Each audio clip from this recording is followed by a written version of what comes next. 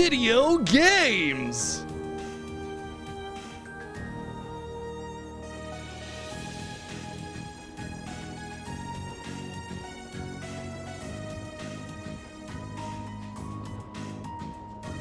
For real? No.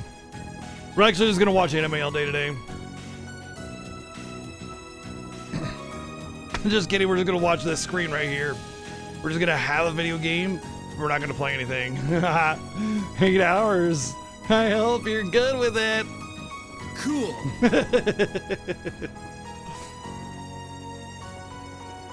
Thank you, Node, for the 144 and the 123 bits. That wasn't tracking accurately.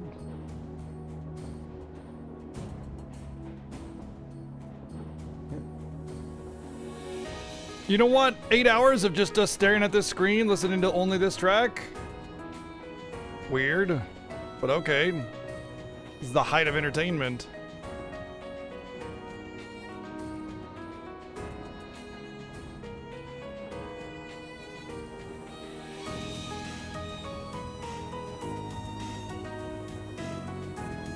Alright, I updated the lack of adding.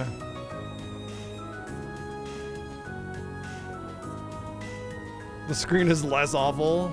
I mean, we could put it on the game screen, you know? Please. I'm not that hideous. I'm only kind of hideous, you know? Oh, you're on about the anime. I mean, we're basically watching an anime anyway with this game, so... I just realized they updated it with the 2 new characters in my party.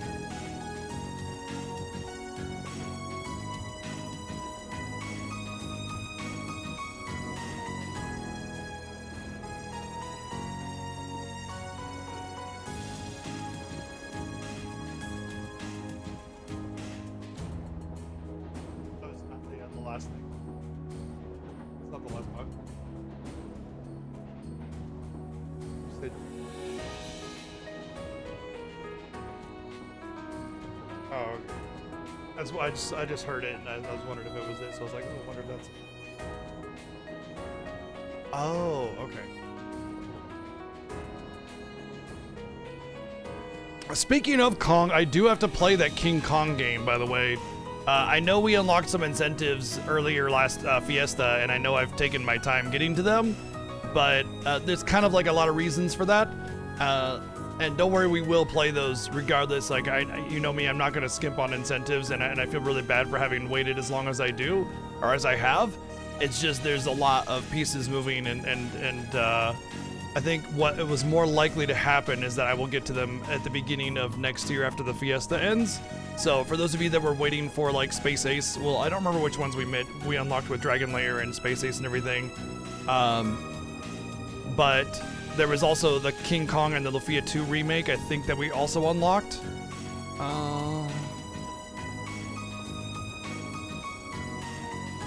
We unlocked Dragon's Lair, Night Trap, Dragon's Lair on the SNES, The Rise of Kong, Space Ace, and that was it. I'm pretty sure we did not unlock the Lufia 2 remake. Let me go to my channel here.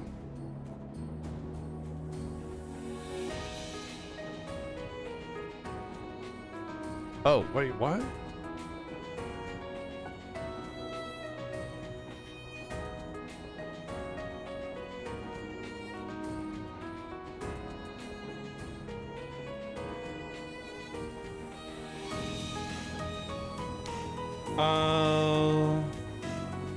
Did we unlock Space Ace? You know what? I'll just say that we did.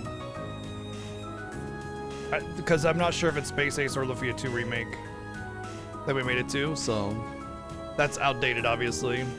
But anyway, we have those few games there that we unlocked, only up to Space Ace, I want to say, and let me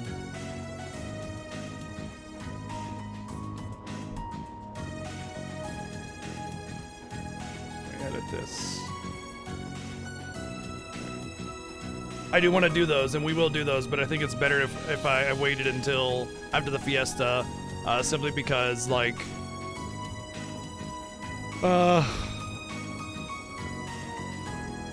there's just so much going on, and there's all these different little pieces at work here, and I ended up not getting to it when I wanted to because of other things, and so I just want to wait until I've cleared up something, and then we'll just do them all, you know. Yeah, logistics, I guess, is the easiest way to answer it without being specific, and I don't feel like being specific. But I will say that I have moved around those incentives, the ones that didn't get hit, so they're at lower values now, which means, I mean, you can unlock the other ones eventually anyway, so it's, you know, it's gonna be all of those things eventually. Their lifetime goals, they're always up there, so. But like the Dragon Slayer stuff and everything has just basically just been pushed down the list from the empty slots. So, also there is a September coming up in September that is going to drastically reduce the cost of subs. So if you wanted to go ham on unlocking sub incentives, that would be the time to do it. But yeah, I also have some plans for some new sub goals to be implemented and stuff, just to kind of give you guys some rewards for the support, you know? Because, like, the way I see it is that viewer choice is, like, the benefit of donations and cheers. You know, you have a little bit of like, agency in what I play, and that's kind of, like, what I can do to help pay back, you know, your support in that way, right? Is helping you dictate what we play on the stream, which is fun. And then the constant sub goals being updated is sort of the reward for that as well, you know? Like, obviously, like, streamer isn't supposed to reward viewers for the support, because the support is the reward from the streamer, or from the viewers to the streamer saying, I like your content, right? So it seems like kind of weird that I would, like, try to reverse that, you know, like, no, seriously, thank you, kind of thing. But that's just how I am. It's like, I know that this stream runs off of your support, and without it, I don't have a stream. I have to go get a regular job, and that's, like, obviously, you know, gonna take all my time away, and then I don't have time for a stream, nor the funds. So I guess that's just kind of my way of thanking you, and so I want to constantly have sub goals available, and I constantly want to have that viewer choice, you know, so you have something that kind of gives back a little bit for that channel support, because I obviously appreciate it. So, damn. Anyway, that's that. I should probably work on that tonight, actually, to smooth out all the details and present it to you guys soon, so that you guys know exactly where we stand on the sub goals. All right.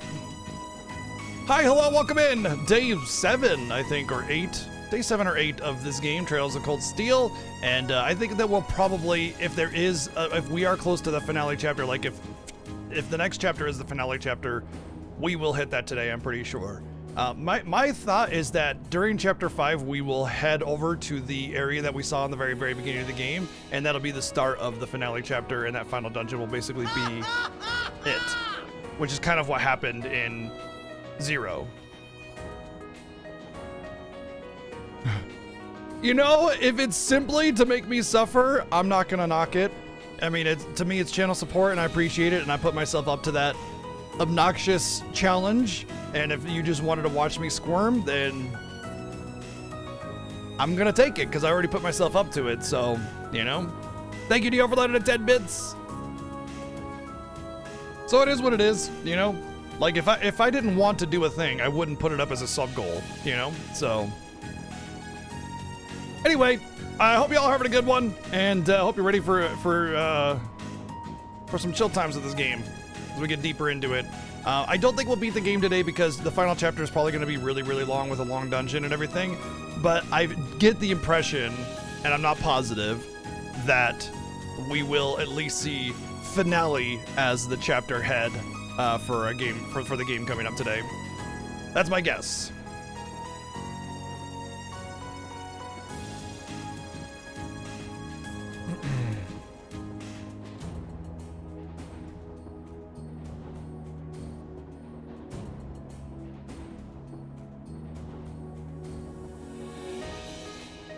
Oh, I love it when you can do that, Neo. When the boss gets most of their damage out from ads, and if you can control the ads, then you just rail the boss and good to go. Love it. In fact, we're utilizing a lot of status effects in our playthrough here. We are really status effect heavy in our setups. do we got to get? We got Berserk now. What's up, Insane Man? Mecha. Playnastic, hello. What's up, Jazzy? Wow, fat streaks coming in. Mecha, what's up? No name, hello. Longfellow, Playnastic, hello. Berserk now. Kamada Zero. What you said, Jazzy? I said might have done a couple repeats there. Mecha, what's up? We said Mecha. Vax, hope you're doing good. What's up, Ice Burner? Cat that came back, hello. Apparently the cat's come back 90 times in a row. Neo, hope you're doing good. What's up, Mr. J? Silver Dragon Lurkers. Yeah. All right, so we can start off today with doing some quests. So first things first is we're gonna do these side quests. Hey.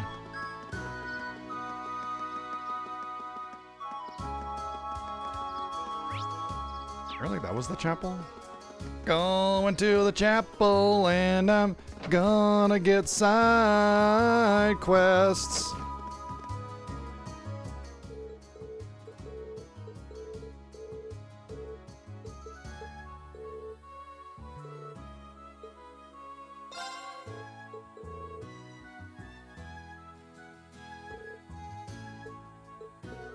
Oh yeah, we have to make a memorial to the Sandlot, Saint Sandlot, which means we need the holy baseball and the blessed bat.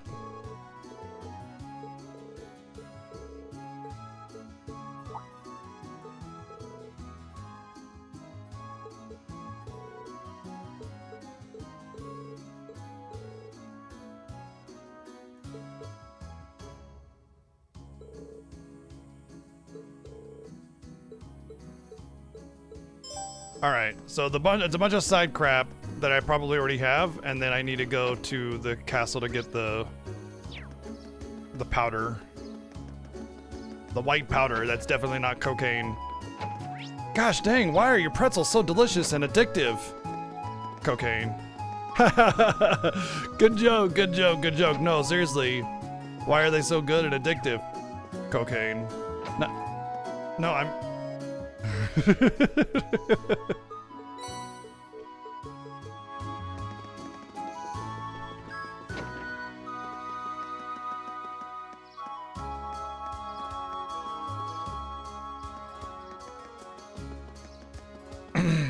Yeah, it's actually funny because if you've ever been to Japan or seen pictures of Japan and you've seen students walking home from school or something, you know that the girls actually have much longer skirts, like to their ankle, like hers almost, actually. And so it's so weird that in anime, every girl's skirt is like basically just below the panty line, and it's weird. Like, I can understand in the 90s and everything when anime was very, very clearly targeted towards young boys. But, like, as time has gone on, it's just kind of kept it that way, and it's weird.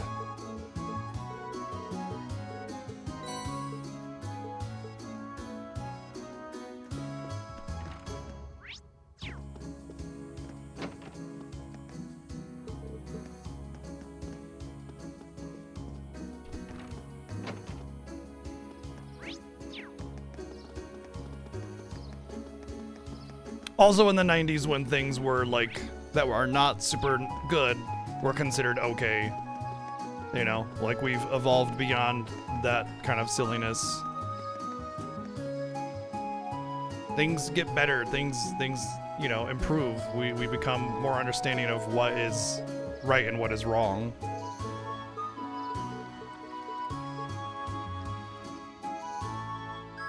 Like, just because we used to do something doesn't mean it's good. You brush your teeth with cocaine? Hey, look, to each their own. I'm actually in favor of legalizing all drugs, personally, because drugs are the major source of income for organized crime. And also, because people try to just, like, squeak out a buck through drugs, they often skimp on quality. And if they were like, they'd had like FDA regulations and stuff, then the purity of them would be higher, so you'd have less overdosing, and then you attach same rules to it as like you have with alcohol or pot or any other controlled substance, and then bada bing bada boom, you defund crime and you prevent overdosing.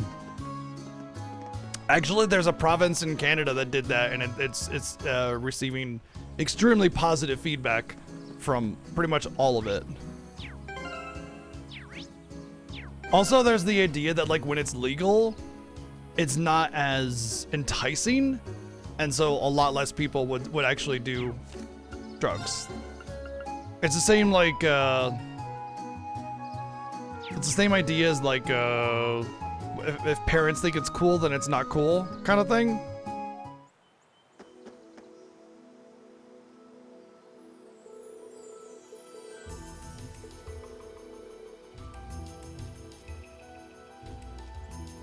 Also that, Neo, it allows you to seek help if you become too overly addicted. Like, we already have alcoholics, right? And we just accept that as an objective reality of our world. And so being addicted to a controlled substance is common. But if you haven't taken the controlled substance illegally and you become addicted, then it's easier to seek help because you don't fear legal recourse. Oh. It's like a whole different area. Interesting.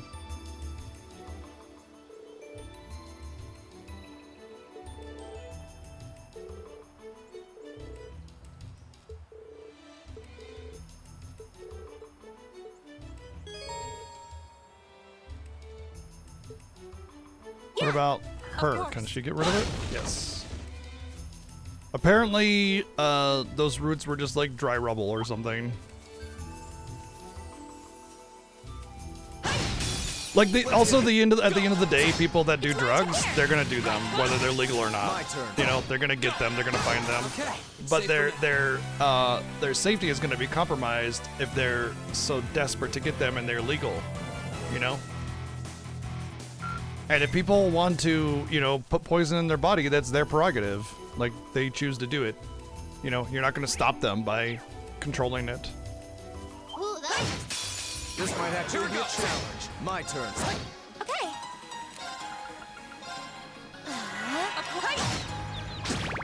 Here we go. Anyway, that's just my take on the subject. You don't have to agree with me. Right. Okay. Go. Now's a chance. An opening. I'll handle this. I leave this to you. Come on, Lammy. There. Of course. Evil will fall before my blade. Right, obviously that's what the regulation is for, you know, is to protect people in certain extenuating circumstances and everything, obviously.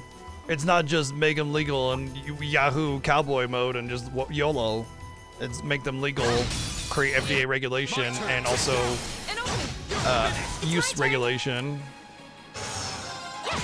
Of course. My turn. There. Here we go. Okay. Right. Yes, sir. There. Go. That's the power of the 8 leaves.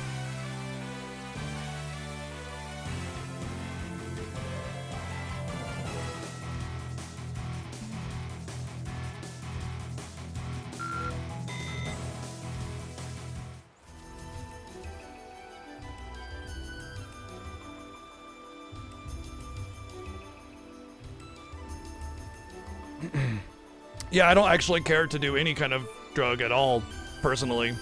I drink very intermittently, and that's about it. But yeah, I mean, like, I don't want them legalized to use them. I would actually, especially not do them after they're legal, you know?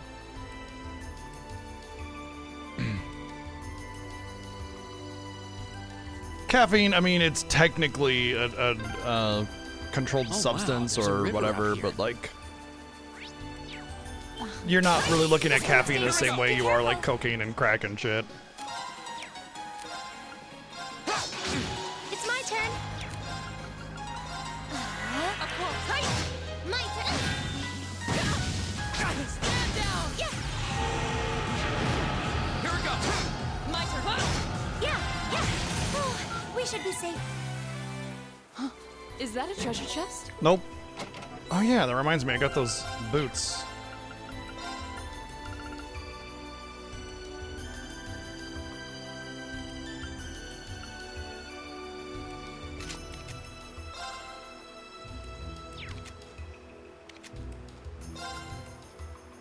Those are not. I mean, the evasion's nice, and she does have a really high evasion. Stacking that is not a bad idea. Yeah, you can't have soda, tea, or well, you can't have tea that has caffeine in it. Anyway, but they can't consume caffeine. I had a Mormon friend that I used to like play a lot of World of Warcraft and stuff with.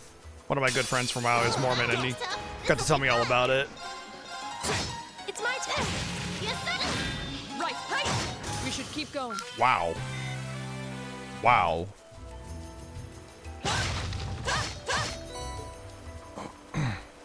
Despite the history of all of that being hilarious, still one of the nicest dudes I ever met. Like he just trusted me implicitly when I'd barely even known him. Let me log onto his account so that I could farm Scarlet Monastery on my alt to level it up really quickly, and like we just became friends from there. That's that. Let's keep moving.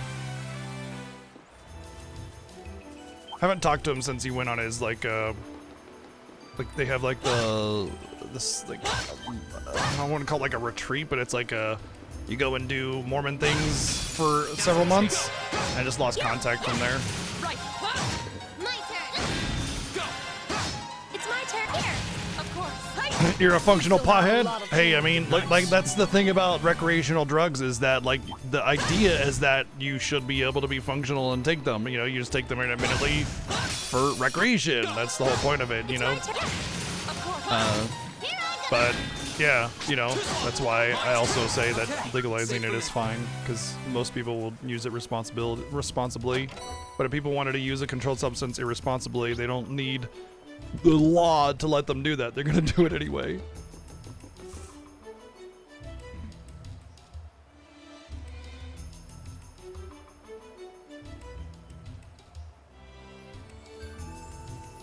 I was never much of a heavy anything user. Even at my heaviest drinking, which was just like once a week maybe, and very lightly. Although I almost died once. Fine wind blowing too. One of the first times I ever drank alcohol, I apparently blacked out. And so what I had done, from what I remember, is I had taken a couple sips of some wine, and that was it. Oh no, I had a small swig of Southern Comfort. So very, like, not even a shot's worth, right? So that's all I remember drinking. And then I woke up in the bathtub covered in my own vomit with my friends hand feeding me bread and water to make sure that I stayed hydrated and fed. And apparently I had drank like all the wine and a lot more of the Southern Comfort. And I don't know if that I would say that An opening. Yeah. that shaped My turn. Yes, sir. how much I drink, Here. because I've definitely drinking heavy since then. We should keep going. But I never really cared to do it to begin with, and that certainly didn't help. Oh, that's a beautiful looking treasure chest. It's actually funny too, because like nowadays I could have like It's my turn. 10 rum and cokes and 5 beers, and I'm still like walking in a straight line, you know? It's my turn. So it's really weird how Of course. that was what completely set me It's my off. turn. But it was like the first time I had drinking ever, and I was like 21. Go. My turn. Yeah. Fool. Yeah. Battle's over, but stay making prep.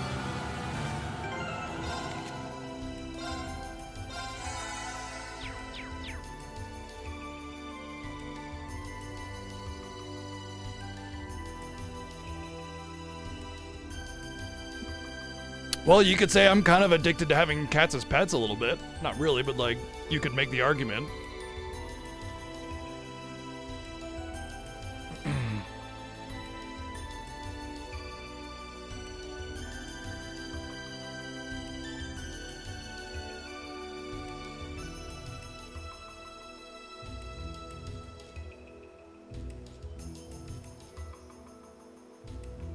All right.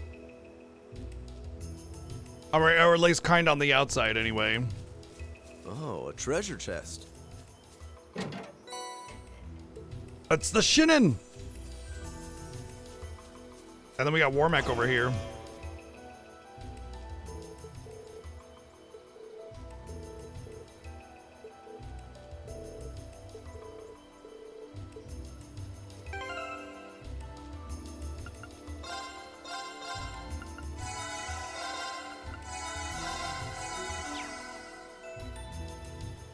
It's enormous.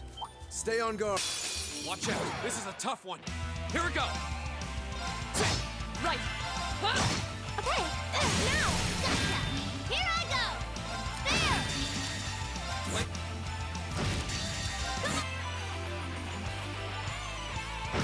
Yeah! You didn't stand a chance! I did it. Cross Crusade, nice.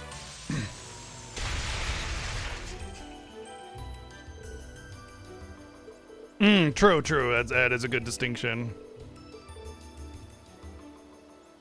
I mean, it's nothing to say specifically about Mormons or any particular group. Generally speaking, every group of people has good people and bad people, you know? And while I would say that certain organizations or groups have a tendency to have more bad people based on their belief structures and stuff, but there's a lot of time, even in bad organizations that you would consider as objectively bad, you know the ones, there are a lot of people that are good-hearted, kind people that have just been misled to believe awful things, you know? So, I mean, all kinds of people in all kinds of places, everywhere, all over the place.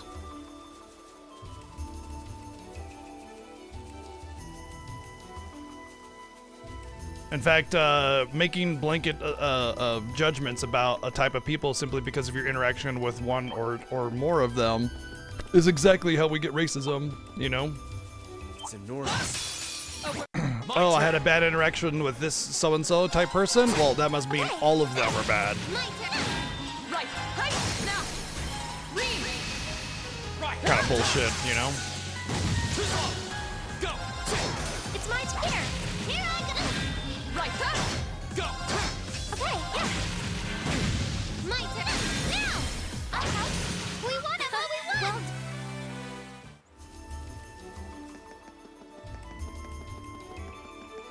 Yeah, wouldn't it be so easy to just blanket a judgment on everyone based off of one interaction? Oh, of course. I mean, but you can make that argument about all religions, and yet some of the worst things in the history of time have been done by religious people, you know? So, I mean, that's why I say good and bad across all types of people and groups and everything. Second. Go. And open. Okay, here! Right. Huh? My turn! Well, that's that. Let's get go-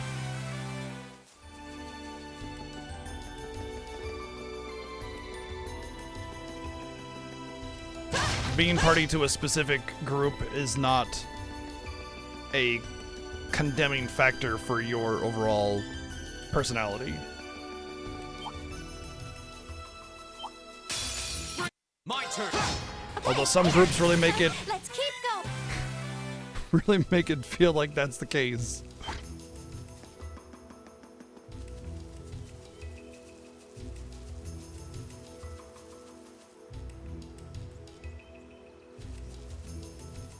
Is Mom... Oh, yeah! I may be old and smell like farts, but that doesn't mean everybody that's a gamer is old and smell like farts. There! That's our chance! Uh-huh! Go. Of course. Huh? Off guard. Well, they literally cannot drink soda in their religion because it has caffeine. Well, it's more like they heavily minimize sugar and ban caffeine, so non-caffeinated drinks like Mountain Dew or Sprite or 7-Up are probably okay, but frowned upon because they have sugar. But the one thing that's really, really important to note is like the whole preacher's daughter syndrome is very, very, very much true. When you restrict and limit things, especially things that are relatively benign and harmless, like soda, and I say that relatively very carefully because, I mean, the high sugar content is obviously bad. But anyway, you tend to get people that when they have an opportunity will absolutely devour it because they've been restricted on it for so long, you know? Like the preacher's daughter syndrome is that the idea is that when you force somebody to be chaste and demure and everything, instead of just like teaching them sex ed and everything and allowing them to understand what that is and make their own judgments, when they finally get out of the house, they just go hog wild on sex stuff. That's the preacher's daughter syndrome, you know, kind of concept. And, you know, so when you limit soda and caffeine and stuff, there's a good chance that they're just going to go crazy on it once they potentially have an opportunity, you know? Oh, I see, I see. Yeah, I'm not sure on the updates of everything. Oh, interesting.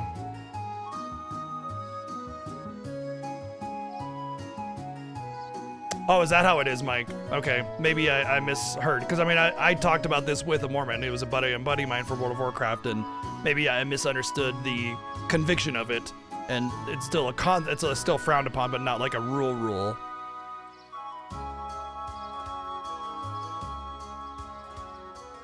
That or it changed in the last 20 years, because I haven't seen the dude in 20 years.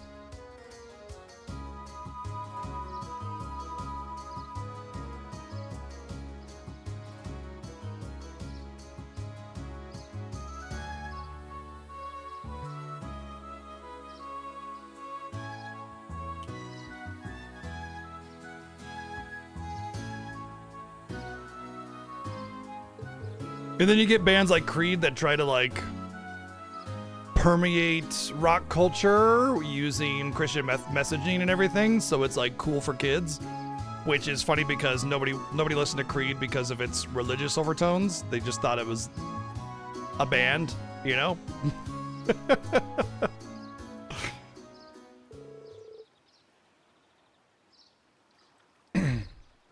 Honestly, Mike, I mean, regardless of the religious implications of that kind of thing, that's such a good thing. Like, if I were to have kids, I would not let them drink soda. Not regularly, anyway.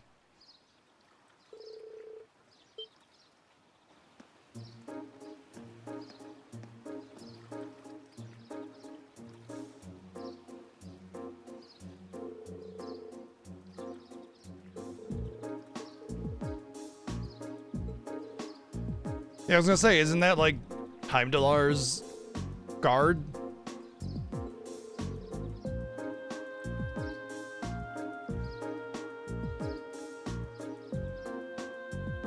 $15,000 bottles of Mountain Dew on the wall. 15,000 bottles of Mountain Dew.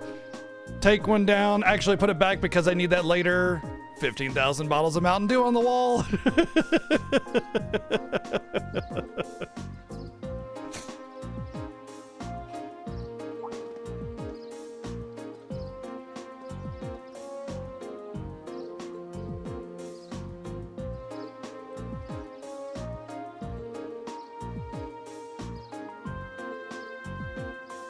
Some big shot noble is visiting the Viscount as we speak. Another noble visiting father? Who could it possibly? It's a bit concerning. Well, if you're curious, why don't you go take a look for yourself? Since you returned from the highway, that means you took care of that monster, right? Well, that is true. Actually, there's something we wanted to ask you about regarding that. A mechanical monster, you say? You have some idea what it might be? Well, I'm not sure, but I think I'll go have a look at what's left of it just in case. Anyway, good work out there, guys. Here's your reward. That's not terrible. I'll leave checking out what's going on at the Viscount's mansion to you. There's soda shops, yeah. Soda shops. I've heard of soda shops.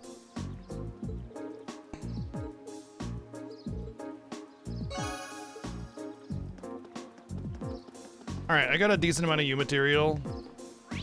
I'm gonna go upgrade some other weapons. Mostly, Milliums.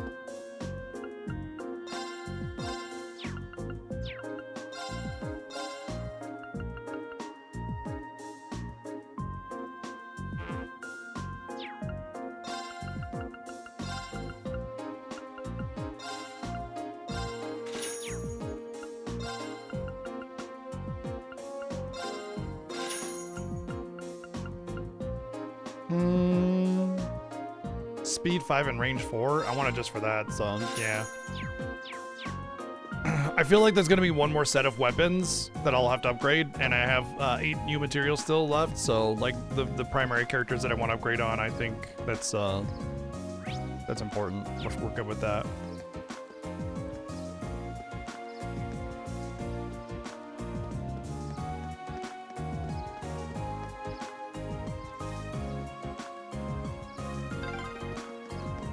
running around another lord's territory. How pompous can you get? That's not what they're... Okay, they're automatically Sounds framing like the there's a guy real VIP here. as bad when we haven't even Well, met them. let's Yet return to the lords manor for now. visiting other lords to discuss things is all... It happens all the time. Once again, the game, like, doing all the emotional thinking for you so you can't draw your own conclusion. It's making shit up for you and demanding that you feel a certain way. Well, it's always on the bottom, so it doesn't really get me, you know? I don't know. Drive-through soda shops. I mean, think about drive-through coffee shop. You know, Dutch Brothers. Same deal. Add a couple small food items.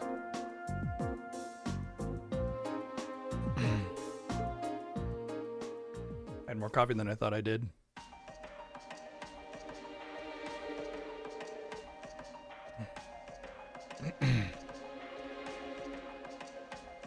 There's no need to be so hasty. At least give my proposal some thought. Your attendance would be an extra degree of prestige to our gathering. I'm merely the lord of a minor rural region. Surely you overestimate the importance of my presence. A man's worth is decided not by himself, but those he rubs elbows with.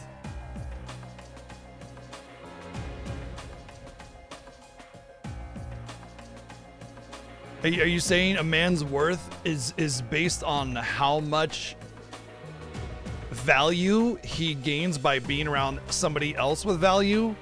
Like that's like that's like the opposite of what worth is. That's literally the opposite of worth. A worth is a measure of one's deeds, not the measure of how many high and mighty friends that you have or friends that you have that have their own deeds of value. That is literally the opposite of worth. It's not even like if he was trying to convince him, he just made the stupidest argument in the entire world.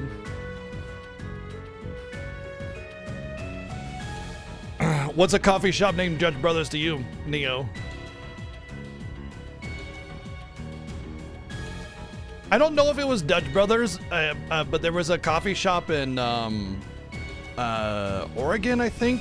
Yeah, I think it was Oregon that I went to years ago, where the like whole idea of it was basically girls wear bikinis and dudes wear like swimming trunks, basically. So it's like eye candy and then coffee was like the whole vibe of the whole thing. It was popular. It wasn't bikini coffee because I heard about that years later, and I thought, oh wow, that's what they were doing in the one shop. I'm certain it's not the bikini company coffee company, but they may have borrowed that concept.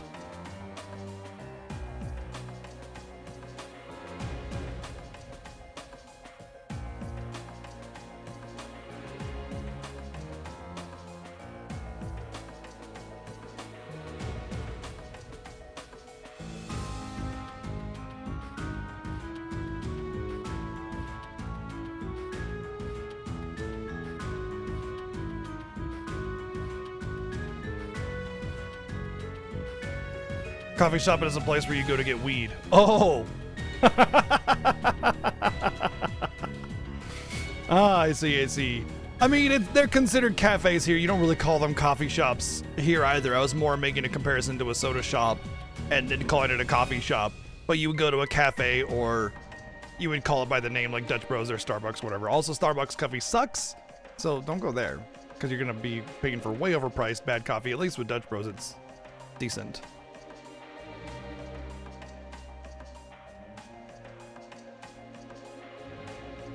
But yeah, generally go to a cafe or something like that if you want coffee. But I've never heard of coffee shop being referred to weed. That's funny. And while I'm sure you understand, I'd appreciate it if you didn't do anything to cause any unnecessary conflict. Oh, that's a very, very thinly veiled threat. Yeah, I agree, Lone Fellow. They sell a vibe. It's true. They don't sell coffee. The quality of their product is not the thing that they're offering.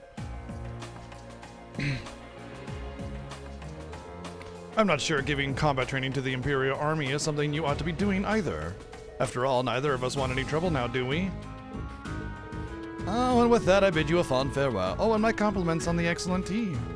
I'm honored, Your Grace.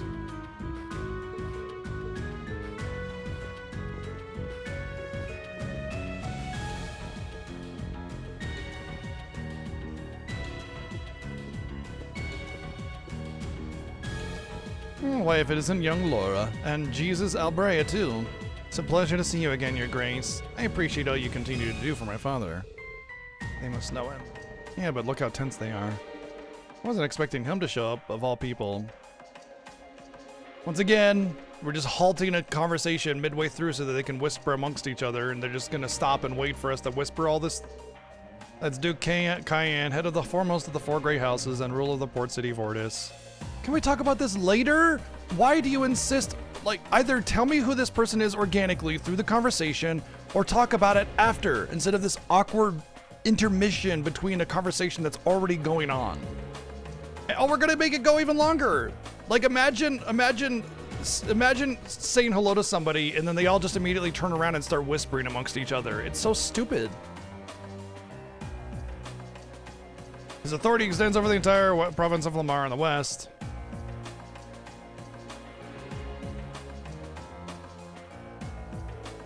I'd love to stay and talk a while, but I'm afraid other urgent matters call me away. I'll endeavor to arrange another opportunity for us to meet in the near future. But for now, I bid you farewell.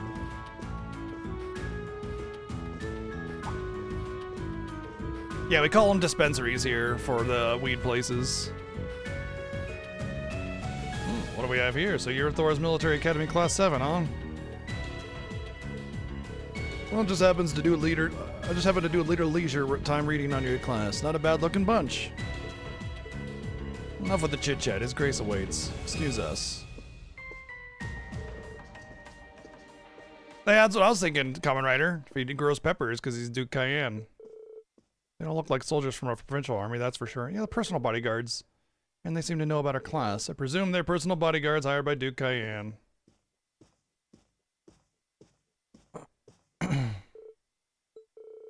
You needn't look so concerned. However, it seems that they've finally begun to act. Oh, they, huh? The noble faction has begun acting in secret? Indeed, for the past month they've been quite active behind closed doors. No doubt they're trying to reaffirm their unity, holding conference after conference all across the country. Of course, I'm sure this isn't news to your youngest classmate. The intelligence division's all on edge, wondering whether they're about to start a full-scale conflict with the reformists. Seriously? So that's what they've been up to, scurrying around all this time. Captain Buttsludge, yes. But since Duke Cayenne's basically the leader of the noble faction, you know, that makes sense, because if he's Captain Buttsludge, which assumes a very slow, goopy poo going on, right? And that guy's Duke Cayenne, he's probably got the runs, right? That's why he ran out of there so quickly. So they're opposites. They're literally opposites. Makes sense. I'm sure wasn't expecting him to come all the way out here in person. Nor was I. They appear to be planning a large conference in the near future to be attended by all members of the noble faction. The Duke came here all the way just to insist that I attend. But father, you're not even a member. Oh, quite right, my lady. Your father has long kept his distance from the faction. In the same way, he has also kept space between himself and the reformers, preferring to remain neutral. However, they're convinced that all nobles should belong to the noble faction, as a matter of course. I've heard they've been quite forceful about bringing those nobles who don't support the faction into their ranks. Probably because a lot of nobles support the reformist faction, and by pressuring other nobles to support their own kind, it basically susses them out.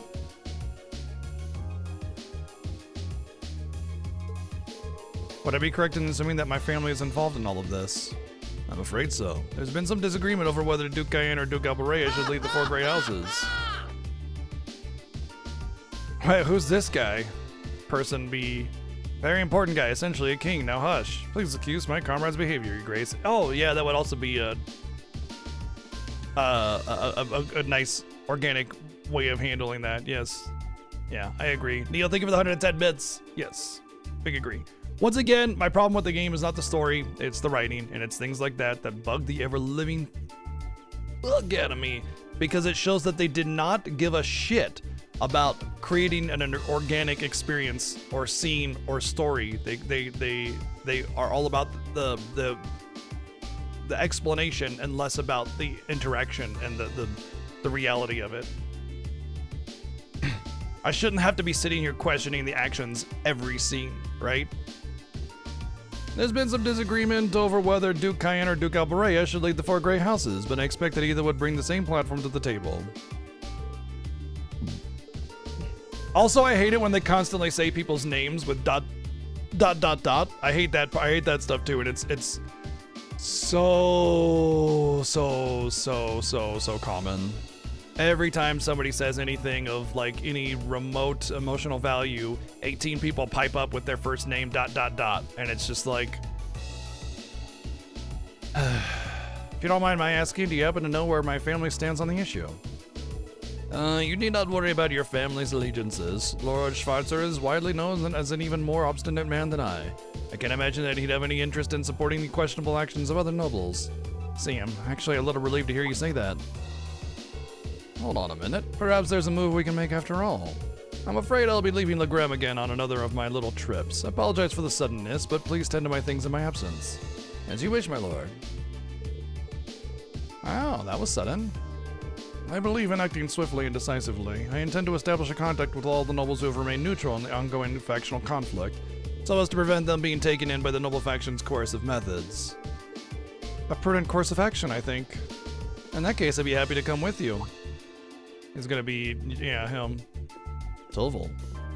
What are you doing here? Toval number 1? Ah, so you're here as well. Yeah, I decided to break in and eavesdrop on your conversation, you know. Almost a chance to catch a glimpse of the majestic Duke Cayenne. Did you know he left in a limousine that came all the way from Berihard? Wait, then it couldn't have. Did it belong to the Alberea family? Well, Rufus Alberea got into it, so yeah, I'd say it's likely. Couldn't ask for a classier escort.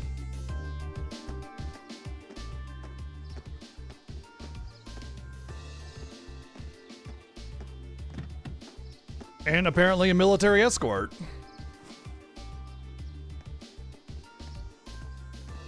Those things do not move quickly, so that would be a very long ride.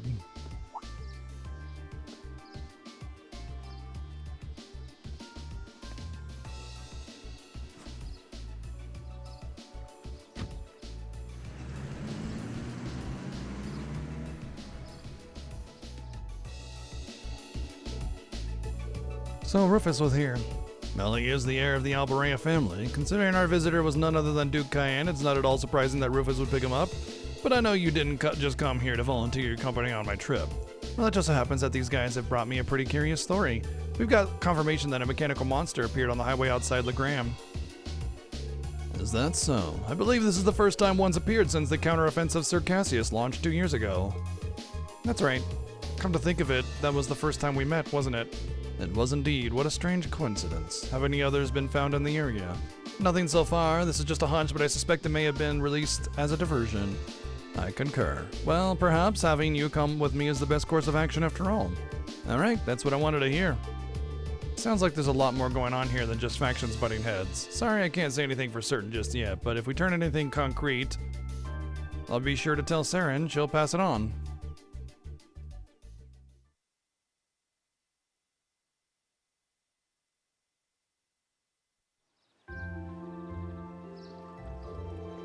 Alright, here's what I got for you this afternoon. Oh, I didn't even realize I had more jobs. Calling all fishermen, could someone catch an elusive gold salmon? Find me an Apricosa Inn. Okay. When you finish up the day, I'd appreciate it if you could head to the guild and file your reports. I left you a note on the ceiling, on the counter telling you how to do it. Nothing too difficult.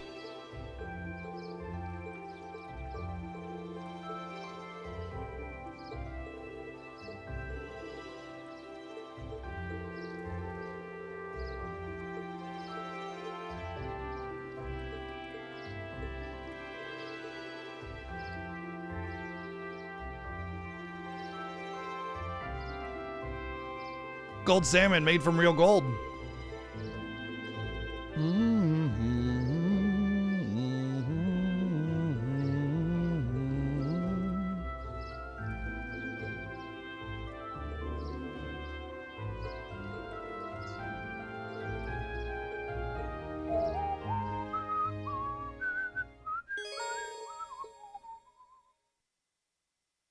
Okay.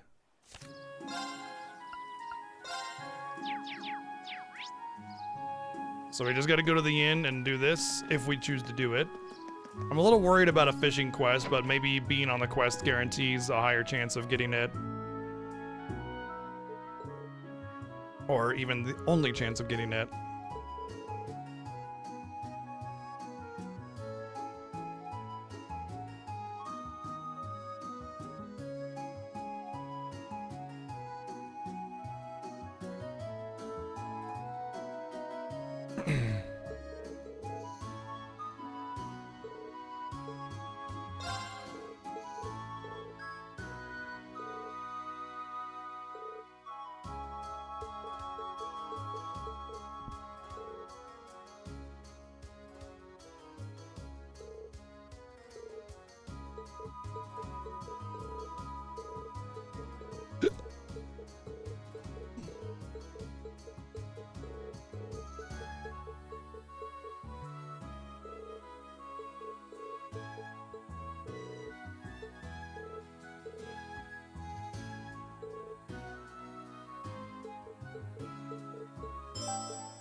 Oh, that's actually funny that I bought a deluxe rod. Because you probably would have been given a free one there.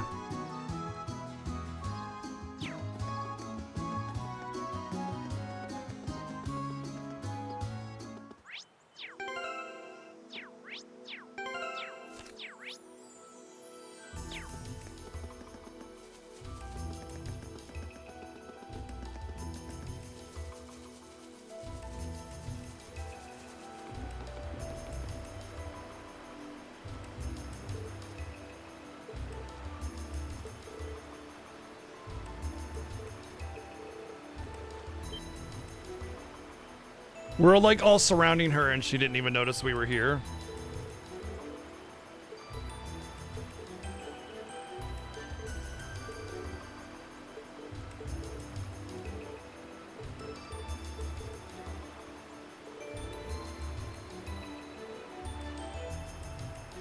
Could be. Could be. I haven't played Wind Waker since the original release, so...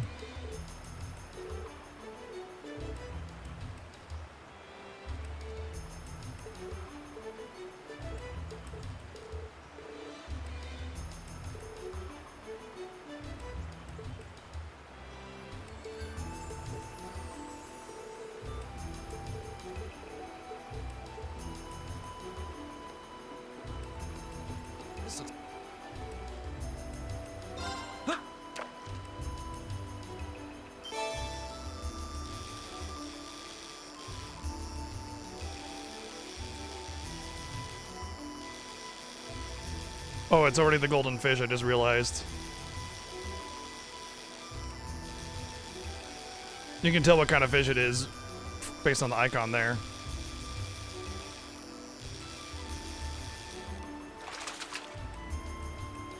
Now that's a catch.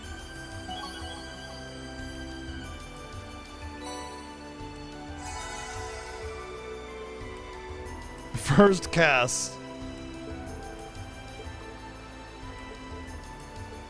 Don't know if it's always a first cast, but yeah.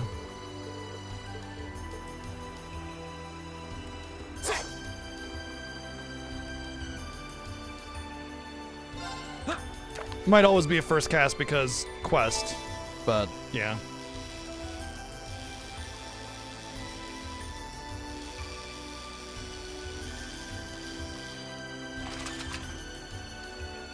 Caught one.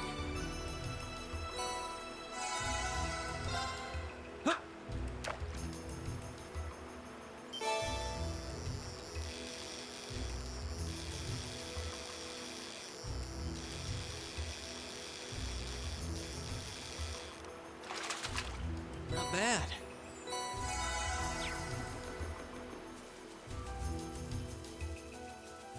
A challenging foe. I want to fight it, actually, It's my turn. because they have view material drops. Go. I always like fighting these elites just because they have view material as a drop. Too slow. Yeah. Right. Yeah. Here. Here we go. Yes, sir. Now's our chance. turn. Here. Right. You still have a lot of training to do. Nice. Like the questing does not give you enough U material to upgrade all of your weapons. Although I do have all of my main party's weapons upgraded here. Like the sub party members I have do not have their weapons or even the upgraded versions. Like they don't even have the base version, let alone the upgrade. There's not quite enough money given to the player to kit out your entire team. You can only kit out your main team, and even then you're going to be pretty low on cash overall.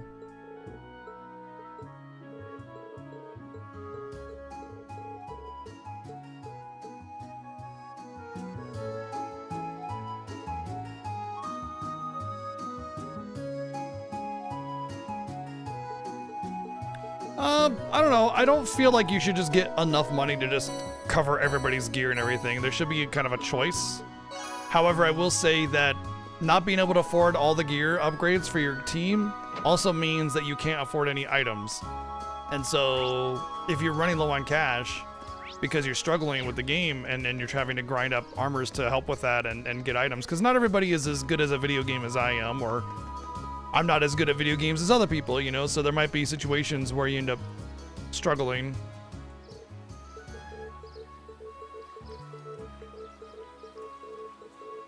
Oh, I think I found a side quest.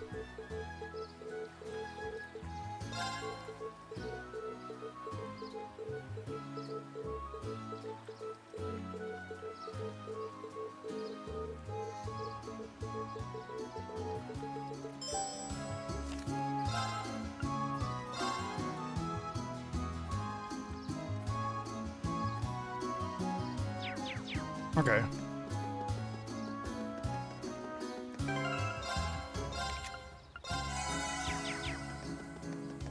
Yeah, that's what I was gonna say. I think the Mira is balanced pretty well in this game. I think overall, you have to make interesting choices about what you spend your Mira on, and if you perform better, you're gonna have a better time with like extra items and stuff.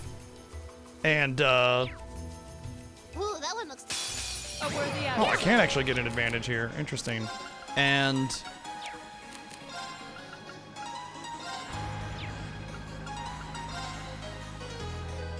what was I gonna say? Overall, you can get most of what you need, you know. Second floor. Damn! Now's our chance. Laura! Of course. Here I go. My turn. My turn. It's my turn. Here. Here we go. Yes, there. Sorry. Right. We should keep going. So yeah, I don't think Mira is poorly balanced or whatever, but This looks like a nice. if I wanted to upgrade my gear for my It's my sub-party turn. members too, I would have to farm up Right. Mira Go. and U materials from enemies like these. Second. Now's our chance. An opening. Here I go. Okay. Here. Right. Go. Back's back. Let's keep moving. I did it. I wanna fight a couple enemies here because apparently I forgot to This monster. rest, Okay. Yeah. but Here I I want to fight these enemies for the U material anyway. My turn. go. It's my turn. Here. But yeah, I want to gain a level on Emma for the EP restoration before we get any further. Right. We should keep going.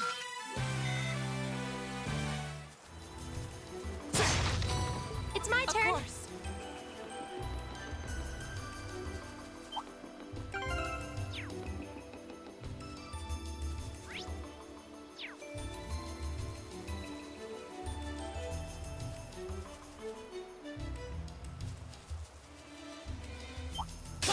Enemy sight. Here we go. Second. Go. An opening. It's my turn. Here I go. There. Of course. You still have a lot of training to do. Oh, that was Laura. That was really close. Damn it.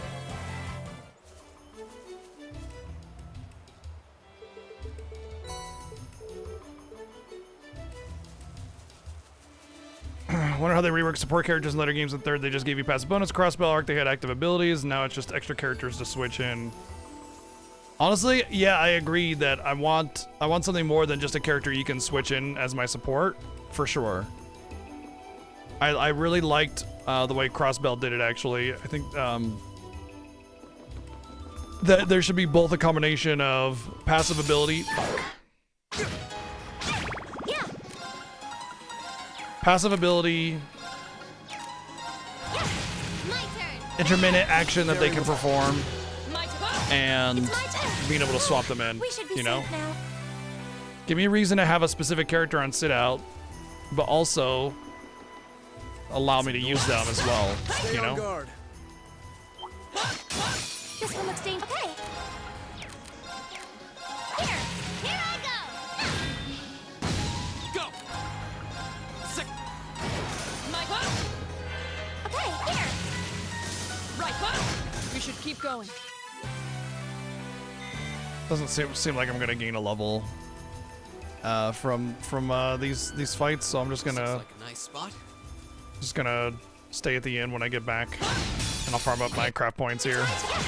My turn. Yes, sir. There. Of course. It's my turn. Here. My turn. Go. An opening. I've basically hit the XP soft cap more or less. Now. Your swordsmanship I've got gets a way to better go with to get to every your battle. level.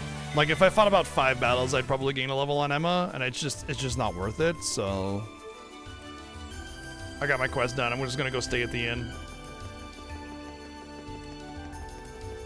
Yeah, adding them to the link system would be really cool too. I feel like they're kind of afraid of change in this series, you know? Because they've done everything so exactly the same for 5 games in a row that changing things up would be a risk. So they just keep making the same game over and over and over again. Wait, this is an inn.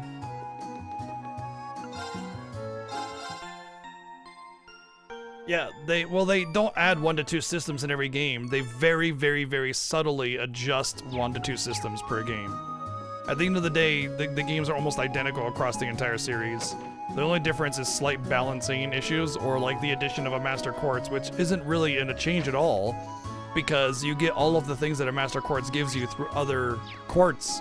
It just separates it into the Master Quartz.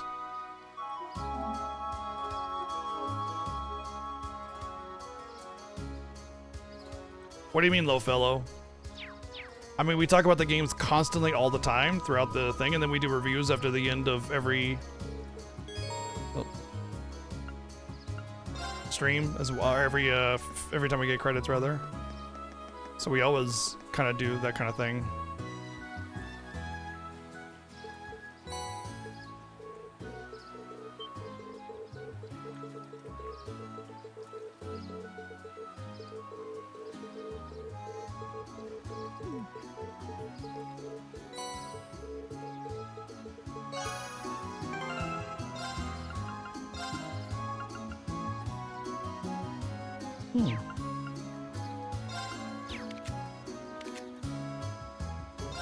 He really doesn't need something that gives him more craft points up. Also, that doesn't really benefit him either.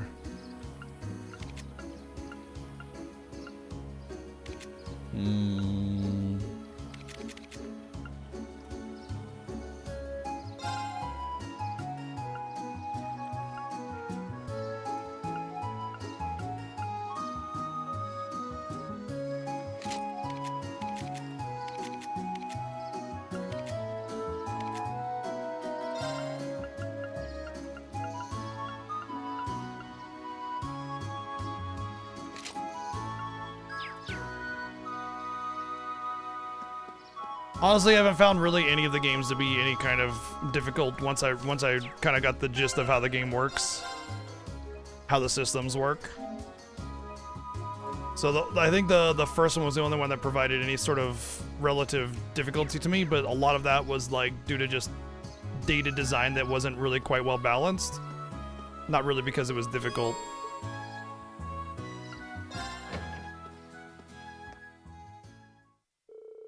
And then it's like Sky 2, I figure out about like Earth Wall, and it just That's it. That was it. All the games are easy since then.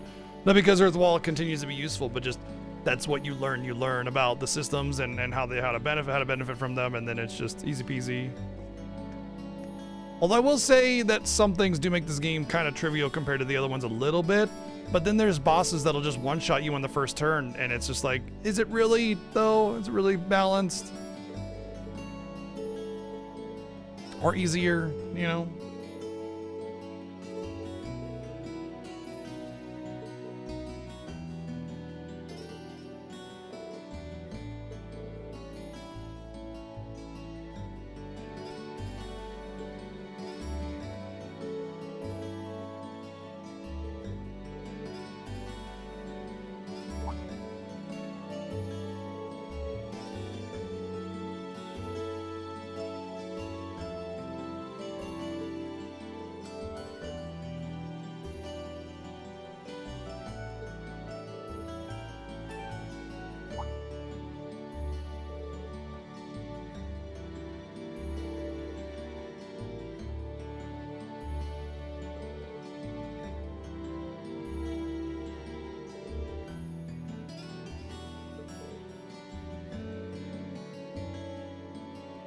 There's also that Songbird. I think that's a pretty safe assumption.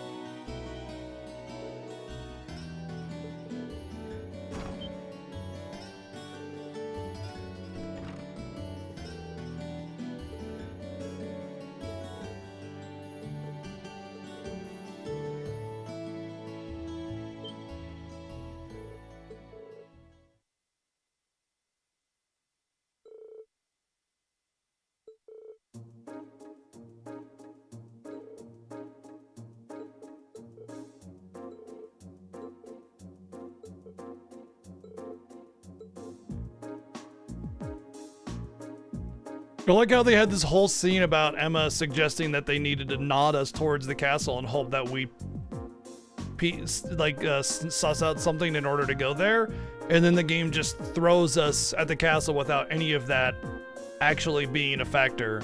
So they didn't help us nod us into that direction at all. They made this whole scene about it and then just said, nah, fuck that.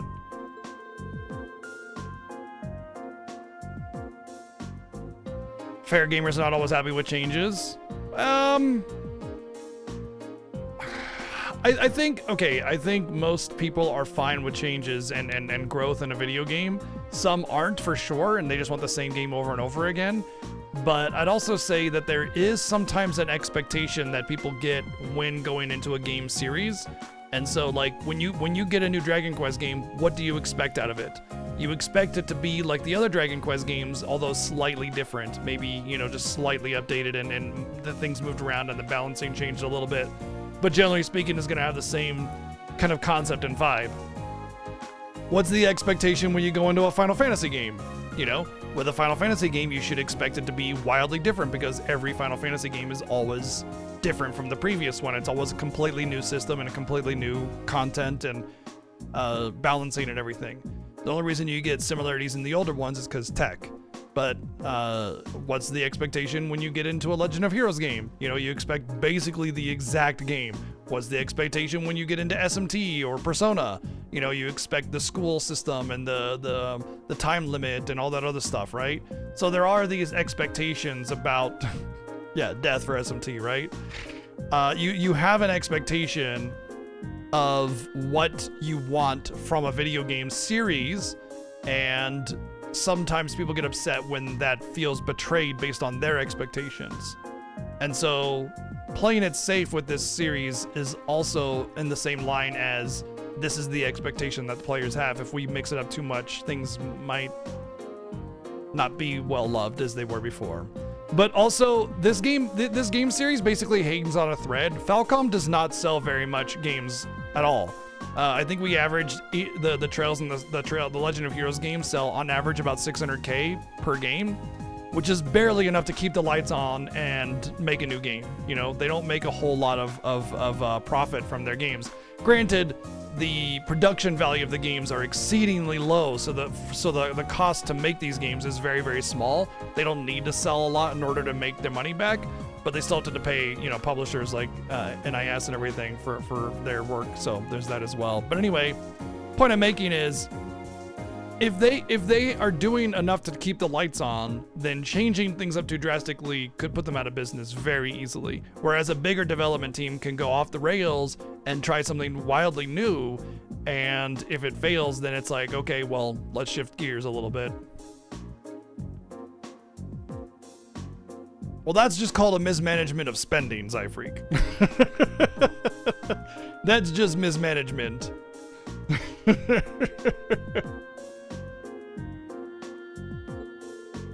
Square isn't that wildly rich. They make a good amount, but they're not like some of the bigger developers out there, you know.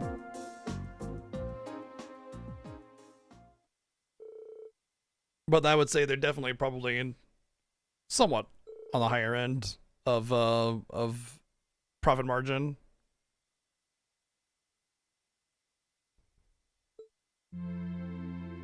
I mean, if you're a fan of the franchise, you're just gonna be like, don't care, just want more. Fair enough. I like the games, but I want better out of them. I want them to be better at writing, and I want them to understand editing and focus on plot elements instead of the so-called slow burn that we get, where it's 90% filler and tropes and cliches, you know. I would say that, Zyfreak, yeah. At the end of the day, I just want more lines voiced and less not voiced.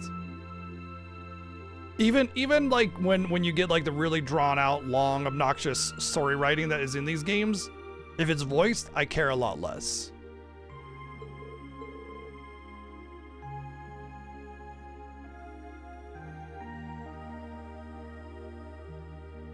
Yeah, exactly, Neo. I would agree with that as well.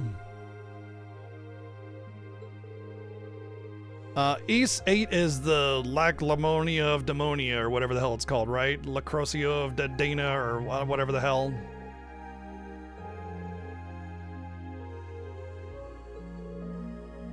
Lacrimosa of Dana. Yeah.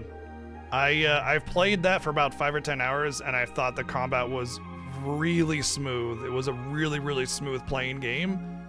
The Lactose of Dana, yes, exactly. But the story was non-existent, but I just vibed with it for a while, and I just never finished it, so I put it on viewer choice. So Ys 8 is on viewer choice, and if I get Ys 8 played and I enjoy it, I will put Ys 9 and 10 on it as well.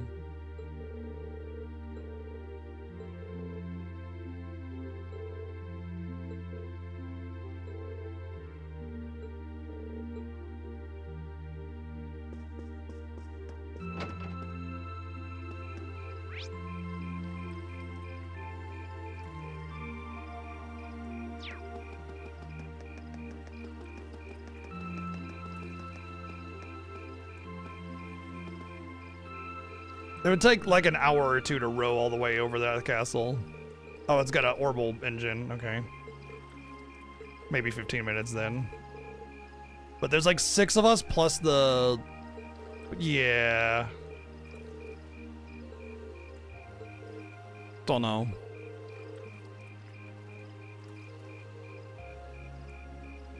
We have a story now. At least there are words on screen. So we're at least trying to have a story.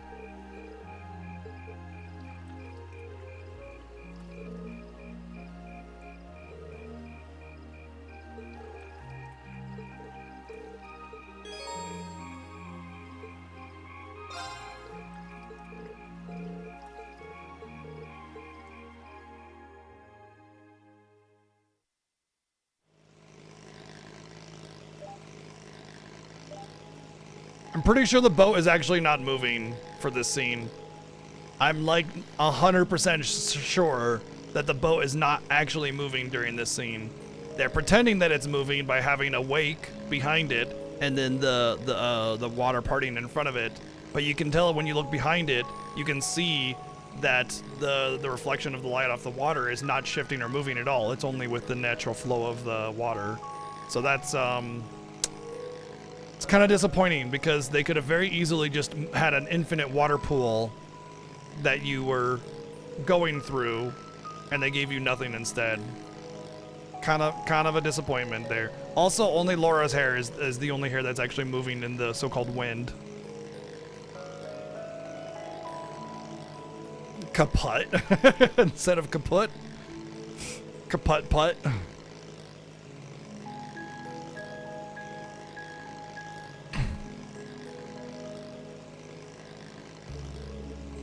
So you passed out on the couch the moment we returned from the guild, but now you're simply popping with energy. Billingham, you know this isn't a game, right? But as long as Limey's with us, there's nothing to worry about. Let's grab those kids so we can go exploring.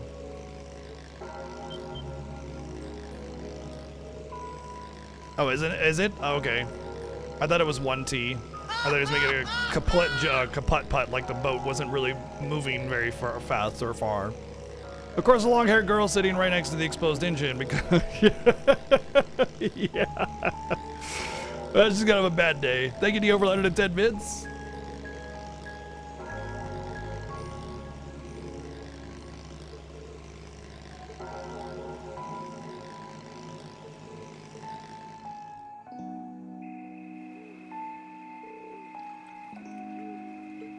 Oh, there's a boat here, which would signify that the kids are here.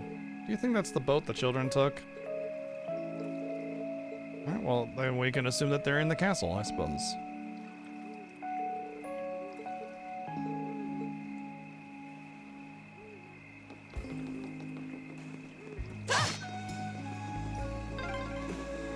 So this is St. Sandlot's old stronghold, Lohengrin Castle. This is the first time I've come Yeah, here. I mean, Be careful of your obviously, footing. I would trust Zyfreak. But just think about how many Americans are bad at spelling English what's words, that? so... Something strange about the castle. Is that glow just the moonlight? Really? Did they just repeat the same path over and over again until you get to the top with the same place for the grass and everything? That's a little disappointing. Every landing is the exact same.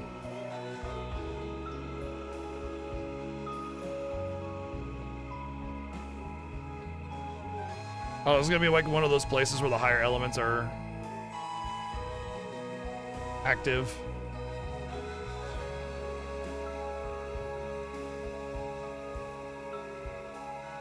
So this is Lohengrin Castle. The ancient stronghold of Saint Sandlot, gathering place of the warriors of old. It looks even more beautiful up close. Yeah, but what's up with that weird glow? I've been here several times before, but I've never seen it like this. I can sense a very strange wind blowing from within. Dude, the whole I can sense bullshit is like probably my least favorite part. It doesn't feel like monsters, though.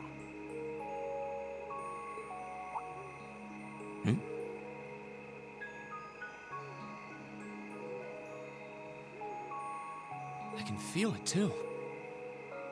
Like something is writhing around inside. Wait, what kind? Oops, that was an I accident. feared as much. I can definitely sense the presence of the dead. Emma? I just talk about what I think about a game as I play it. It's called critically analyzing video games instead of just blindly saying, "Oh my god, I love this so much." I'm all right, but If I have if it seems like complaining to you, then you're not ready to have a discussion. You just see it as complaining because it's going against what you blindly love. Right. If it's There's no a telling point of what may contention happen and you when want to we discuss venture it, then inside. by all means, offer your rebuttal. We should make certain we're ready before entering.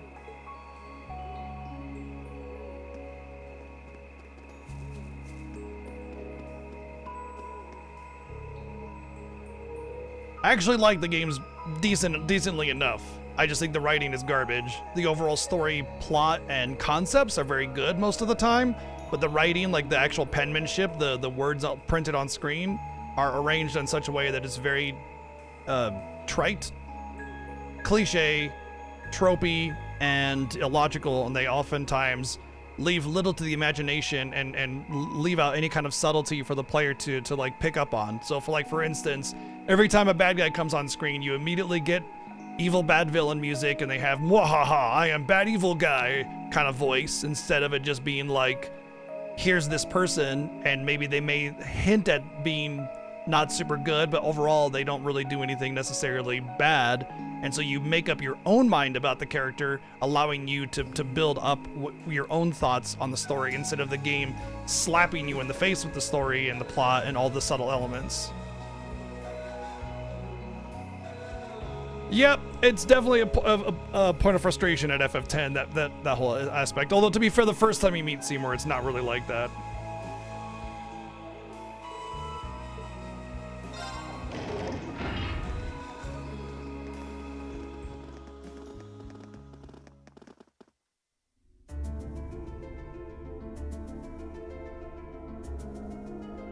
But I like to talk about video games, their pros and cons, their successes and failings, and that involves criticism. But I try to be constructive with my criticism. Did the door just... And if you're not ready to have a discussion, then that's fine. You stupid door! Lammy! Bust it open! Well, they're making her get mad on purpose so that we see that it's locking us in. Well, that was unexpected. No! So not even Air Getlum can break us out of here? It appears that there's a barrier in place. You know, it's funny enough that Vayne is actually framed as a good person in the very beginning. He quells the masses and What kind of barrier?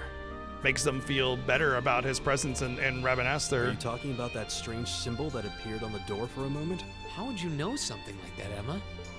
Well, I've always had a pretty strong sixth sense about these kinds of things. So sometimes I can sense things that aren't visible to the naked eye. Sixth sense? Fascinating. Come to think of it, this isn't the first time you've reacted strangely to unusual phenomena. And refusing to have him call him Lord and everything, Eustace yeah. has a point. I've heard that people from the church can make use of some Silver strange tongue. powers. So Final Fantasy XII is an example of an extremely well-written game. Extremely well-written. So are you a sister of the church? So or it's not something? just the story, but also the writing is extremely well written, very competent. All the pieces coming together in a meaningful way, organic personalities, and progression through the story. I mean, in a way, Zyfreak, you're right. Yeah. Oh, you got me. I've always been a big supporter of the church. I'm not sure what you're getting at. Emma, just... who are you? Why does it feel? You know, I've had this feeling about Emma being voiced by Erica Lindbeck this whole time.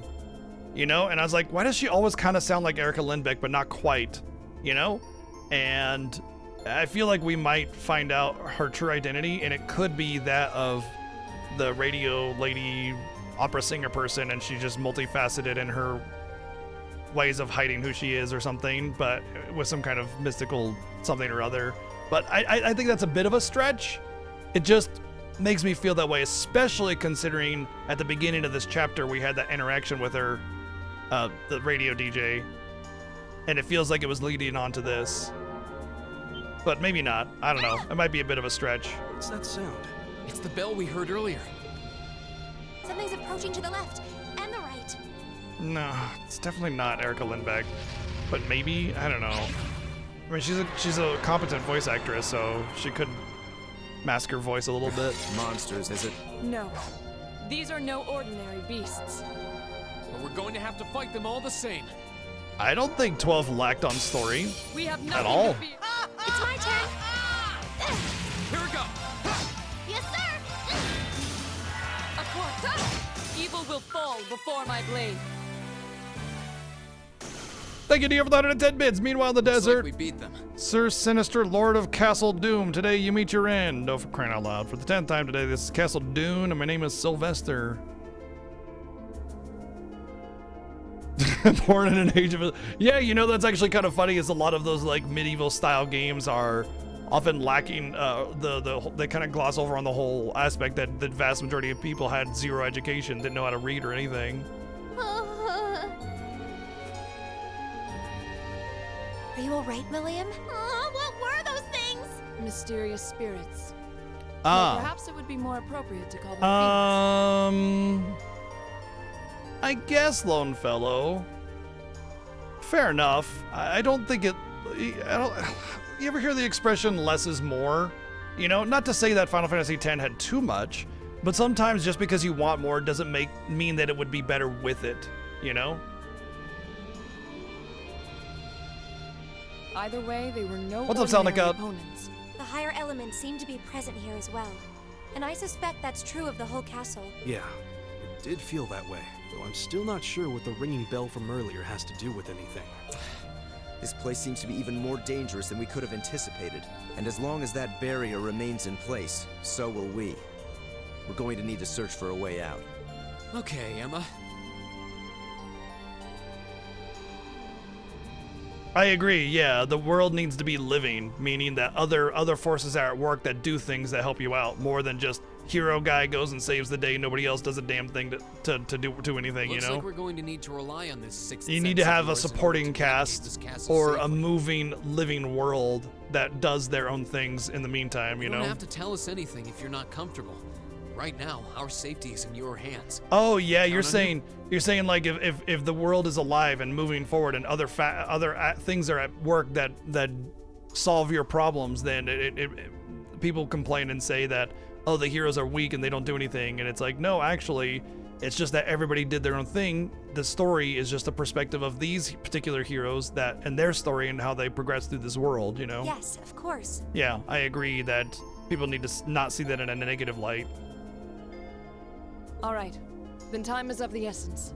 With fiends like those roaming the castle, I'm even more worried about the children. True. We should start looking right away. We're going already. Can't we rest here a little longer? Well, suddenly you're not so excited to keep Those moving on, fiends huh? scared the strength right out of your legs? No, that's totally not it. You're more than welcome to stay here and wait. Whoa, waiting by myself would be even worse. All right, let's see what we can find. Right. Oh, hey. Finally, Emma got her S-Craft. Okay,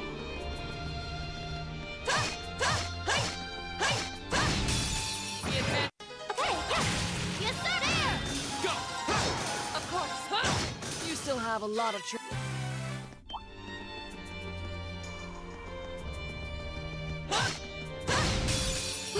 Yeah, here. My turn. My turn. right. It's my turn. Here. My turn. Don't mess with the harmless.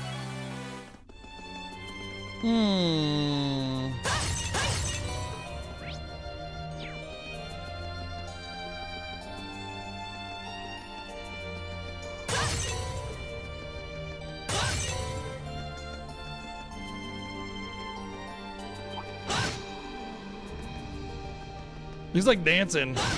He's like, Chance. Let's It's my get it. turn. yeah. Here we go. Here I am. Right.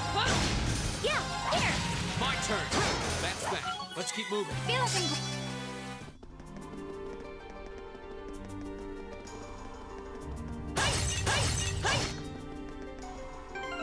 No, I don't want to do that. Get out of it. I guess it doesn't really matter which wing I take then. Just pick one and go, right? This feels like the one bell tower in, where you go one way to unlock part of the door and then go the other way to unlock the other part of the door and then you go down the center. My turn. Of course. We should keep going. This castle has no shortage of strange foes.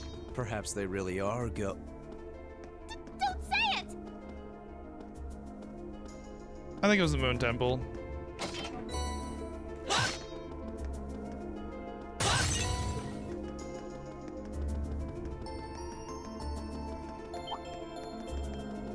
Really hope that, like, it's unlikely that they do, but I really hope they improve the movement in the second game. My turn. Yes, sir. But my take is that the second game will be identical to the first one and just continue this story. They'll have a meaningful resolution at the end of the second one, and then 3 and 4 will be a duology as well. I don't think it's a quadrilogy. I think it's 2 duologies personally, but we'll see when we get there.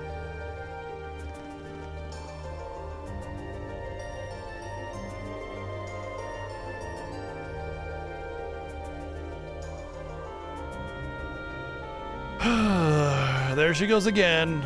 Everybody just making wild assumptions and then being perfectly spot on about their, like, I suspect that this is the thing, and it's just like the most outrageous assumption to make, and then it just happens to be exactly spot on.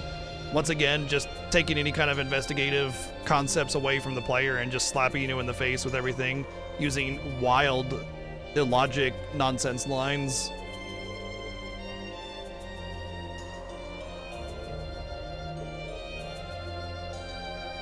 It's the same, like, whole, I don't sense anybody on this floor kind of nonsense.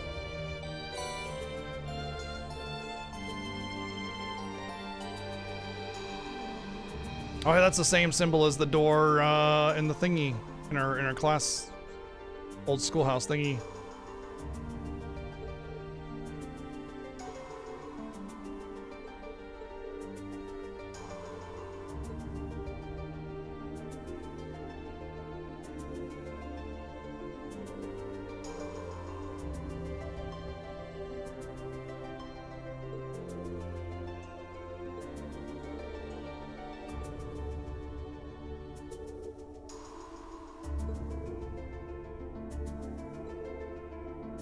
Well, the whole Crossbell thing was like 4 different ruins all being connected to the big overall relic machine thing. Oh! No. I was gonna say that, so Liberal had to do with the space relic, and then Crossbell had to do with the Mirage relic. Makes me wonder what this one's gonna be about.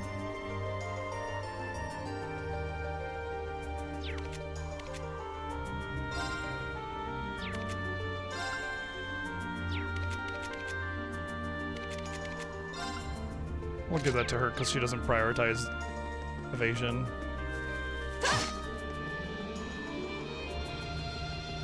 Like, I mean, based on what I'm seeing, it's possible it handles time, but because, like, we're going to kind of, like, I don't know, I see vague time themes. I don't really see Mirage or space themes. I mean, I see more space themes than time themes, but we already handled the space relic. What I mean by space as a space element, like, there was a dimensional space in which the liver arc was resting in, and that's kind of what the space element is intermittent dimensional spaces and everything. My turn. We should keep going. Just getting started. We won't know until the next game, almost guaranteed, though.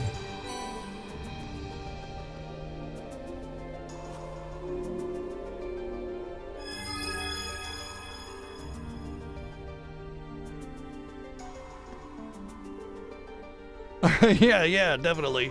You know, that's actually kind of a funny thing I was thinking about when because I've been playing through the newer Pokemon games finally, and it's like the legendary Pokemon in the older games up until what, Gen 5 were just like universe creating ultimate powers that just like had tremendous weight to the Pokemon universe.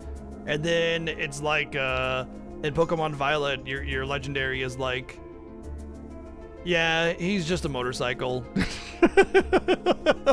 Like, whoop-de-doo, you know?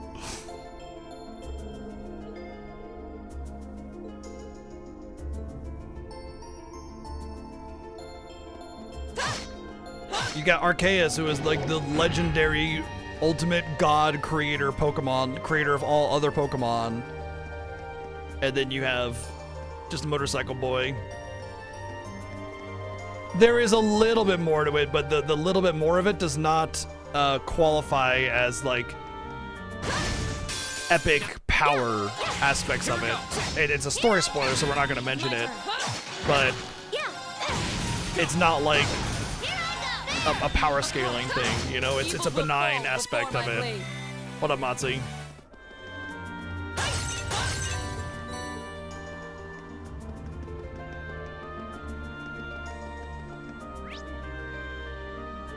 We're gonna stream Integrate? What are you talking about? We streamed Integrate already. like when it came out. The advantage. It's my turn. Here, this is it. Gotcha. Yeah, I know. My turn. Of course. Dude, that thing came out like years ago, and we streamed it and played the ever-living crap out of it and got all the trophies and did all the super bosses.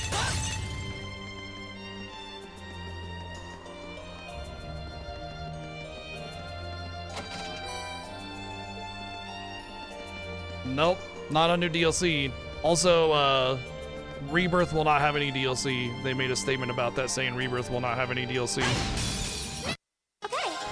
I think the whole intermission DLC was basically a way to connect PS4 and PS5, and they didn't originally plan on it.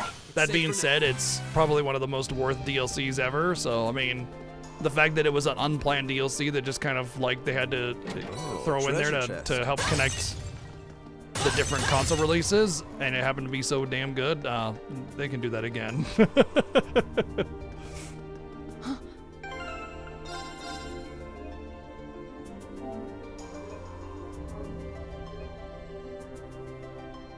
Oh yeah, well yeah, Remake is coming out on Switch 2, yeah. I'm not gonna get the Switch 2 version of it because, I mean, I just really don't need to, you know?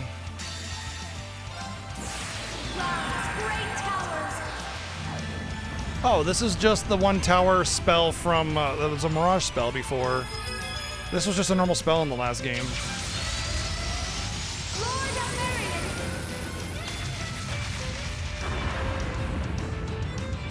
Rest in peace. Of course. Ha! Evil will fall before my blade. Katze. That's just German for cat. Come on. It's probably gonna be debuffs. Looked like it was Earth. If not space.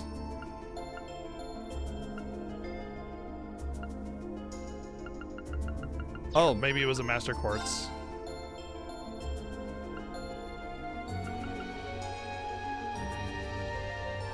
Absorb magic attacks? What? And the stats on it are all really, really well balanced with a little bit of a focus on magic attack. I will almost positively put that on, what's her name? Bow Girl. Oh, it's only level 3 though.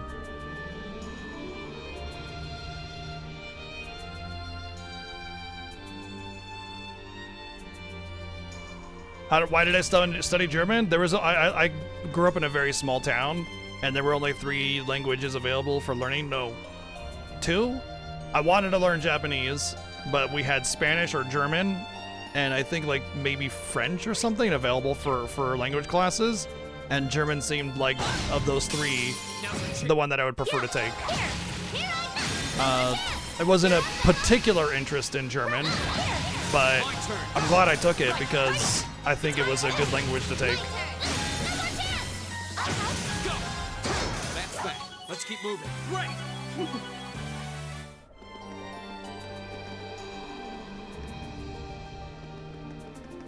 I enjoyed my time in German class, although I did have a really good German teacher.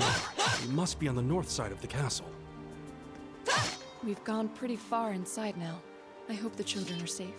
I don't know what you're talking about. My pronunciation of French words is masterful, as if I was born and raised there.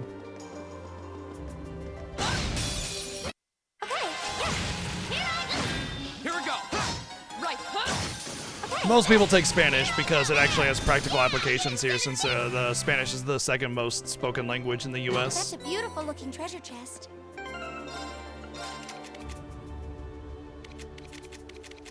I think I would, when I give it to what's her name, I'll give her Judgment Bolt because she's gonna have the Wind Bell, and that'll be a good way of minimizing the cast time and recovery while still having a good spell. So Judgment Bolt will go on her.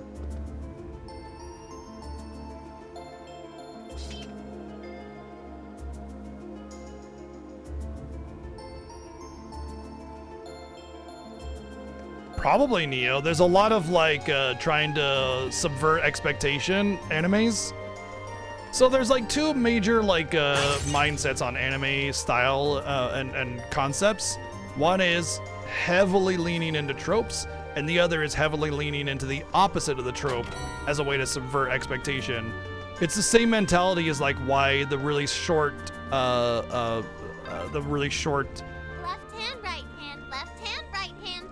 what do you call it? Nothing but trouble. Petite girl will have like the giant two-handed sword or something oftentimes, or the big hammer actually is usually what it ends up being. Damn. Welcome all challengers. It's just subverting expectation with opposites. My turn. So it's either exactly what you expect from a trope or the exact opposite of what you expect from a trope. What the fuck? My turn.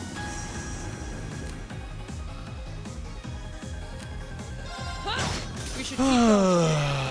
The fact that I like one-hit those enemies, they should not have an ability that fucking one-shots me. So stupid.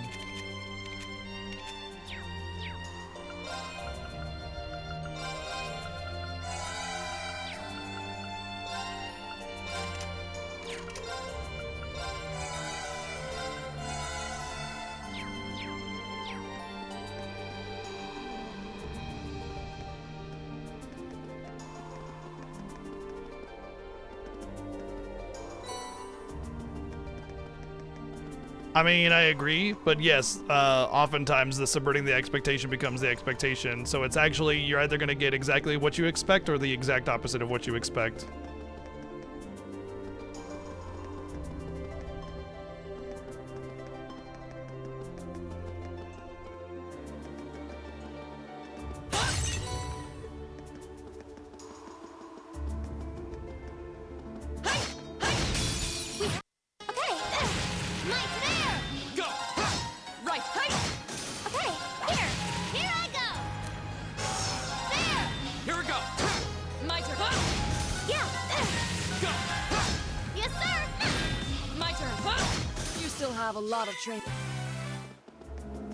Was it this way that I wanted to go?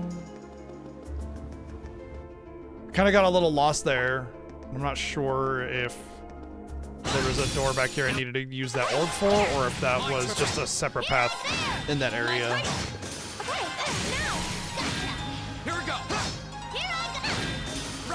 I do agree that subverting expectation is a good storytelling method, but it can't be used too much or else it becomes the expectation, as somebody else pointed out. Let's say actually what I needed to go was, where I needed to go was over here somewhere. I just got a little turned around there. My turn. Of course. Yes, sir. There. No more chance. Yeah. My turn. Yes, sir. There. Don't mess it up. Making Nice.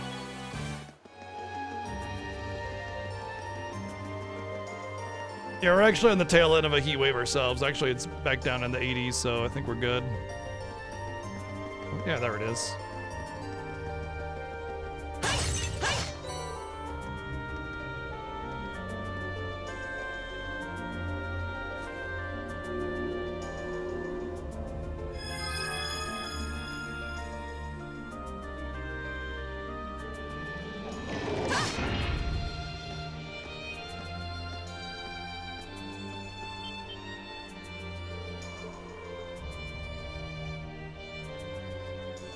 We're already too late, because we're going to sit here and have a conversation while these things just apparently just sit there.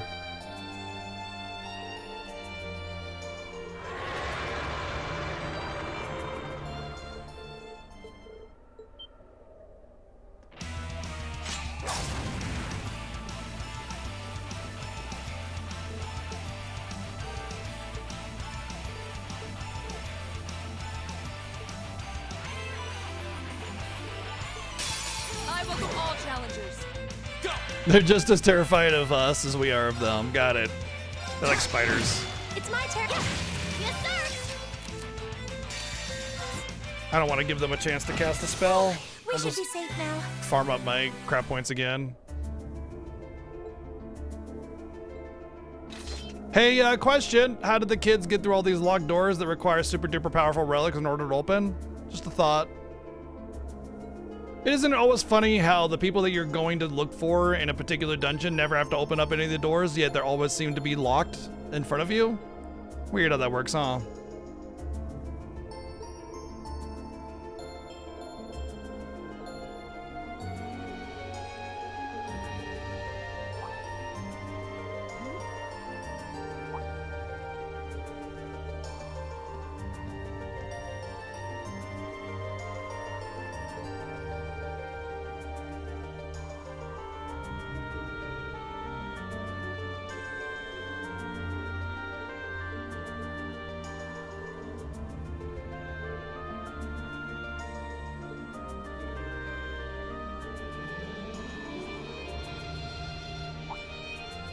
She's rubbing the air above his head, apparently.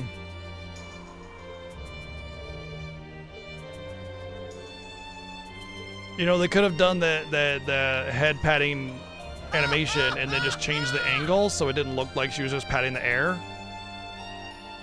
Neo, thank you for the 110 bits. I was honestly expecting to be arrested straight away rather than days after investigation. I mean, Lord was poisoned and his body was found in a locked room, and I'm the only one who could accomplish either of those things. I just figured something else was going on. What do you think this is? Some crime novel?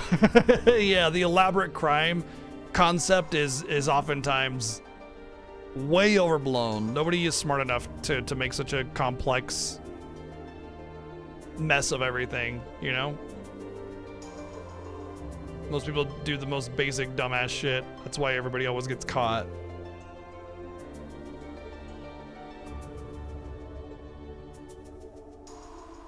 Everybody always thinks they're smart enough to like hide their criminal actions, and they're not.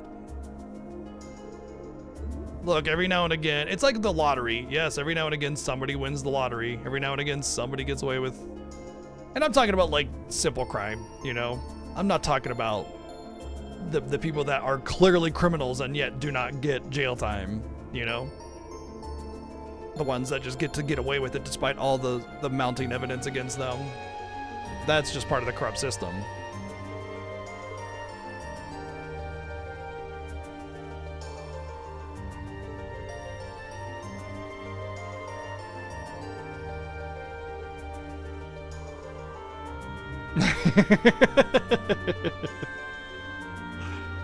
Well, we are playing a game that has a lot of political, like upfront political concepts, and so we talk about it, but we are very vague, and we never say names, and we never talk about political stances. It's always objective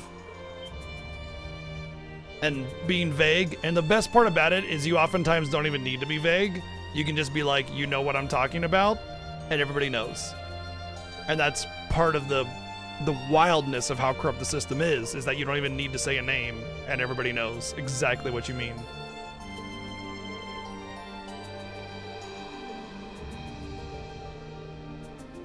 Even people that are in different countries.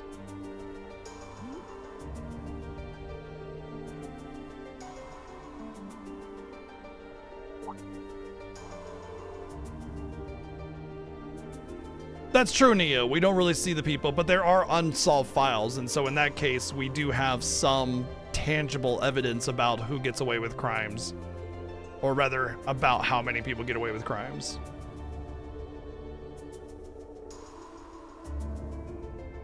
Wasn't them there education?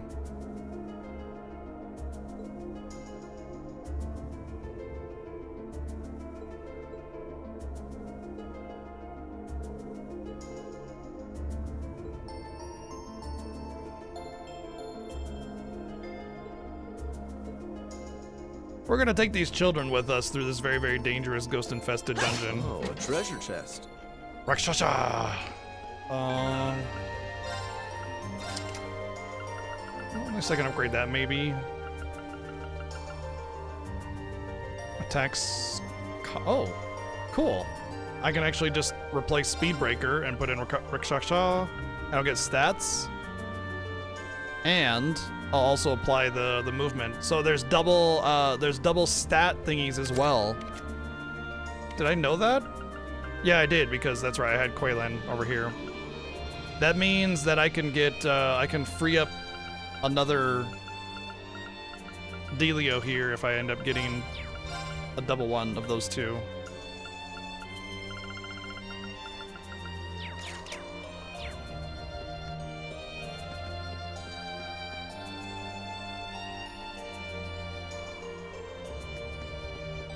I saw an absolutely wild video about like how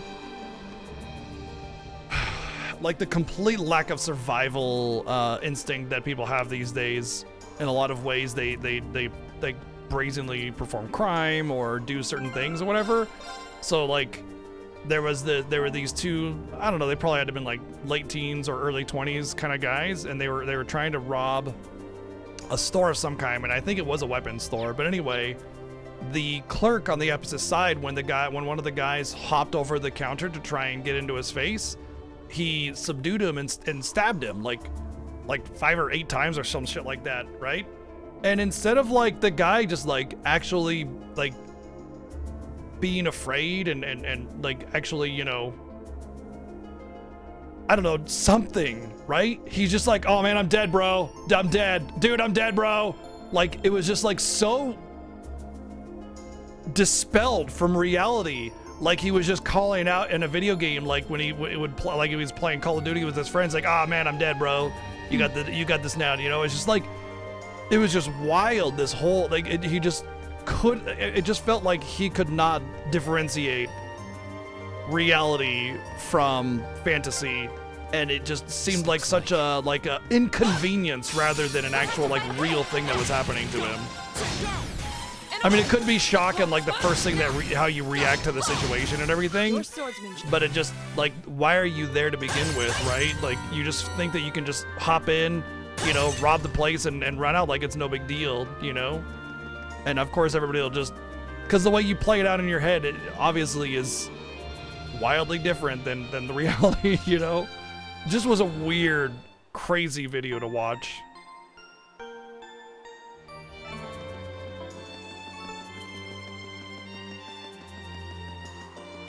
I don't know, I have a pretty strong attachment to my life. I feel like it would not be so flippant. Here we go. We're gonna get Emma's craft points up. Well, that's that. Let's get going.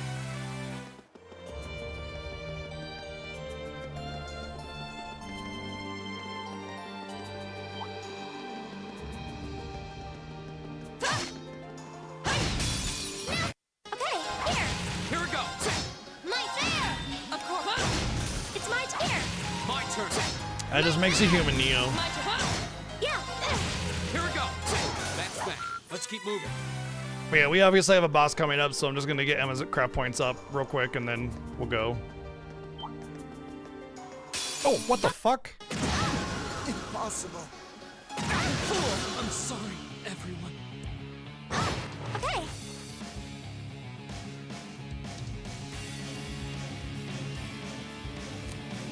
Aha. Well, we're just... What? Build information. Impossible.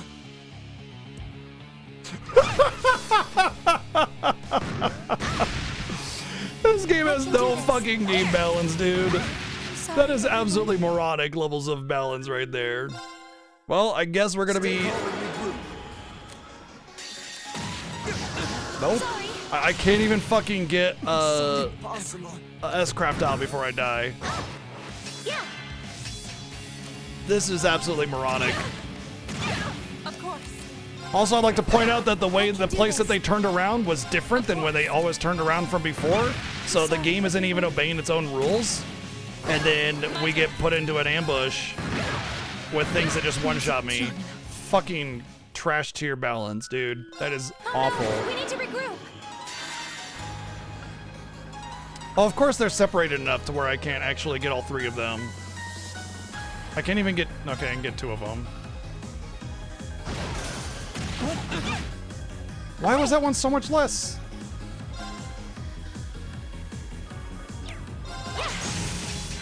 My turn. My turn. It's my turn. My turn. That's that. Let's keep moving. God. They really just have so many significant issues in game balance with this game where it's just like absolutely wild differences between one enemy and another. Just regular enemies, just having a regular attack that just one-shots your entire team is the stupidest thing ever. Here we go. That's the power of the 8 leader.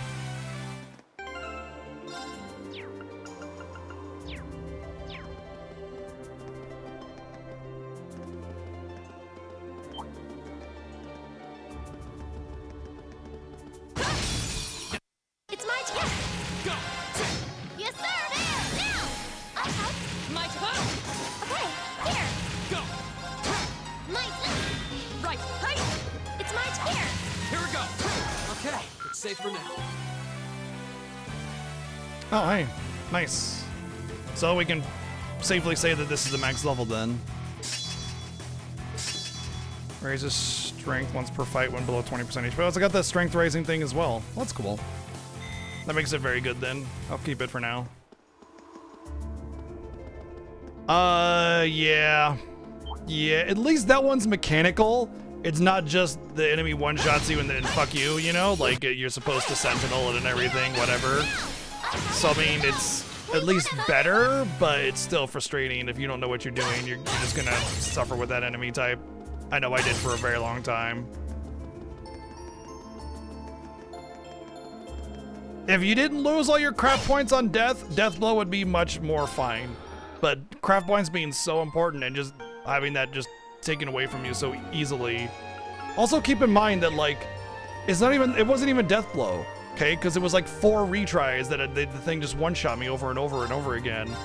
That kind of output is just ridiculous and foolish, and it just makes the player feel deflated, you know? It doesn't feel like it's a mechanic you need to cross over. It just makes you feel like shit. That's all, you know?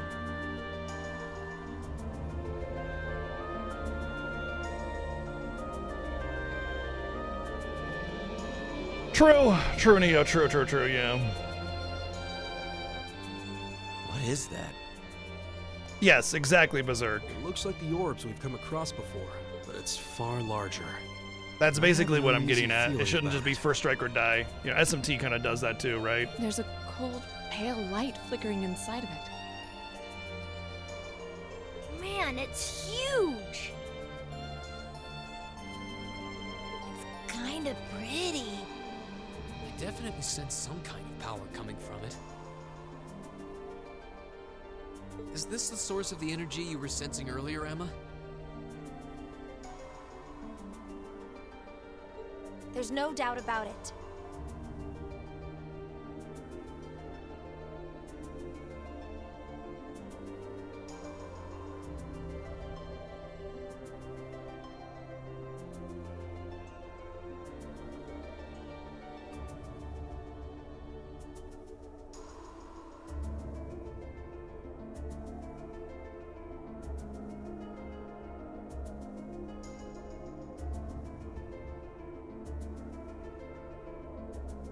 I suspect this orb is the cause of all the strange things going on in this castle.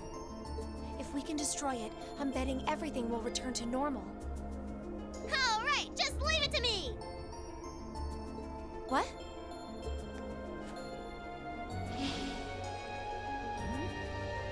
Hold on, Milliam. Don't sweat it. Lemmy's busted up tougher looking stuff than this. Let's snatch this orb and get out of this creepy castle already. You idiot, we have no idea what it might do. Go, go, Lemmy!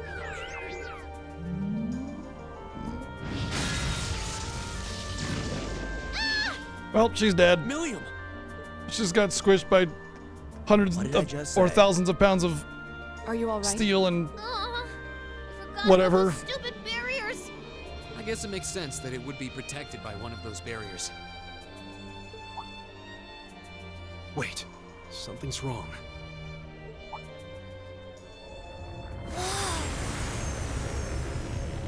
What's happening to it? I feel an incredible torrent of energy pouring out of it. Everyone get back! pretty sure you can just see it actually.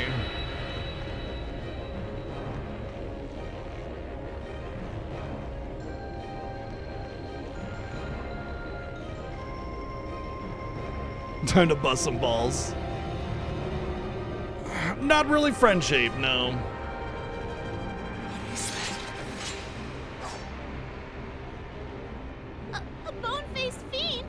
Nosferatu? How could it manifest something like that in the real world? Well, there was that one artifact that manifested demons, but it wasn't really manifesting demons. It was manifesting it was using our memories and thoughts about what we thought demons would look like and manifesting them into reality. But it wasn't really a demon. It was just like, this is what you think a demon is kind of thing. It's on a completely different level than the foes we've encountered so far. Julian, Carno, get behind us. There's no way we can afford to lose. Let's give it everything we've got. Right. Oh, that one looks tough. This'll be fun.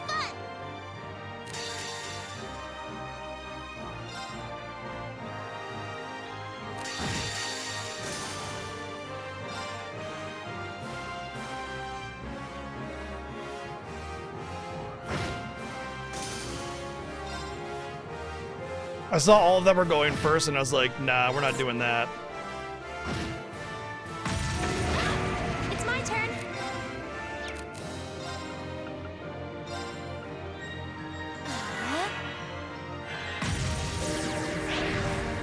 Now. Hey! I guess everybody still got healed.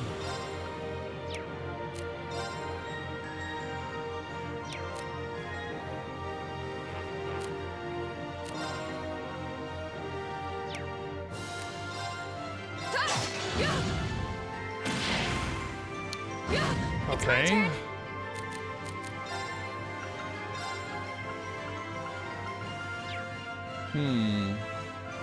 Oh, it's like, it's not the same, it's some other kind of debuff that he's got. I think if they're linked, maybe? I don't know actually how that's working. I don't know why I can't rescue him out of there.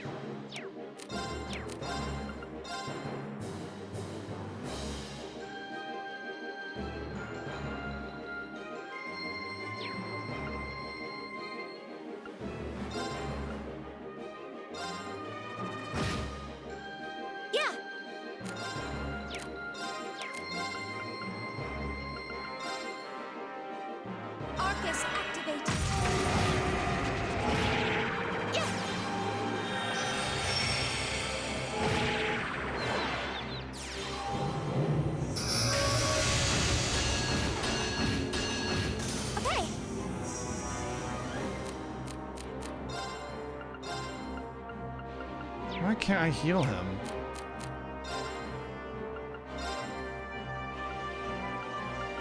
It's like he's being kidnapped by the boss or something, and I can't do anything to rescue him. Arcus activated. Yeah! You have my thanks. I'm sorry, everyone. Couldn't do anything. I tried hitting the boss and he just fucking... everything missed. And then I get swarmed by ads and I have to sit there and recover. I couldn't do anything to rescue him and try to hit him to see if the boss would release him after that. There was like nothing I could do.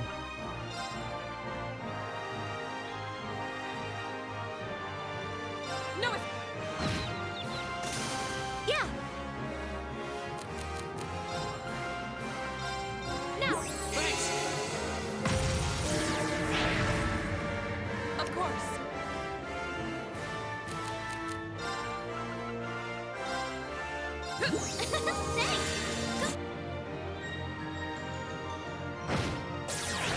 Yeah, that's what I thought. It just wouldn't let me do anything to him to rescue him. Arcus activated. I'm sorry, everyone. Of course he goes right to the low HP one and hits him. Of fucking course, dude. I am almost positive these games have the only scripting that these games have. I can do this. The only scripting that these games have is to piss off the player as much as possible by making enemies attack the lowest HP target every single time. That's the only thing that I see is a consistent in every single one of these fucking games. Once again, he's knocked down again. Every fucking time. That's 5 fucking million reses knocked down instantaneously every single time. Thanks. My turn. Frustrating.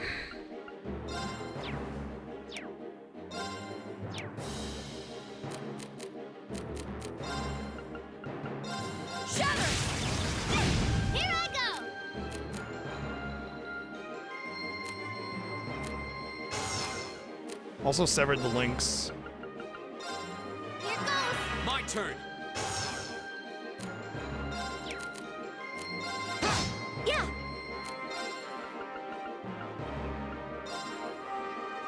Arcus, That's activate. for you. Now.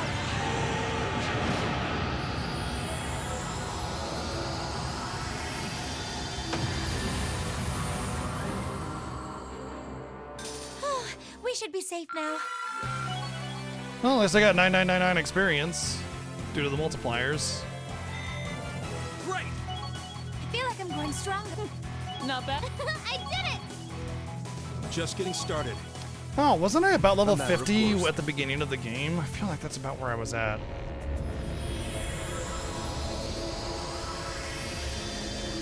Actually, that track gives me a lot of Hamazo vibes.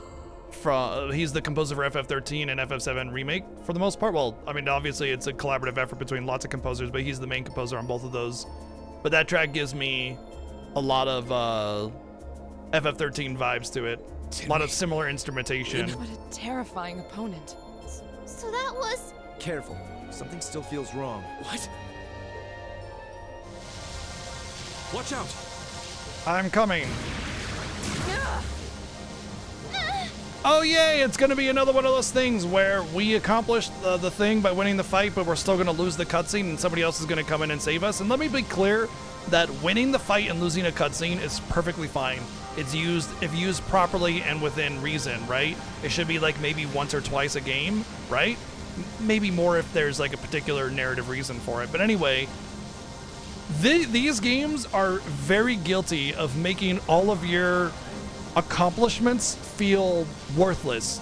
Even the final boss of some of these games, you'll win and then you lose the cutscene and somebody has to come in and save you and make you feel like all of your accomplishments mean nothing.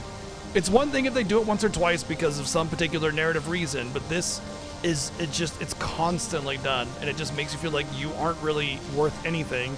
You're just trash and everybody else has to come and save you every single time you do anything.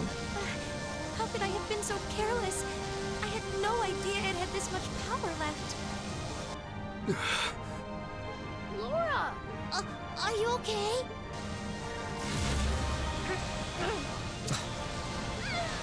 Even Lammy can't move. Looks like I've got no choice. Reen, no! If you're not careful, you'll be drawn into it.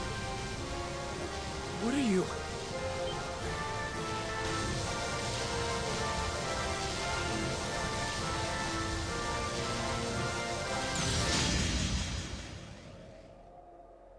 What? Huh? What was that?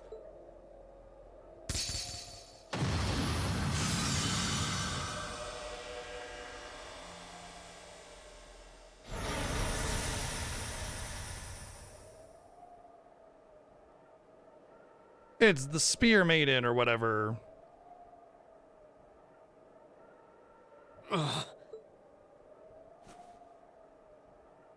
I will say that like if you look at the history Is of everyone this all right? game's music, the Trails in the Sky music is but then as you get deeper and deeper into the series, it gets much better. It's like the composer learned so much through their history of game development and everything, and bettered himself quite a bit about more rich compositions, better use of instrumentation, all sorts of stuff, different layering, etc. And it feels very good at this point that the composer is competent and moving forward. You can expect good music, That you know? was really bright. What just happened? I have no idea. It all happened so quickly. I heard the sound of something piercing through the air. Yeah, right through that orb, too. It looked like a lance, but how could someone hurl something that large with that much force? A lance? Yeah. Whoever threw it was standing right up there until just a moment ago. It was a golden-haired woman, shrouded by a strange light. Golden hair, you say? But that sounds just like... Laura! That's impossible.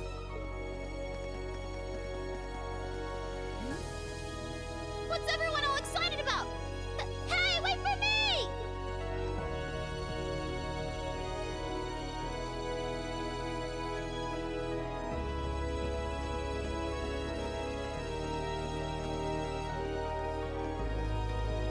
The worst part about this whole somebody else saved you thing is like, There's no one here. it wasn't even something tangible. It was just some I spirit of the honestly past or expected something, or at least that's what it's making you believe.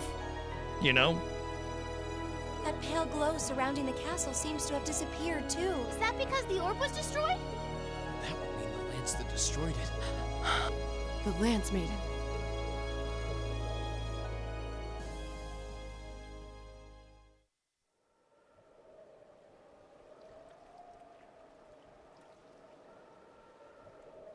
I thought it might have been her, but it seems like it was the Steel Maiden. So much for any kind of subtlety in making in letting the player try to figure out what might have been. The game is just gonna slap you in the face with it. Still, we really are out of time.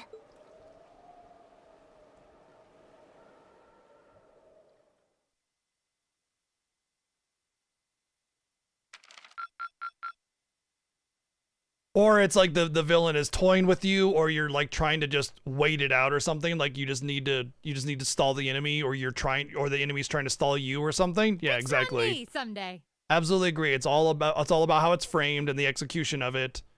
And plenty of times it's done poorly, like most of the time it's done in these games. And other times it's done really well. I could point to a couple examples, but I don't want to spoil.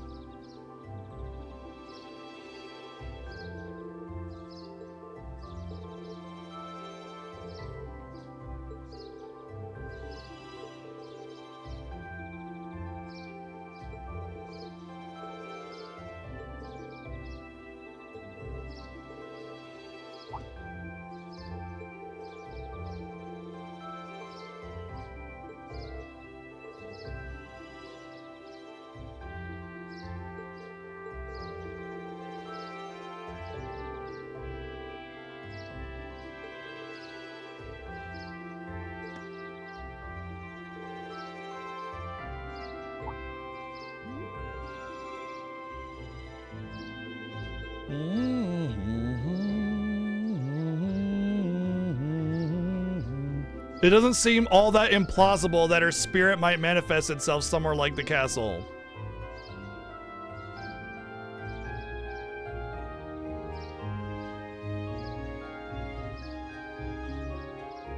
Sure. If there was a history of like spirits and ghosts and everything being tangible and often sighted and everything, and it wasn't just fantasy in this world, then maybe, but no.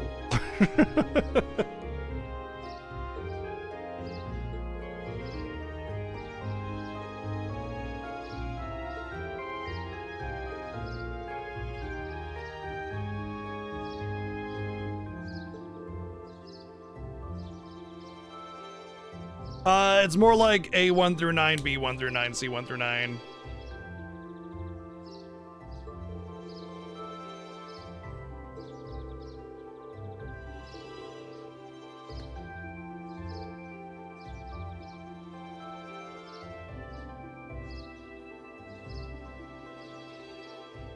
Right, exactly, Neo. Yeah, they're not there to kill everybody, just get out of my way kind of thing, yeah.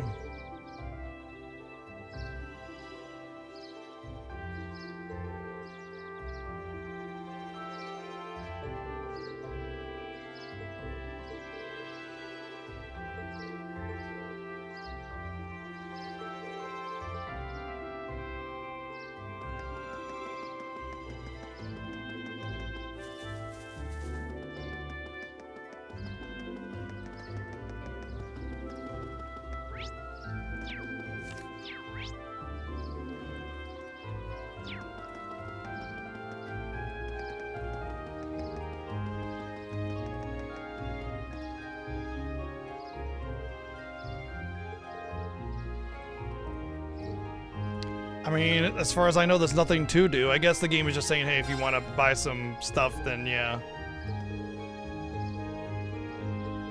Restock your items, whatever. But the thing is at this point, realistically speaking, you would be getting upgrades on all of your characters if you were to go into the next chapter, so letting it rest and wait until the next chapter would be the ideal way to handle that, instead of buying items at the end of the chapter instead of the beginning of the chapter. I do like that about this game, that they know that you're not going to have enough resources to ramp up everybody's gear. Not only that, but you're going to be having a lot of time without certain characters, and bringing them in with their previous gear would be a bad idea since they'd be underpowered. So the game gives you like a lower power set of items for free on every character, every new chapter, which I think is a really smart thing to do. Although I will say that there are better ways of handling that without just throwing out free gear to the player. They could just be a better method of crafting, or like more interchangeable gear instead of everybody having like unique weapons and everything. There's definitely better ways of handling that that are a little bit more interesting. But if you can't think of anything, just handing the player a set of like reasonable gear for each new chapter is actually smart. Smarter than doing nothing.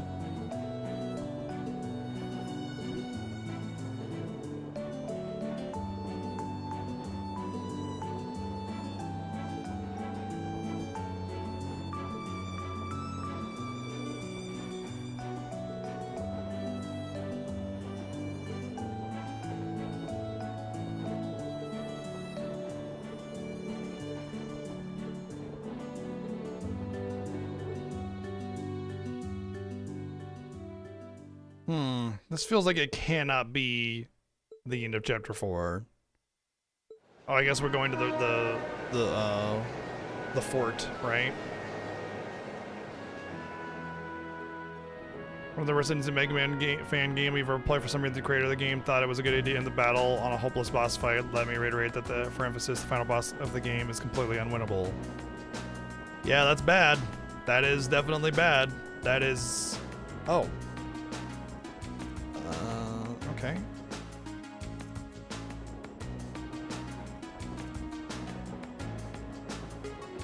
Yeah, well, I mean, even so, it doesn't even matter, because it's just about, like, not throwing the player into the shit without having proper gear on your characters, you know? But yeah, you could definitely frame it that way, Kamen Rider. So yeah, we're going to where those cannons are. I thought we were a little bit before all of that, because the trade conference isn't for another week, I thought. And then we have another week or so after that for all the shit to happen where those cannons fire.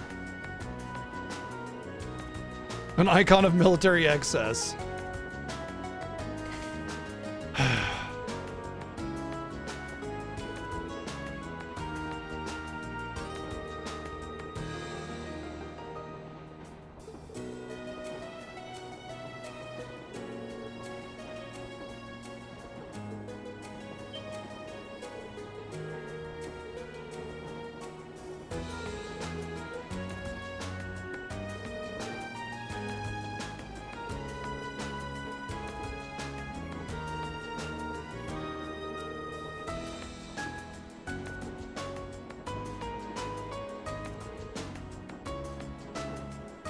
Oh, okay, so this is basically exactly when the trade conference happens.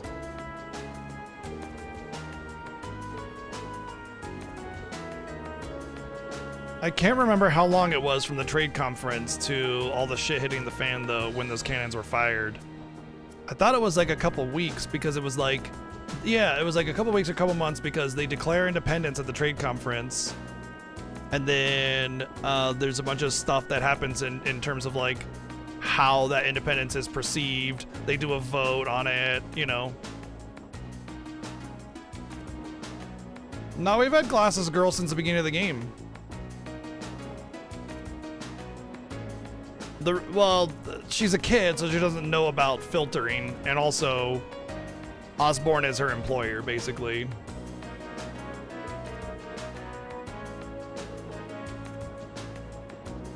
So that means that if we're going to this base, it's only gonna have some small stuff happening, nothing major. So we'll actually probably go here as a foreshadowing kind of thing, where it lets us get familiar with it for it to set up later on for us to go back to. Which also means that there might be another chapter, because it's usually like 2 weeks per chapter kind of thing. But I guess there was like a month gap on one of them.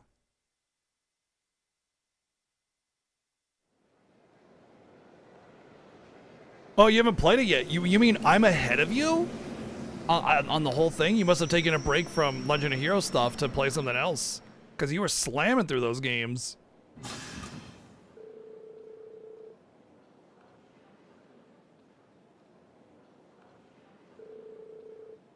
Hundred Line. Oh, okay. Not heard of that one.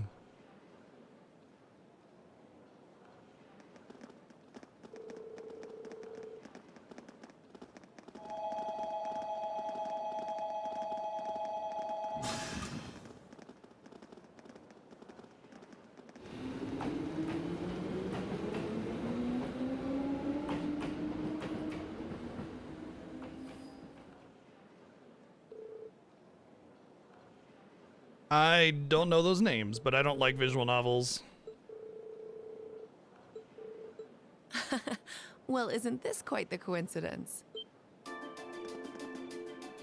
Captain Claire! It's Claire! Did you come to see me? Just a coincidence, I'm afraid. Oh, okay, Danganronpa. Staff will be passing through here soon, so this station's They're aimed at the operating under buffer zone. heightened Isn't the whole security. point of a buffer zone, you know, to be a buffer? You'd be surprised at how many countries want buffer zones to be further away from them. Yeah. Yeah. So that they can not care about the buffer zone. Yeah. Neo, thank you for the 110 bits. Yep. Oh, right! Still, I'm happy to see you again. It's been what, 2 months since I last saw you? I hate the head petting trope, man. You know, it's so stupid because I love anime and I want anime to be better, but all it is filled with the dumbest tropes that don't make any sense. Like if you go out in the rain and you get a cold out of nowhere, like you go in the rain, oh, stay out of the rain, you'll catch cold. That's not how it fucking works. Or like the stomach growling thing, or the red face drinking, or the, you know, what you call it, the stumbling and placing your hand on somewhere indecent on accident after you fall, or the just a head pat, just all of it. Like, I fucking hate the tropes that you all know exist in every single anime, and I want them to be better, man. It just annoys me.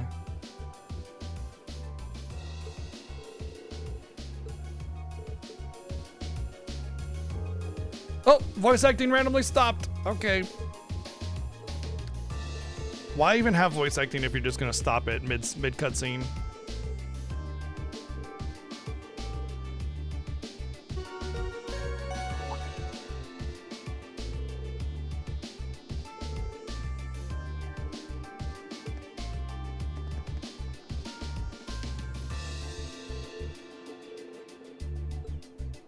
It's gonna be like some kind of military train.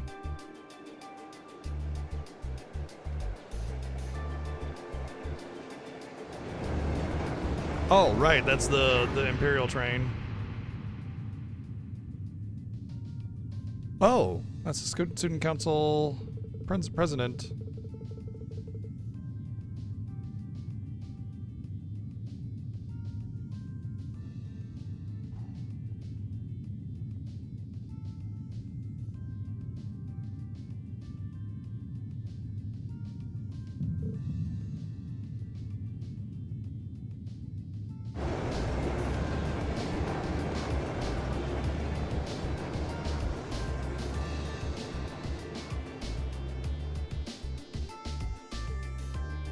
Well, I sure hope the Timberowls don't get a hold of that train.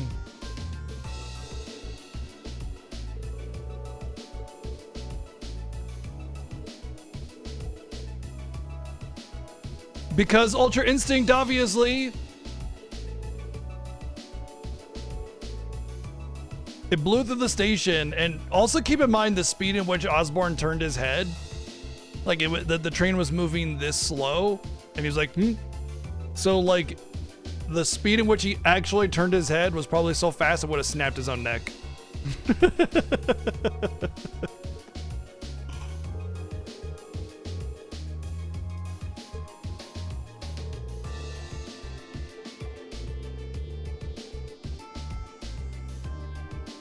Come on. I got the little chickadee.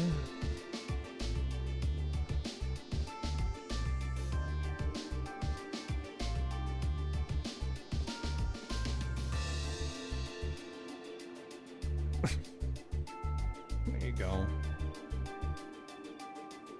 Alright. You lay down on your own terms then. I was just trying to help you down. Plop.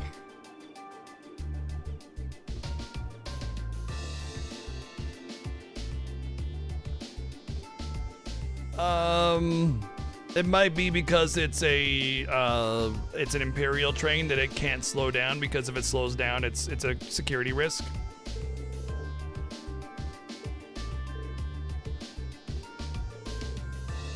That being said, every station probably has like a maximum speed limit due to it being a station.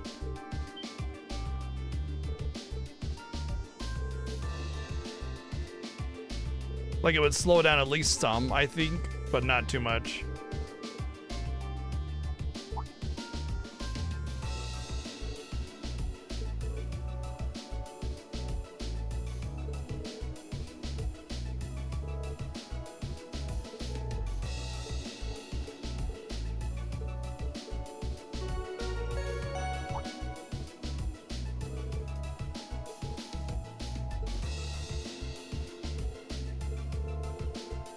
Take it easy, Neo. Have a good night, dude.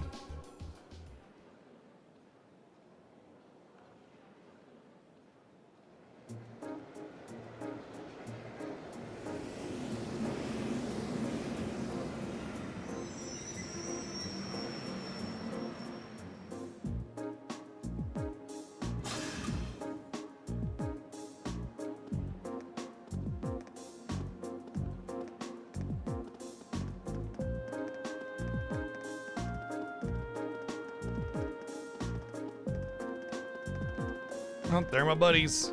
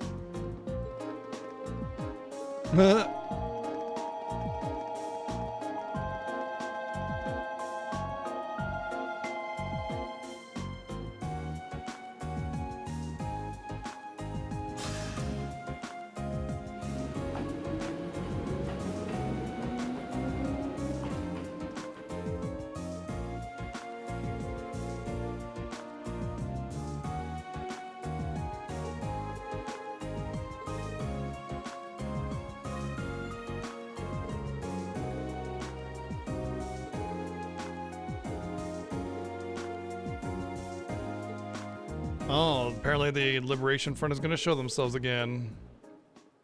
I mean, at the trade conference, they might. I think that's who's one of the forces that's attacking the trade agreement thing. The other one is like another movement from Calvard that wants to. They're like nationalists or something, which is.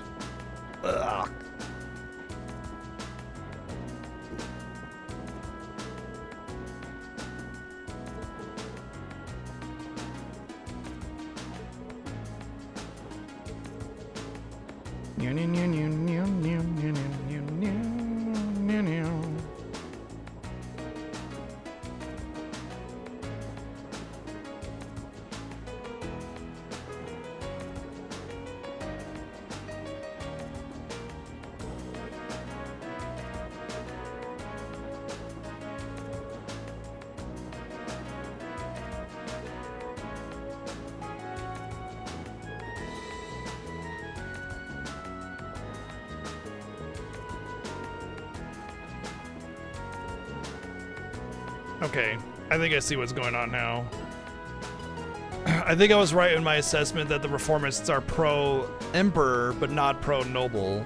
They want to like basically strip the nobles of power and place everything in the hands of the emperor. But I mean, realistically, that's kind of what the system is. The nobles are meant to be completely and utterly faithful to the emperor, or rather, his word is absolute, complete, and utter law, and you cannot disobey it, and he can make up any fucking shit that he wants to at any time, and that's the law, period, you know? So it doesn't really seem like it's that much of a change from what it would be, but I think it's basically mostly just in name, suggesting that, you know, things are different. It's about like officially moving that power over and making making it a concept and less this vagueness. Especially after a long period of time, that concept can kind of be lost, because nobles are essentially supposed to be assigned by a king or emperor to manage a land, you know? Like that's what a duke is, basically. A duke is literally just somebody assigned to manage a particular part of the country, build up army, manage the cities of that area, and, you know, call to arms whenever the king calls for it.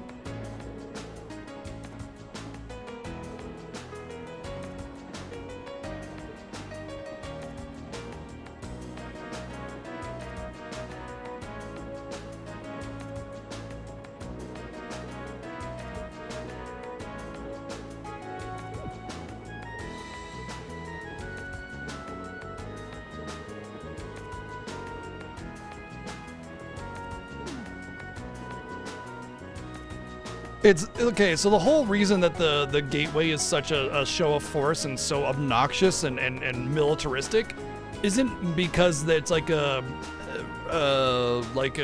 failure in spending. It's meant to be imposing on purpose. It's meant to make it seem like the emperor is extremely ferocious and well-funded and highly militaristic and very capable and not afraid to use their weapons. It's a message, exactly. It's all pomp and circumstance, and it's especially important to put it in front of Crossbell because the whole idea is that Crossbell should belong to the Empire still. And at this point, it's not like... Originally, Crossbell was designed as a buffer period to separate Calvard and Erebonia so they wouldn't war. They would have to cross through Crossbell, which is a city-state, and nobody likes it when you attack city-states. It's always considered bad because they're just little states that can't defend themselves, and, you know, they're just vibing and doing their own thing, and to attack them is considered bullying, you know? And so this heavy weight pushed against their border there is meant to put pressure on them, because all of the sales of everything that happens in Crossbell get split three ways. It's like 5% to Erebonia, 5% to Calvard, and then the rest go to Crossbell, which is part of why they thought that independence was so important, because there are other independent city-states out there, and they just wanted to join those ranks, but they have to be officially recognized by Calvard and Erebonia as being independent of them in order for that to work, or else the Holy Church, which somehow controls everything. We know that from history. When the church has too much power, but unless the church recognizes that afterwards, you're not a city-state and you're just puffing hot air when you say you're independent, right? But you can claim independence and then stop paying those taxes, but you might incur military wrath from your, you know, supposed handlers, right? Anyway, that basically that show of force at the border is basically saying, don't mess with us because, you know, we have power, we're not afraid to use it, and that's all it is, you know. It's a factor of control.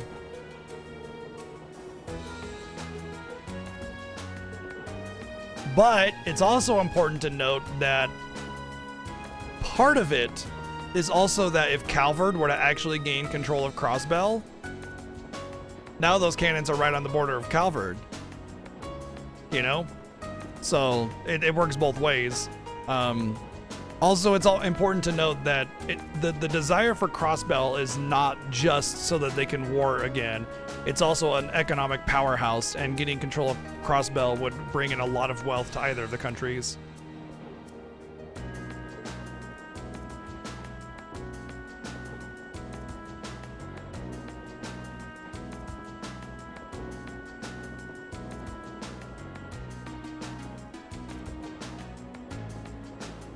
I wonder what that line is supposed to be. Oh wow, you can actually see in relation to Erebonia how small Crossbell was. So did you see that like small little box basically with the red line? That's Crossbell. So we've been flying all over the place in this huge map, and that's Erebonia, and we haven't even begun to like really see just how big it is. So it's like Erebonia and then Crossbell is a little dot right here, which probably means that it's like Calvert on the other side like this, which makes Liberal on the south. So it's probably more like a triangle with like Erebonia, Calvert, Liberal, and then Crossbell like right in between them, more than likely. Yeah, it's a city-state. A city-state is literally a city that is a state. So the expanse of Crossbell's like borders or whatever is essentially the city limits of Crossbell, more or less. And keep in mind that city limits can extend well beyond the walls of the city. Like if you go to China, most of the cities the city limits extend way beyond the city limit, like the actual city like population, because the way China works in a lot of areas is that every city has to have enough farmland to sustain itself. So you get like miles and miles and miles and miles and miles of farmland outside of like Shanghai that's all part of Shanghai, but it's all farmland, you know?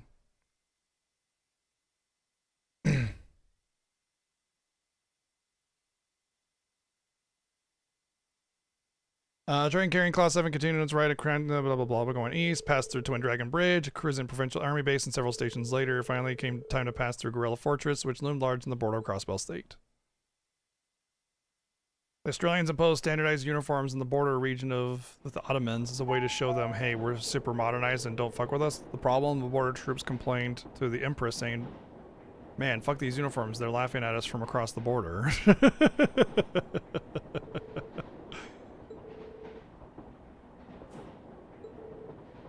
Maybe not the intent they originally had. Oh, any attempts at unauthorized recording may result in the confiscation of your equipment. Yep, entertainment. I mean, you're entering a military establishment. You're always going to get that warning. Actually, pretty much every military installation you go to, it's no unauthorized photographs or recordings, and because you're potentially photographing military secrets, placements, things like that can give an enemy extreme advantage. Just even taking a picture of the fort can act as a potential advantage because you know where certain things are stationed and where to hit on the military base if you were to bomb it. So, yeah. I agree. They're not being unreasonable.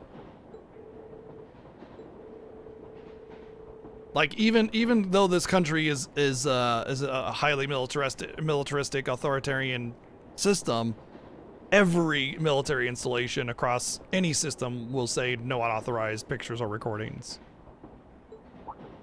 It can be considered treason.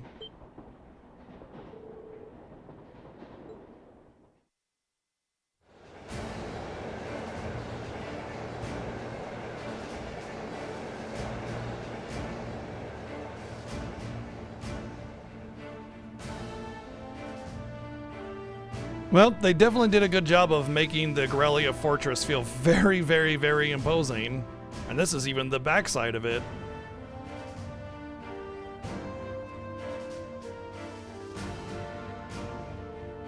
Absolute excess.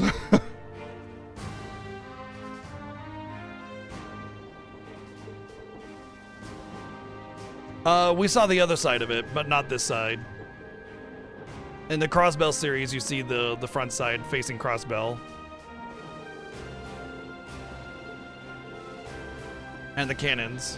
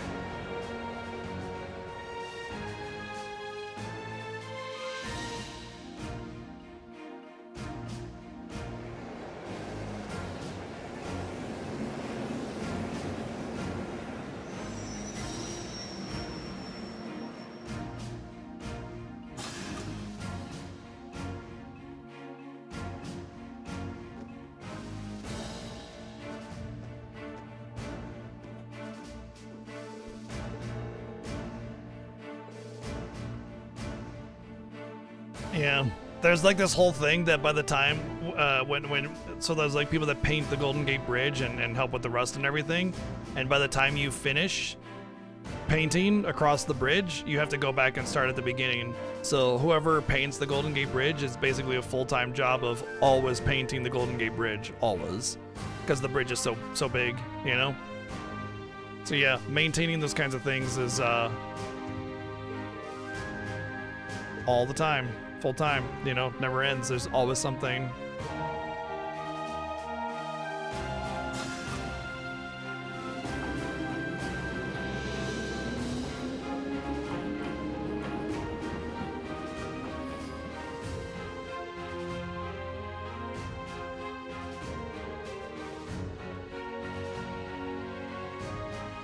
Oh, cool.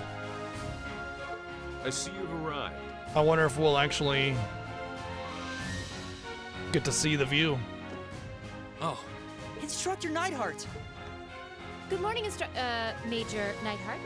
Instructor Valestein of Thor's Military Academy, homeroom teacher for Class 7, reporting the arrival of myself and all students in my care. Acknowledging your arrival at 11:30 hours. Welcome to Gorilla. I acknowledge your arrival. In addition to my teaching duties at the Academy, I hold the rank of Major in the Imperial Army. Oh yeah, this guy is Liquid Snake. I'll be acting as So your it's guide, like Clark, something as well as your K instructor for Clark special lectures during your time here or at the fortress. Kerry Clark or something like that. Now, if you'll follow me.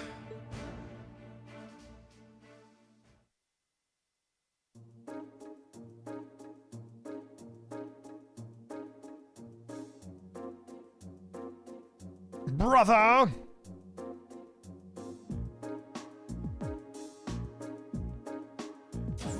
Kelly Clarkson, yes. That's it.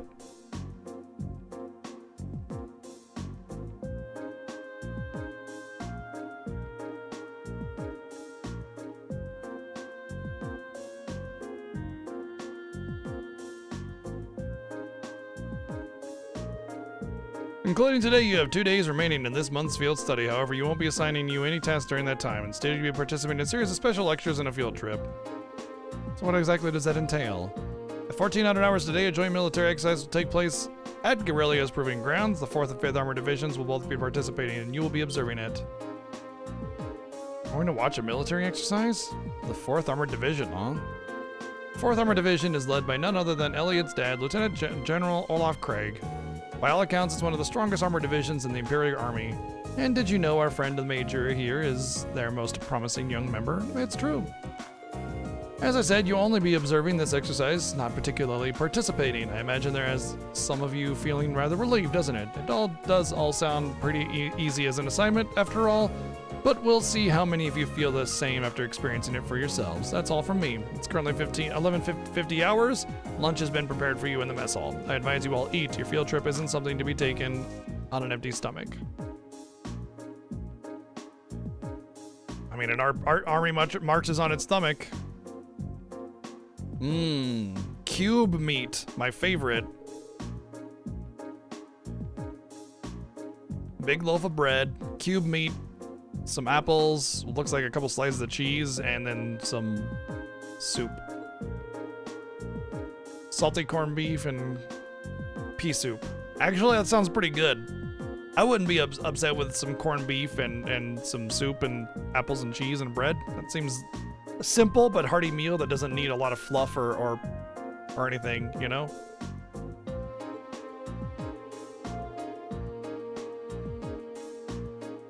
Herbs are a luxury. Get used to eating nothing. For me, what I would probably do is like eat everything but the bread and take it with me as like a little snack that's easily portable, storable, and everything. Plus, it would take a long time to chew that shit.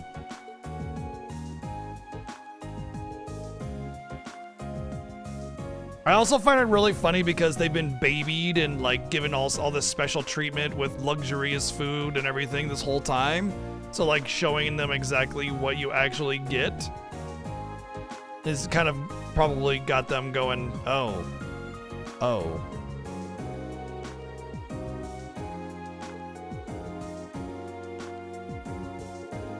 Honestly, that looks perfectly appetizing, aside from the fact that the meat is all cubed. That's a weird part. It should be sliced or something, but it's a good portion, and corned beef is good. And it's like, it's cheese and apples. Like, you would eat an apple off the tree, but suddenly you're raising your nose at it on your plate when it's been sliced up for you. Like, fuck off. Stop being such a entitled little brat, you know? Just colonize half the world, get all their spices and herbs so you can never use them in your cooking.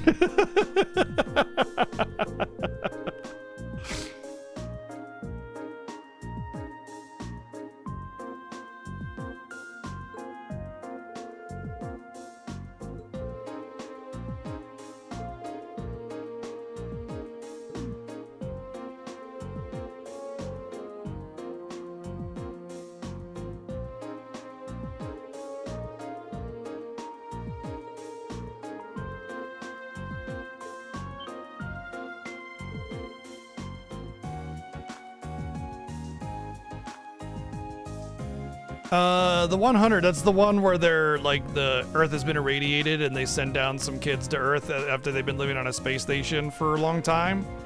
I'm pretty sure I saw all of that. It was alright. It started to get like Lord of the Flies kind of feel for a while, but it kind of ramped up and got alright.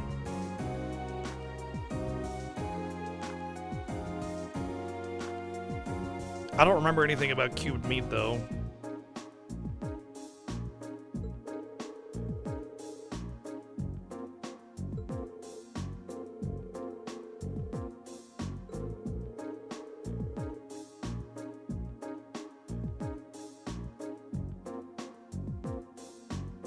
Yeah, that's about kind of how I felt. Like the after watching the first season, I was a little hesitant about watching further, but it was okay. Like overall, as a show, it was fine. It was your pretty typical kind of drama with pretty young 20-something some odd characters to draw in the audience.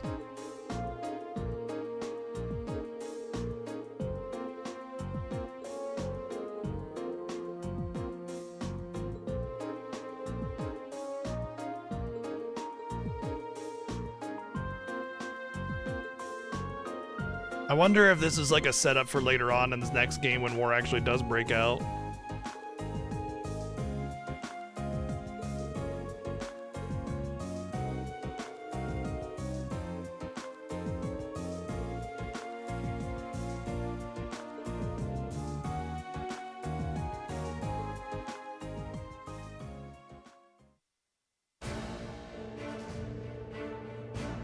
I don't remember that, actually, Lone Fellow.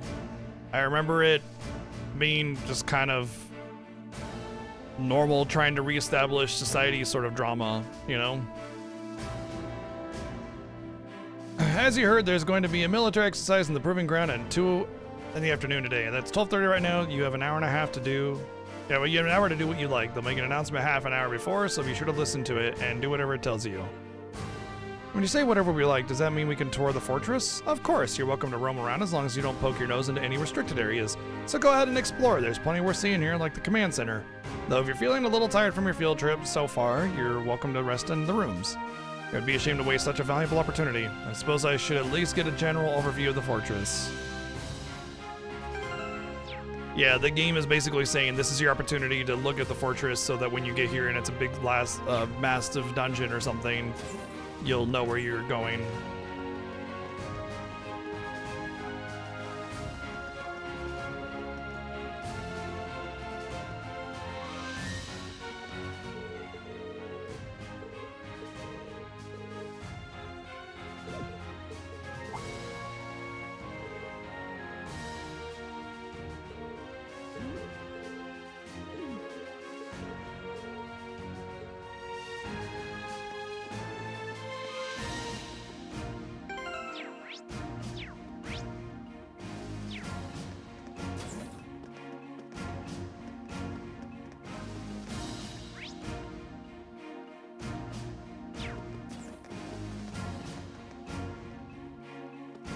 Yeah, we already know the cat was there, obviously.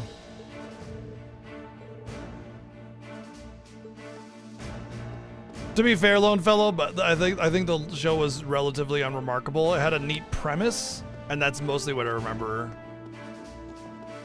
And that not remembering any of that is a pretty good testament of that, you know? That it was unremarkable.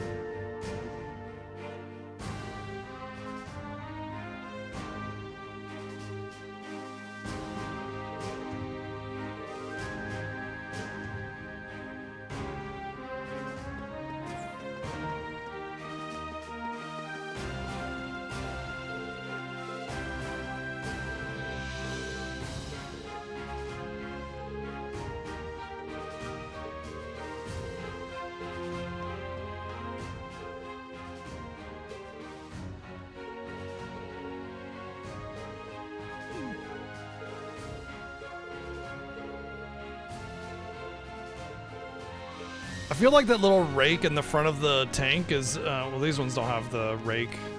Although this is kind of dumb design too, because if you encounter any kind of like hill or like, because the tank is supposed to be all terrain, and if they're like you're going like this, the front of that tank is just gonna dig into the ground very easily.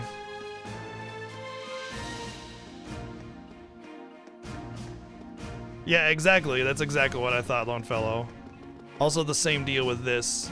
It should be something that could be raised up and down as a way to, like, you know, maybe something's in the way and they can, like, scoop it and lift it over them or something.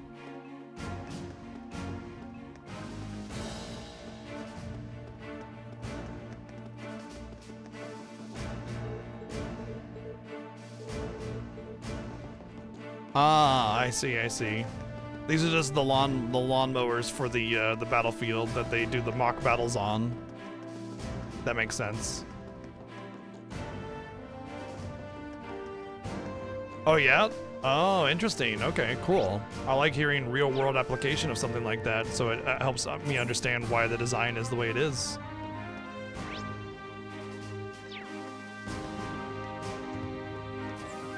Wait, the stairs not there? So that means... Whoop.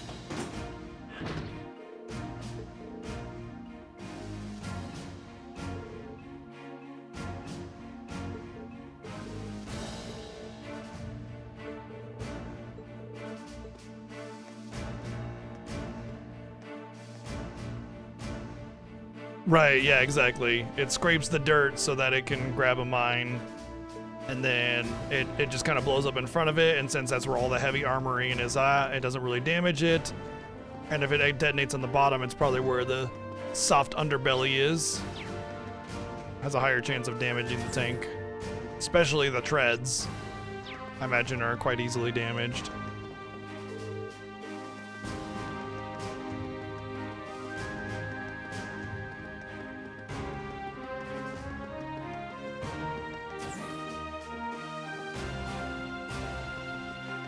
There's all these little phone command things on the wall, and it makes me wonder if this is going to be a dungeon, which it implied at the beginning of the game, if that'll be like a point where you can switch party members. That's what it feels like.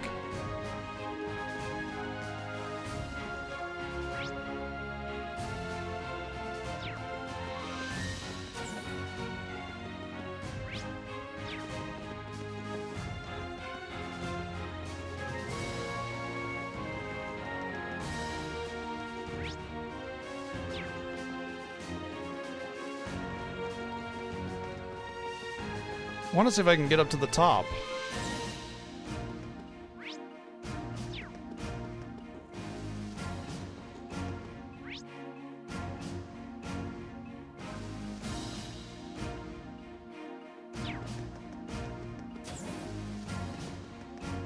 Oh, I see.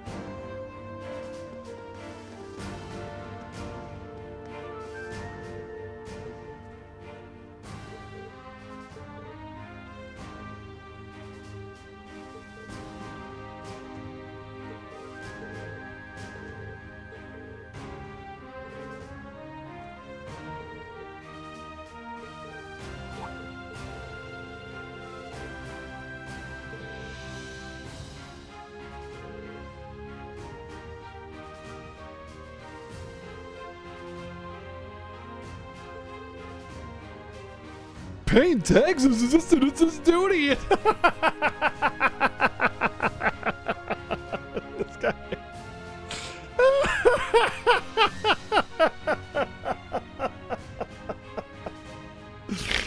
Oh man, rich people don't pay taxes, idiot.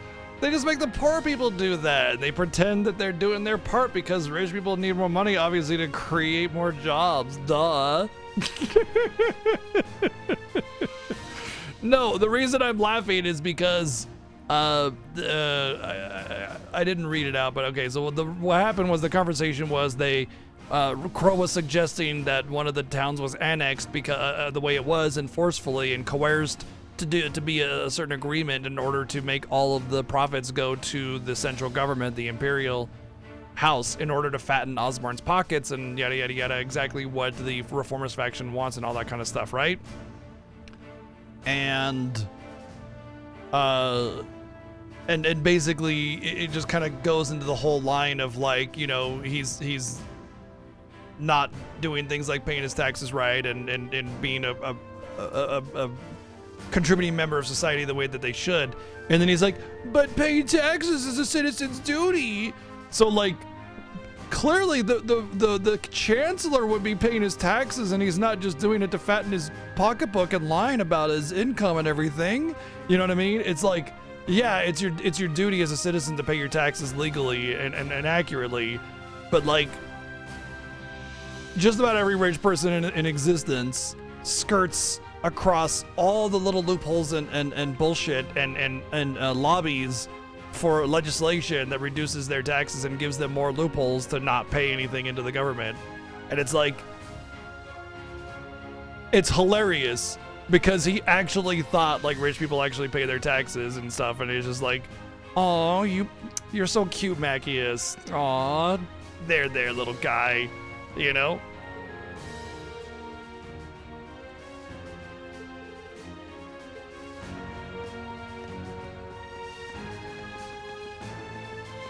What a cutie.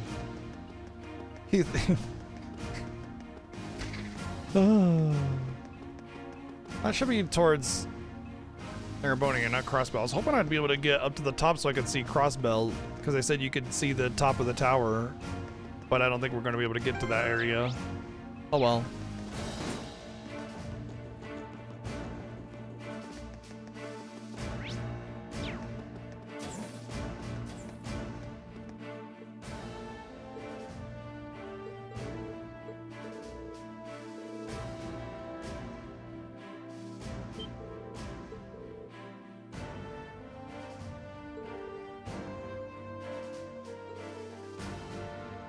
That's a real kind of awkward side dialogue to talk about Ouroboros.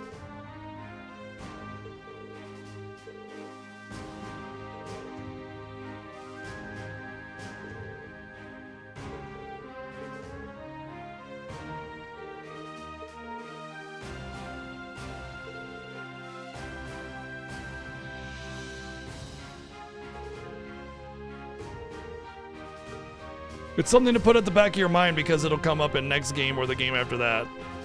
That's what they're saying.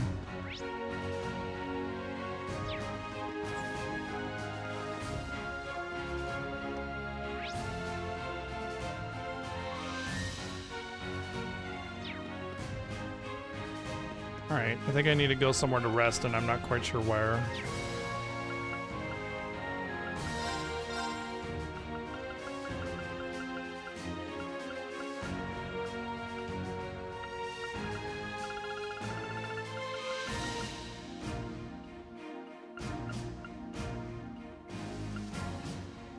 Not bad.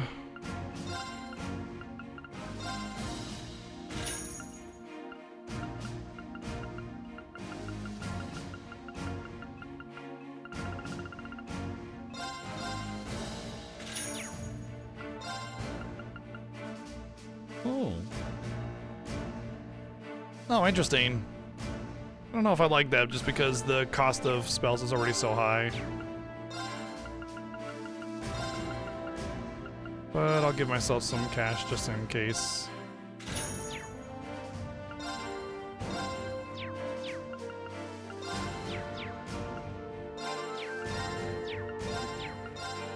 Keeps eating my input.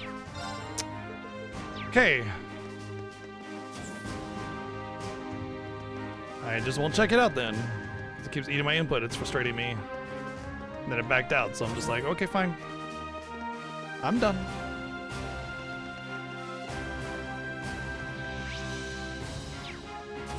Hey, what's up, Rion? How you doing?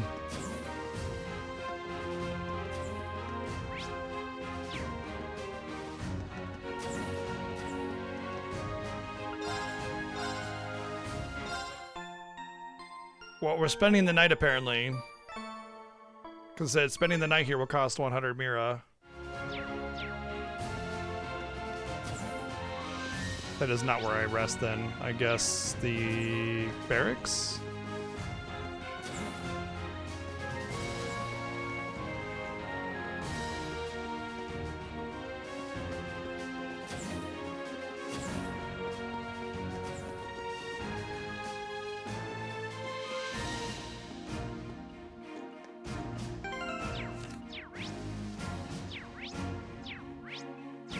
Well, the mission is still tour Gorilla Forest, but I don't have anywhere else to go. I've been everywhere?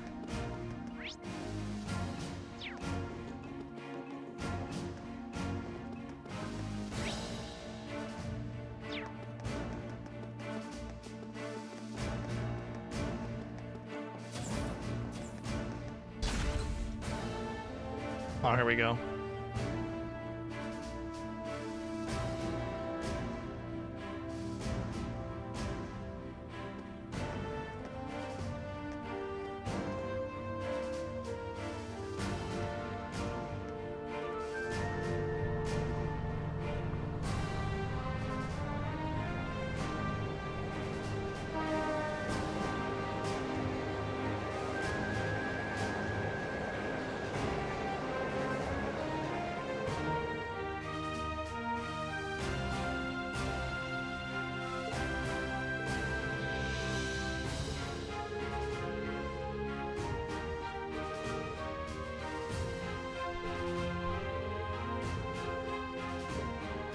I like how it just says, you could please head over there if you would. And he's like, okay, I guess I'll head over there.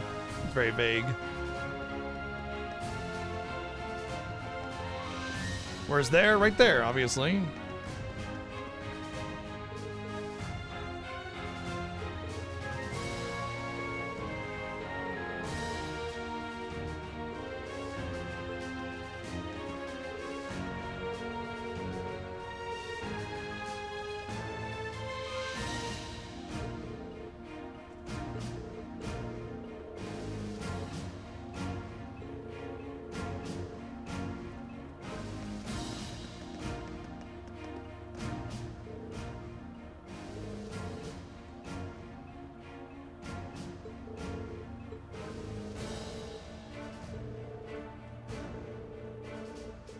I mean, you can just fly up, so...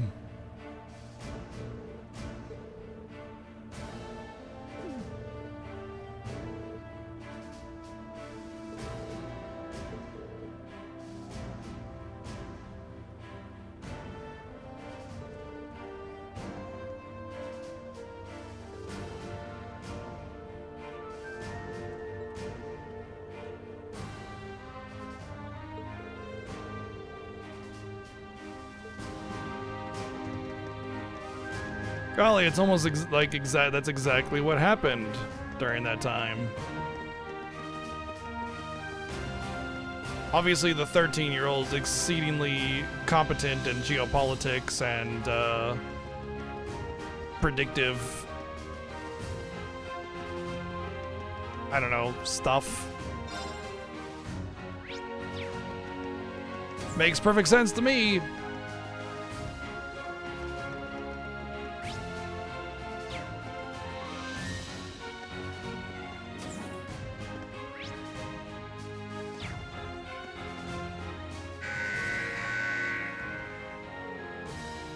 All Thor students, their preparations are for today's military student exercise. They're now complete. Please assemble in the hangar immediately. Your transport is standing by.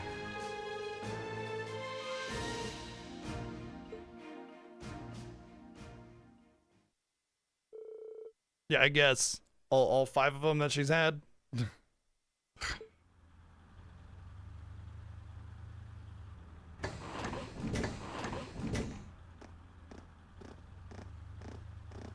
That's kind of cool. We get to go into the transport.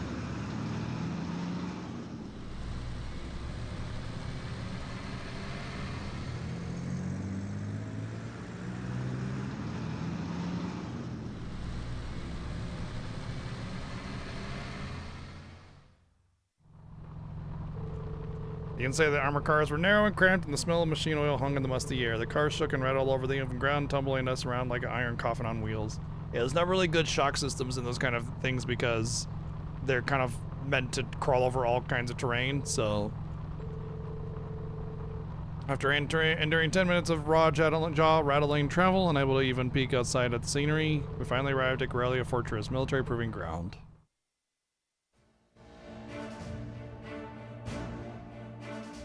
It's a good idea, Berserk. What could possibly go wrong?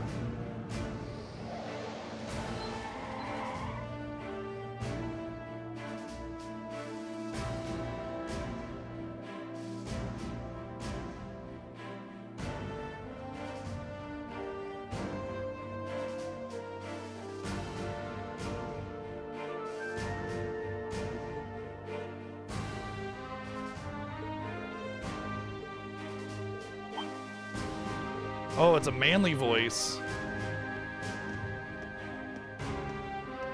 Weird, he looks like a little bitch to me. Elliot's dad.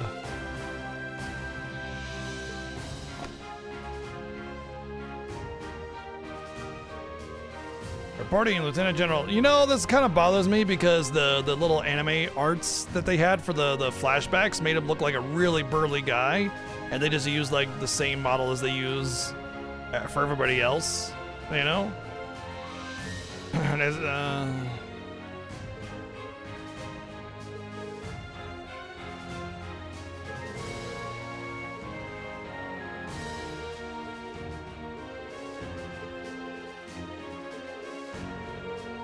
Elliot, my boy.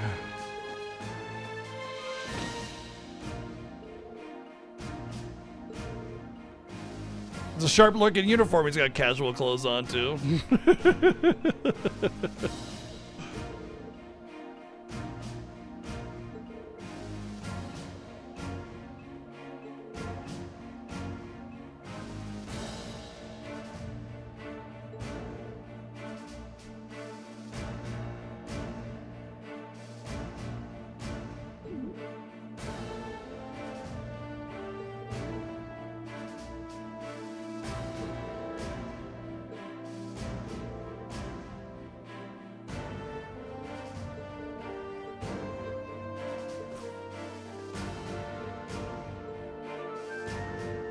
Where's all the heroes without parents and stuff? Everybody that comes from such a nice home with loving parents and everything. This isn't a JRPG. It's too nice. I'm Lieutenant General Olaf Craig, Commander of the Imperial Army's 4th Army Division. I've been entrusted with the role of overseeing today's joint military exercise. Pleased to make your acquaintance.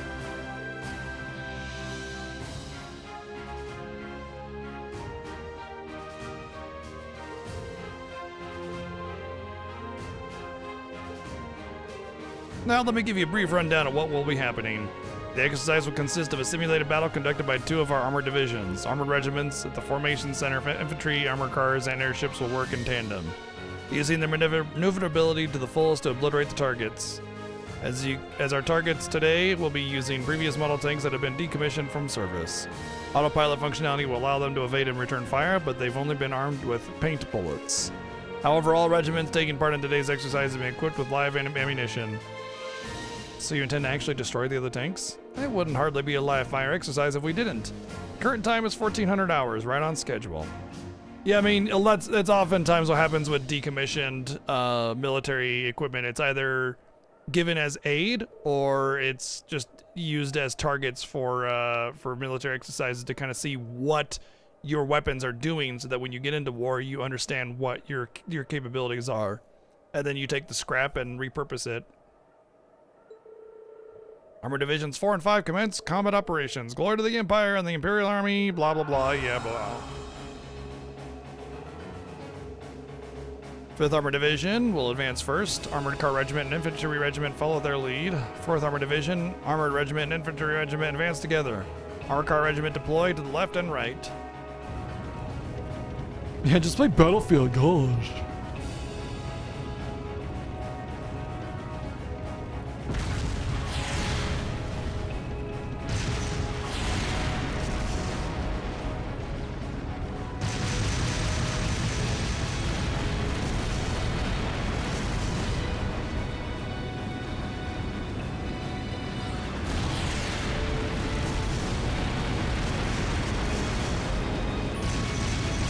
Hardly a military exercise and more of just a show of force and massacre.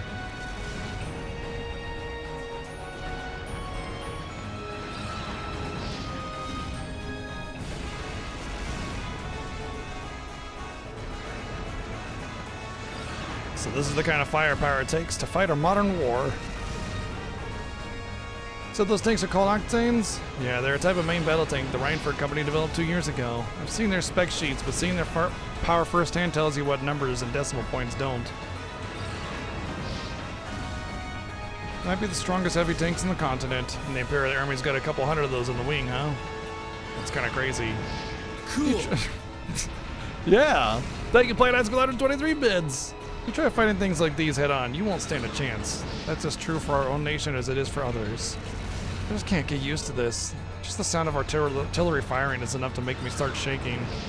I don't think that's something you should get used to. I mean, the sound of guns in war forever stopped bothering you, I'd be worried. Yes, this is another kind of strength.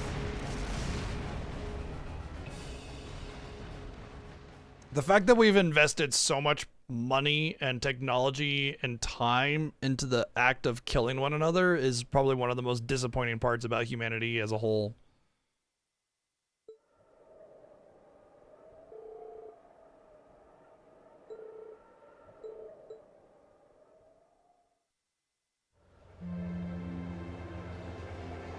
I don't know, I think the purpose of that scene is to is not to show you like cool stuff.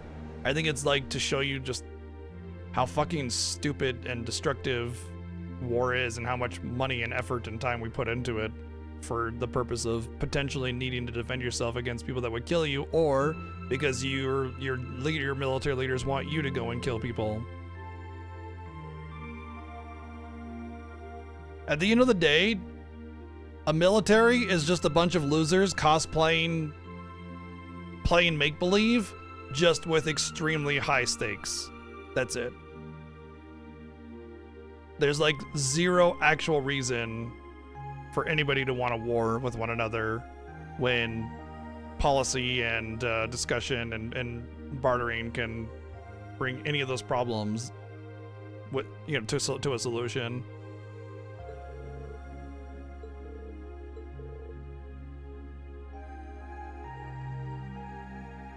Yeah, it's basically LARPing. Yep. Cosplay losers LARPing with extremely high stakes.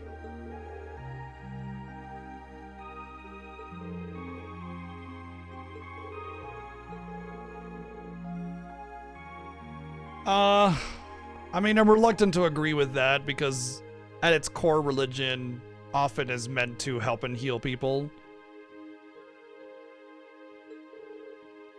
I mean, you can go on to say that, you know, there's a lot of corruption in organized religion and that it's a tool for control, which of course it is.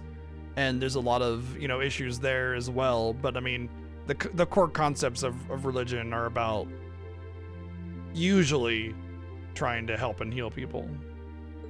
It's not a destructive force, although it is often used as one, because some of the most heinous acts in the history of time have been at the behest of a religion, so, you know. I mean, Holy Knights, Templars, they're basically the swords of a church, you know?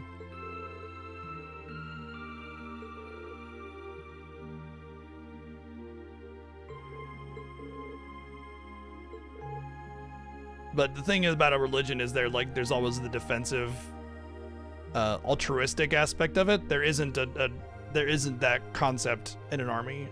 It's only built for destruction. Well, I mean, obviously it's built to defend against destruction, but in return offer destruction, you know. Right, yeah.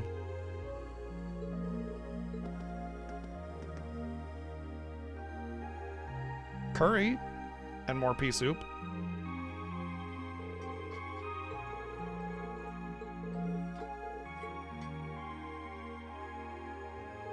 Love the eating animation, which is just having their arms sit there and just do this. This is delicious.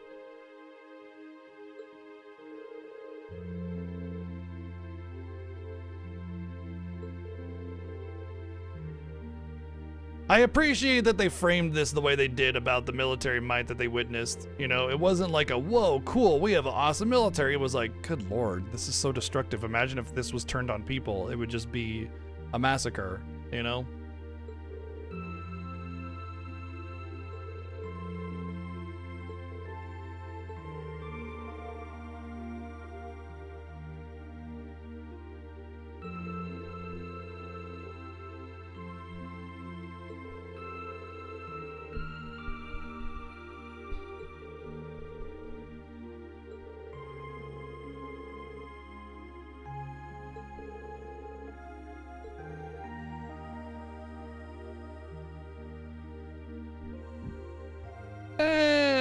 Swords on the battlefield or more short-range weapons or less powerful weapons are used for like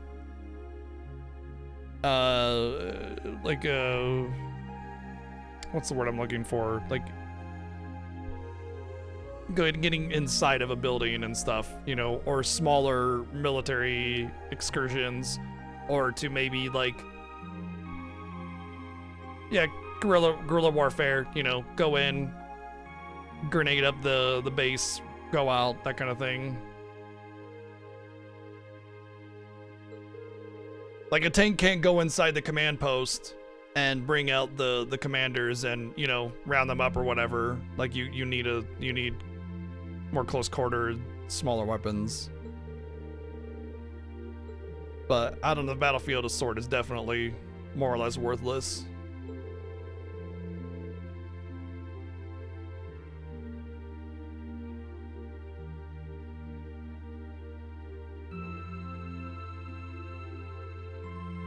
Yeah, I mean, oftentimes, like a standing military is just sitting there.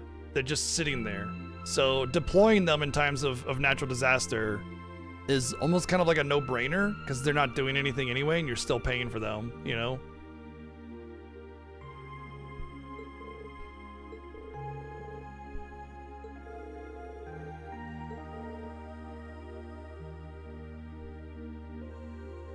They usually are just there to provide, you know, distribute goods and give people a place to live and just kind of do the cleanup and stuff, since they're all capable, organize everything.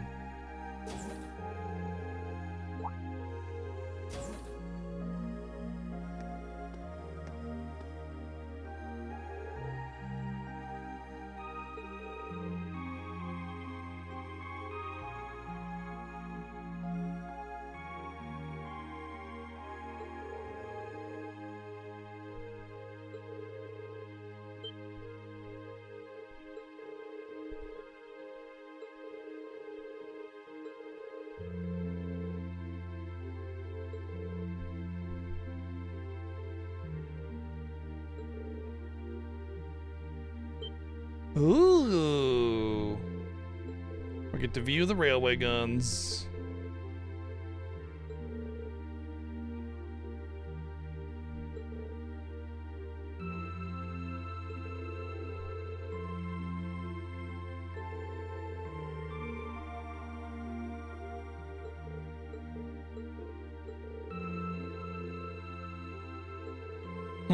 Makes me wonder if the later Cold Steel games are after you've left school and been assigned military posts, you know? Because she kind of hints at the idea that some of us may be in control of these weapons at some point. Although with a school like Thor's Military Academy, it's very likely that we would go right into officer school and become officers. So like usually the way military rankings work is that there's like the infantry soldier level, right? And then there's officers, and officers have their own ranking growth, and then soldiers have their own ranking growth. And usually you need like officer training to cross over or something like that, right? If you're in a military academy, generally speaking, you're going, that's a fast track to officer school or officer rank or whatever. So going right through Thor's Academy, everybody here has a really high chance of just going right into being an officer instead of having to like go through the ranks and prove yourself to be an officer kind of thing. Especially considering nobility is playing a huge role in a lot of these students. Nobility often never has to be a grunt, ever. You go right into officer, it's a free pass just by being of higher birth or whatever.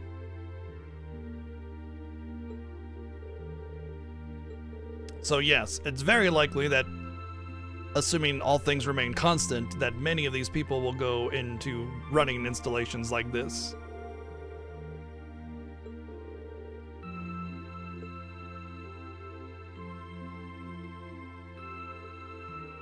Yeah, it's also about appeasing the so-called elite, so they don't have to worry about losing their lives on the front line. They can just sit back on the command post and give orders, as they always have. Let the poor people go and die for us, is basically the mindset.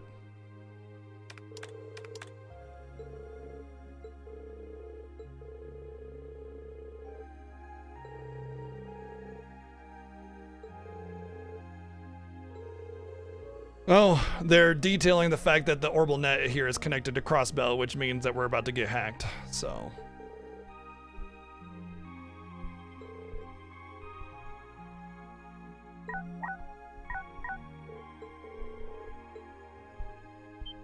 An orb mail instead of just email.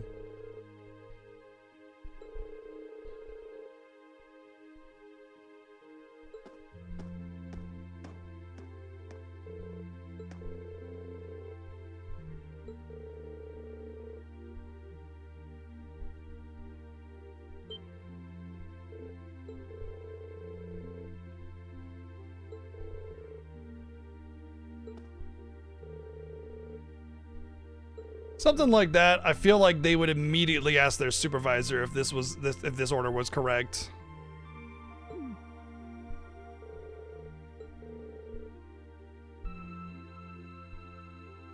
I guess it really depends on the country. Maybe in this game's world, that's what they do, but I don't know. If they do end up joining a provincial army, it usually means as an officer still, like as a commander, and you're still at officer rank, so you're not on the front line, you're sending your grunts out, you're giving commands.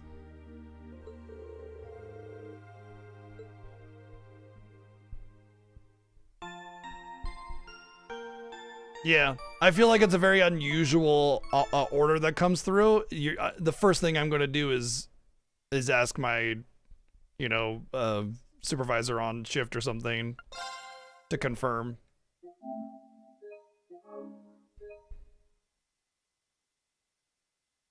Especially in a military installation, especially one as important as this one.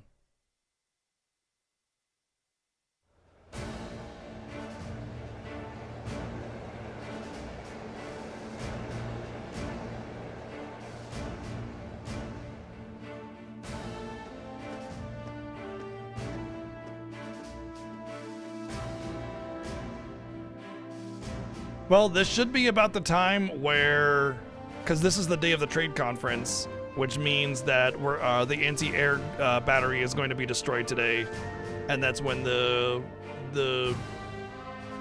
airship thing is going to fly over to try and assault the trade conference. Alas, after what seemed like enough adventure to fill a week, we reached the final day of the field study. Over in Crossbell State, they were busy preparing for today's keynote session at the trade conference. We spent the morning running through the Imperial Army's physical fitness program alongside some of the soldiers, and after completing it, no easy task I might add, we sat down for the lukewarm redo of yesterday's lunch. During our special military science lecture, we were presented with a confidential report on the terrorists.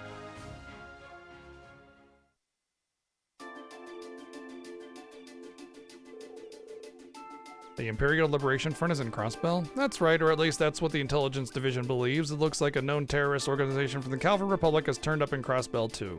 The situation over there is pretty touch and go right now. Well, there should have been more news about because before this trade conference, there was the assault on Crossbell with the drug that mind controls everybody. I forget the name of it, but anyway, that should have already happened, which would have been a huge thing that maybe we may have heard of. The Gnosis, yeah. So with the fact that they kind of didn't bring that up is interesting. I mean, it might just be an element of control, or it might be that they just whoopsied it. Operations are being handled solely by the Intelligence Division. They refuse to tell the Imperial Army anything, just that they have a trusted ally taking care of things. But who does the Intelligence Division trust? You gotta know something about this, right, Shortstack? Well, I do, but I can't really tell you anything. I guess it's not a breach of confidentiality to tell you they're really a strong bunch, though. That's still pretty vague. And what if they're referring to the Red Constellations? Because that's kind of a big deal. Oh, it's brought up through the optional newspaper? Oh, okay. Yeah, I don't really particularly care to get my story through optional stuff. It tends to end up being... okay, generally speaking, side dialogue and side stuff tends to be very, just fluff kind of oriented. Just really simple stuff that's not really important to the plot. So I don't particularly care to read my story. I want it shown to me. And when it wants me to read a 20-page magazine, every 10 minutes... I'm not interested in that. In no game am I interested in doing that, except for the one that I might be massively engrossed in. And games like that don't tend to do that kind of thing, so I don't really have a problem with it,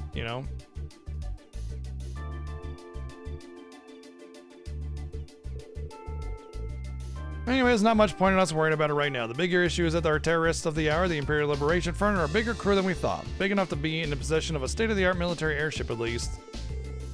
An airship? Can we assume Reinford's the manufacturer? Correct. Just how something that large found its way into the hands of insurgents is currently unknown, but it seems to be a high-speed model different from the heavily armored types favored by the Imperial Army. I bet it's sized from the RF-26 series. There are a number of different models within that series, though. Why are we being briefed on this? We're students. We're not here to solve anything. I feel like they really gloss over the idea that we're students, and giving us sensitive information is not a good idea, because we actually don't hold rank of any kind whatsoever. It's like pulling somebody off the street and telling them sensitive information like this, you know what I mean? Yeah, okay, technically we're military students, but...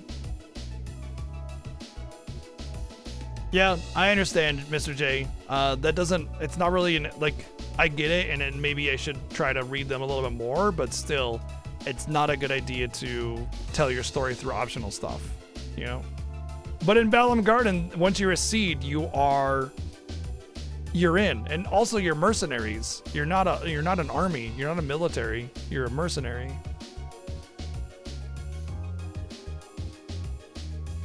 They have an airship, that means they're going to be a whole lot more difficult to catch, doesn't it? That's exactly what it means. It's basically impossible to keep tabs on that as it is. With an airship in their possession, there's no telling when or where they'll pop up next. That's quite worrying, especially since Prince Oiliford is attending the conference. And Tella's in Crossbell right now, too. Damn, now you got me worrying. Right, yeah, I mean, child soldiers and soldier students are two different things. The difference is that one holds rank and one doesn't. And then a difference between a soldier and a mercenary is like the combat prowess is even or equal, all things being like the same, right? But one is like has authority, right, in a military institution, whereas one is just work for hire, basically, you know. Millium is the only one that actually has the authority to be and the clearance to be what do you call it, debriefed, you know. If the terrorists' attention is currently focused on Crossbell, does that mean the Empire is effectively safe right now? They did target Princess Elfin during the summer festival last month. It's possible it's just a feint. Maybe they just want us to believe they're targeting the Chancellor. The railway military police thought so too, which is why they've increased the security level here at home. The Emperor and everyone else connected to the Imperial family should be safe. They've also beefed up security anywhere that seemed short-handed.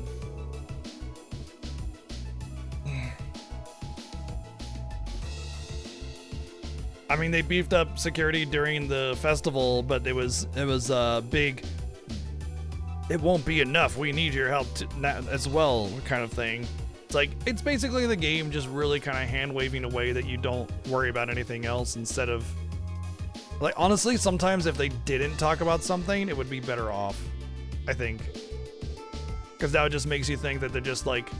If the player thought about it, they're just kind of like saying, nah, this isn't part of the story right now, so we're just gonna, you know, make some excuse about them not needing any extra protection because they're safe, I guess. Yeah, totally. If they hadn't even mentioned it, then I wouldn't have even thought about it, probably. At any rate, you finally uncovered some information on the terrorist identities, correct? That's right, though. Once again, we have the intelligence division to thank for that. Oh, it's a projector.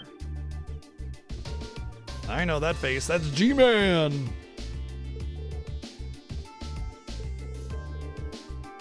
Michael Gideon. Assistant professor at the Imperial Academy in Heimdallr.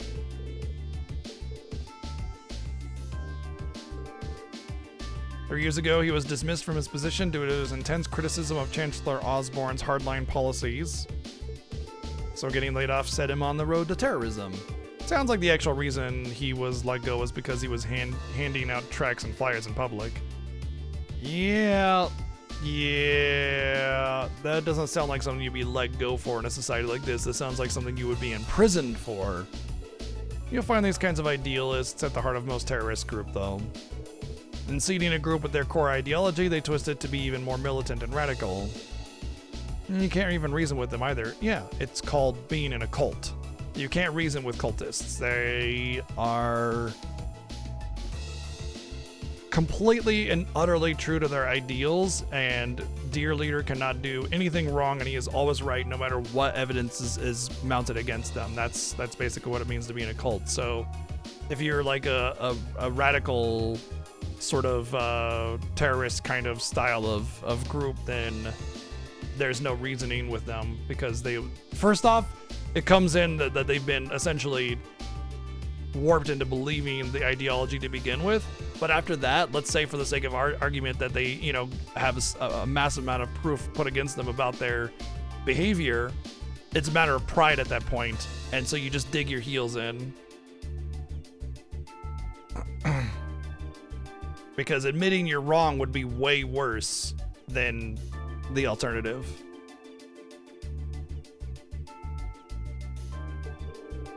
They just don't know when to give up. Sounds like some other groups I know.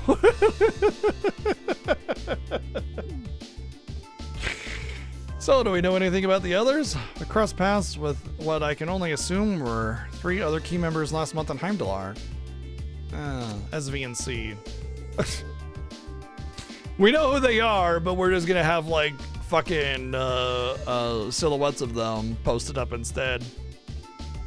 We haven't been able to dig up much on these 3 yet. Their strongest lead right now is that V maybe belonged to a Jaeger Corps. He was toting around that machine gun that looked like it should have been mounted on a vehicle. Did he seem all that familiar to Yuffie? Not really. They're working on narrowing down the identity of S too, but it's too early to make any informed statements. The real unknown is their leader, C. I heard he was able to go toe-to-toe with Reen, Laura, and Fee simultaneously. I almost find that hard to believe. I don't. I imagine there are plenty of people in Empire who could do so. It goes without saying that the Radiant Blade Master can fend 3 of us off without much of a problem, but I'd bet good Mira, Instructor Sarah, and Major Neihart could do it too. Can't say for certain. Look at Mr. Modesty over here. The Major here is widely held to be one of the strongest up-and-coming officers in the entire army. I've heard people mention him right alongside Major Vander. Laying it on a little thick today, aren't we? Going by the family name, it seems safe to assume he's a practitioner of the Vander style of swordsmanship. No doubt a relative of Lieutenant General Vander from Zendergate. IRA? What's IRA? Oh, there's an exception of the IRA where former members are now actual politics. What's the IRA?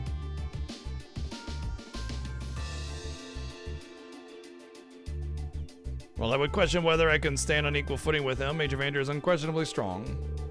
He was my classmate during the military academy years and quite close to Prince Oilivert as well. In fact, he's in Crossbell right now, serving as the princess's bodyguard. Well, that's reassuring to know. But getting back to the point, it's not just C. We will still know very little about their group as a whole. Why was there even a presentation when there was one picture and then a non-picture after that? There was no reason for the whole thing to be set up at all, you know? They could have just handed us a paper with a picture of the one dude. It's like, all right, time for the presentation. We know the identity of one of them, and that's the end of the presentation. Thank you for coming to my TED Talk. Oh, okay, I see. I don't know anything about that. Whoa, wow. Individual retirement count. Oh. Even those sorts of funding is mystery, so even if they're no show in Crossbell, I doubt we've heard the last of them. Call it coincidence or fate, but we've put the kibosh on their schemes twice now. It's entirely possible they come to hold a personal grudge against you, so be careful. We'll be sure to keep that in mind. I thought that presentation was actually going to be important, but it wasn't. That's what I was thinking, Mr. J. They have this weird power scaling in the game, and it's kind of stupid because when you do power scaling, you eliminate the idea that competency and ability can overcome a generic power level. In fact, even Akira Toriyama said himself that he regrets ever introducing the Scouter and power levels to DBZ because it ruined it, you know? It no longer became a battle of like, hey, am I strong enough to defeat this? And instead it's just like the arbitrary number assignment was the only thing that mattered. And that's what this game does. And unfortunately, it's taking its lesson from the mistake in DBZ, you know? Like, he fully admitted that it was a mistake.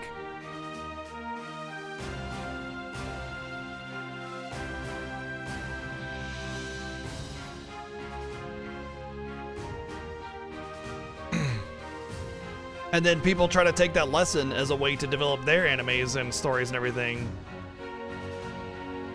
Who's TFS? The Fast Slug. The Fast Slug, TFS.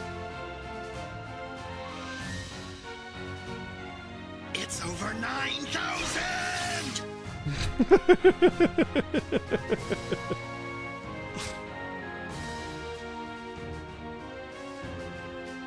Oh, Team 4-Star. Yeah, power levels are bullshit. Yep. Yeah. I've seen most. Well, I saw it up to through the Saiyan Saga, I think.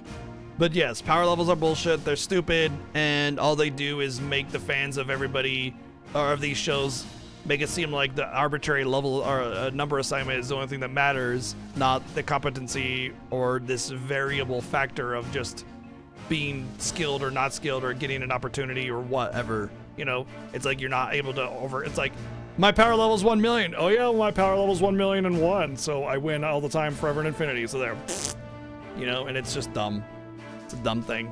And this game kind of does the power level thing, which is not good. They try to make this like weird ranking thing where if you're strong, then you can't possibly be defeated by anybody else at all whatsoever. Like, I mean, think about it. Whenever you get into a battle with some supposed ultra strong character, they just take 0 damage and one-shot you, and it's like there's no accounting for any kind of variable factor. It's just arbitrary power level wins the end. My power level is 69.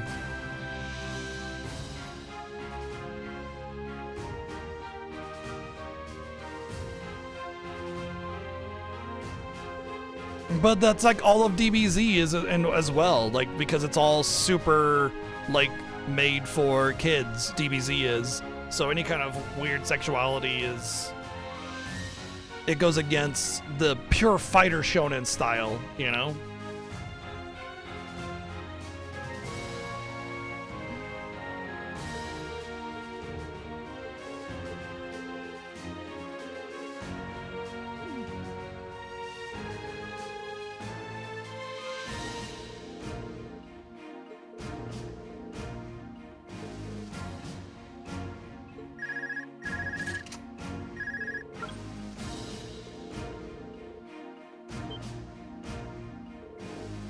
Mueller.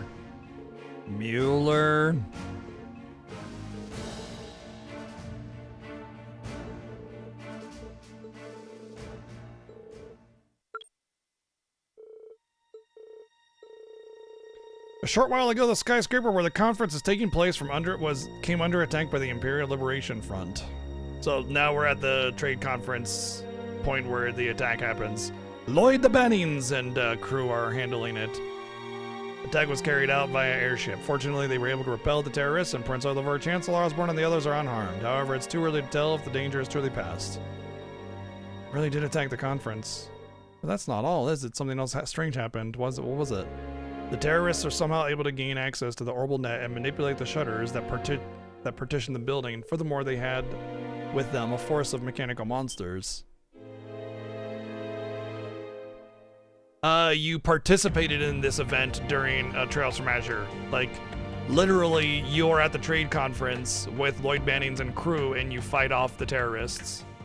And then the whole shutters closing was like a big plot element. Like, how could they do that? Because the building shouldn't be able to have access to that kind of thing. I don't like the sound of that. You found something like that in Legram, right? Yeah, we ran into one on the highway there. And they broke into the orbital net. Major, how much of the Garrelia fortress is connected to the network? At present, it's only used for inventory and equipment management by the maintenance staff. What was that? A tremor. Came from right... Oh, I'm guessing those 20 parts that they were installing were set to blow, and that's why exactly 20 came in, and that email came in to set them up.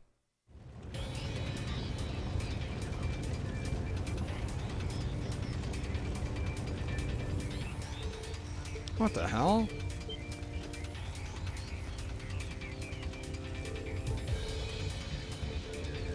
No one's inside, they just started moving on their own. Did the C unit start malfunctioning? No, they couldn't have. What's a C unit? It's an automatic controlled unit we put on vehicles that are going to serve as targets in military exercises. How did C units end up attached to our most advanced tanks? Oh, it's even that. Oh, it's even worse than I thought then. Okay, knowing now what a C unit is, if I was the engineer on staff at that point when the email came in, I would be mega questioning the higher ups. I'd be like, dude, are you sure you want us to do this? And then they'd be like, no, that's ridiculous. Try to trace the email or some bullshit, I don't know.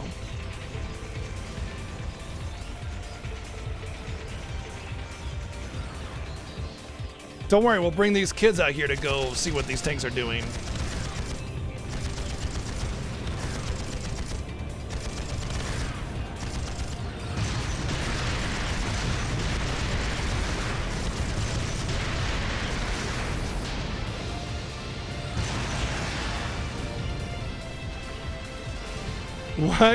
Why did they bring the kids out here? They should be sent to the bunker or something immediately. Hold on a minute, are automatic control systems really capable of that level of advanced maneuvering? No, they're definitely not. Our current technology isn't capable of anything nearly this advanced. But if you were to apply the tech used in the archaisms, it suddenly becomes a whole lot more possible. Instructor, are you saying that this society might be involved in this? I'd say it's looking more likely by the minute.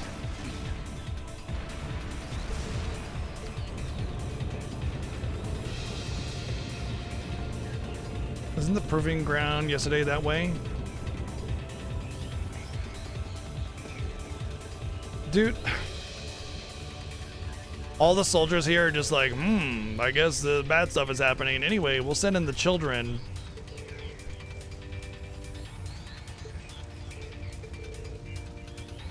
Seems that last night headquarters sent an order to engineers to fit those tanks with C units. Preposterous, I gave no such order. Never mind that. Right now we need to focus on extinguishing the fires and quelling the confusion. Send a request for assistance from the 4th Division. Yeah, air support would absolutely destroy those tanks. Tanks are notoriously bad at fending off anything in the air, so one air unit would be able to take out all those things easy, or at the very least stop them. What can we do? I can't say it's being able to catch up to them without a horse at the very least. But what's their goal? What are they trying to accomplish here? Whatever it is, they definitely have some kind of game plan. We can't just stand aside and do nothing. Leave this to us.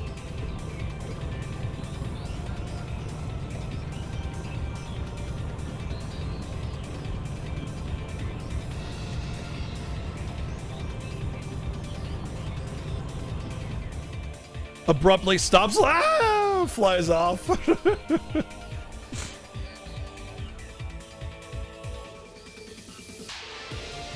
HQ surprised me of the situation. Leave this rogue tank to me. We can't rule out the possibility that they are a diversion. I want you all to stay here. I'm gonna stay out here where it's nice and vulnerable. Don't worry about me.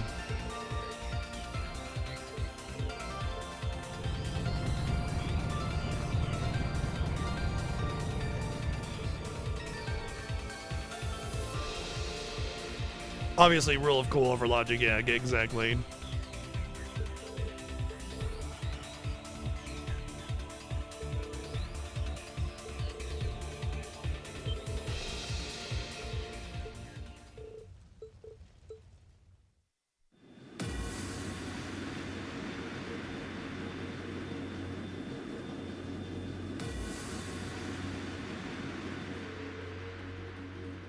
That's not the Imperial Liberation Front, but I guess you could maybe suggest that it might be.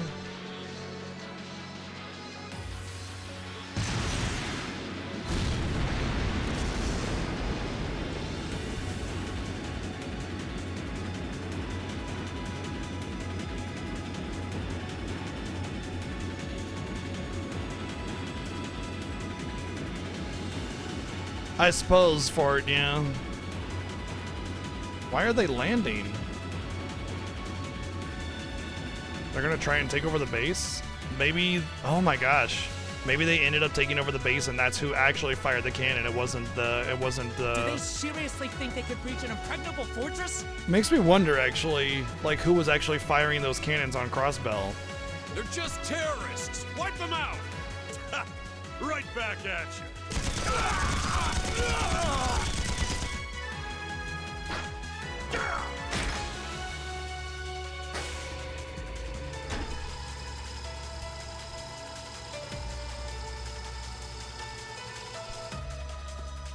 All right, let's get this party started. Oh yeah, he is the voice actor for Dogi, isn't he? We're headed straight for the left railway gun. If anyone gets in our way, fill them full of holes. Yeah.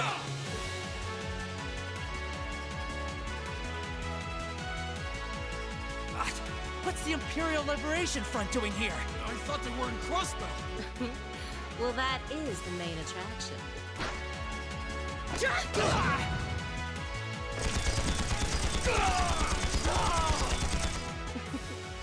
They sure didn't put up much of a fight, did they? It bothers me that the feet of those things come popping out of the middle of the platform. They could have just had the platform actually going all the way down to touch it. Our target is the right railway gun. Let's show him some beautiful fireworks, shall we? Yes, ma'am.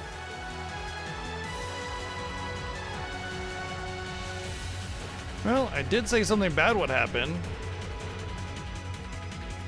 So they're actually going after the railway guns, which is weird because that means they don't destroy them, because that's not what happens. Like they remain untouched, and then they get fired later on. I think like 2 weeks or a month from now or something. Why would they be after the railway guns though? That doesn't make any sense. Like, what's the move, you know?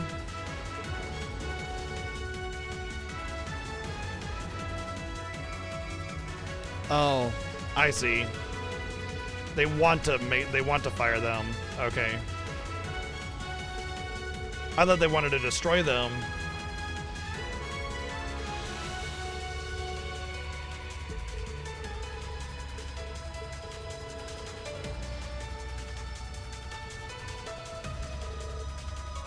With Sarah leading us, it would actually make sense for them to rely on us as a single force.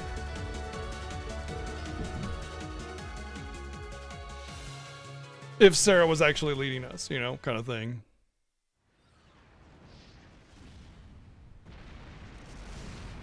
September calendar 1204, 831.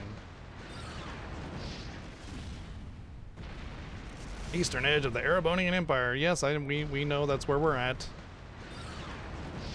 Why is it reiterating all these things that we know to be true already? It's like when people give you the flashback of a story that happened 15 seconds ago. Remember that time back in the day? And it's like the last thing that we just talked about. A lot of stories parody that kind of concept.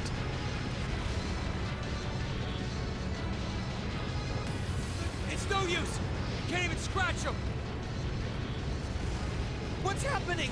Who's in control of those things? Get in touch with the 4th Armored Division! We need backup from Lieutenant General Craig!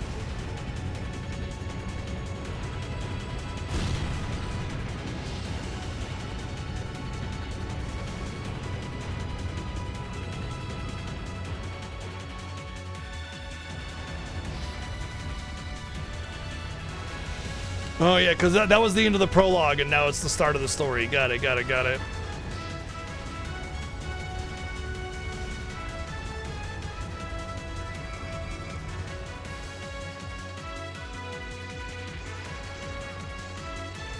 Oh, I think this is actually where the game started then. Maybe they don't do the whole finale chapter thing anymore. This is awful. They don't want to give away that it's the final chapter or something. I can smell smoke. Are they using Or they gunpowder? don't make this the final chapter, you know? They've completely blindsided us. It appears that everything else they've done today was to serve as a decoy, even making the tanks go haywire. Right. It looks like their real target was the railway guns all along, which means they must be serious about targeting that trade conference in Crossbell City. Did they actually say that in the prologue? I don't remember them talking about this. Can they possibly say? If they did, I may have forgotten. They're intent on taking the Chancellor's head after all. Resorting to such wanton violence? This is absolutely outrageous. Huh, this does look kind of bad. Understatement of the year. Please, let us help. We don't know if reinforcements are on the way, and it doesn't look like we have much time left. We have to stop them before they can activate the railway guns. Green's right. I don't know how much we can really do, but considering the alternative, we have to try. Right. I'm not about to let those terrorists have their way. Looks like any attempt to convince you otherwise would fall on deaf ears. All right. Reen, you and the rest of Group A are with me. Group B, you'll be under the command of Major Neidhart. One group will secure the gun in the right wing.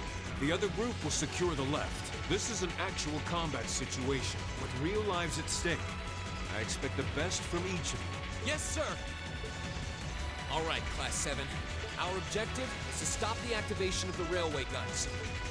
We've learned a lot at the Academy. It's time to put that knowledge to the test. Understood! Sarah joined the party!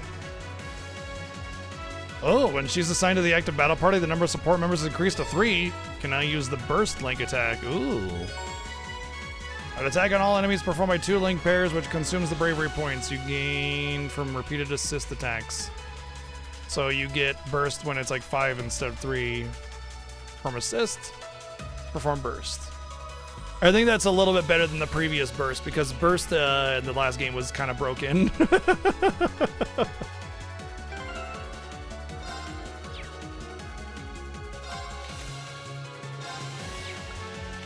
Oh my, oh, that's my attack power is in the 900s?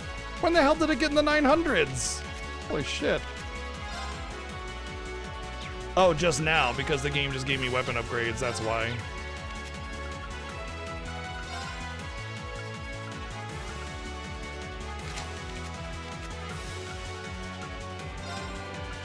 Well, I can remove her gear, which means she's...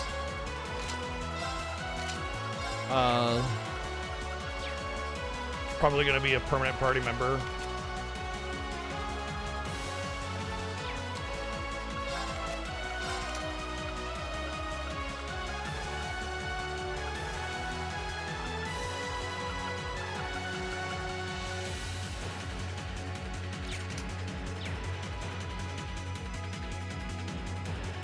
Well, this is pretty much what I want my party to be. I don't think I really need to mess with anything.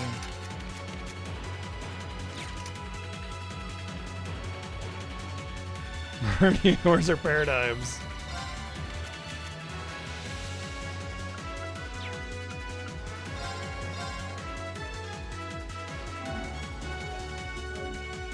All right. Lots of epic stuff is happening. Things are going on. What a perfect time to cliffhanger you all as I go and take my break. So I want to go get some food and, you know, bio break, food, water, bathroom, all that kind of stuff. So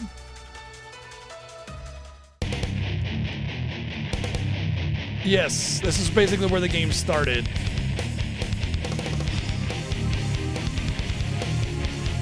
Enjoy the tunes.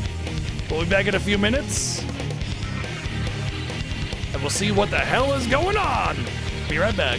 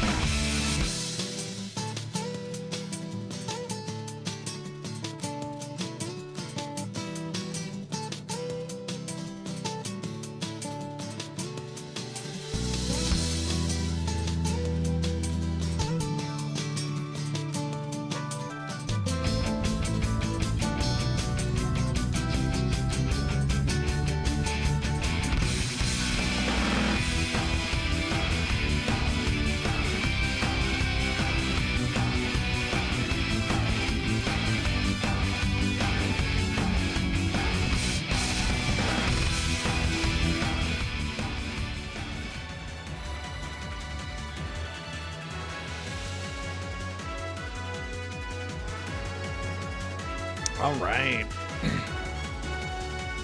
Got myself some water and some tea. Filled up my stomach a little bit. Refueled, ready to go.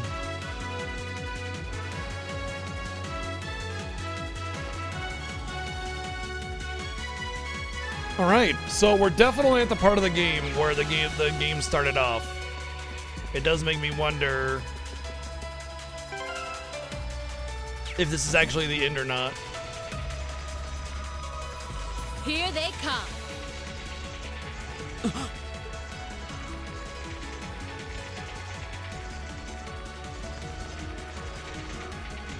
They look just like Oh, the it's super enemy fought during the effective. field study. Oh, you've got me right in the heart.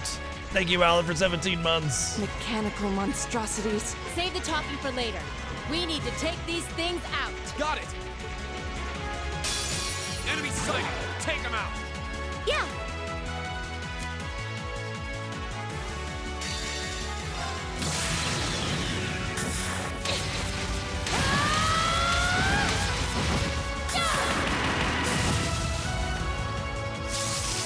Let's see you live through this! Plasma Storm! Lights out for them! Good work! Yeah, good work. It was all everybody else.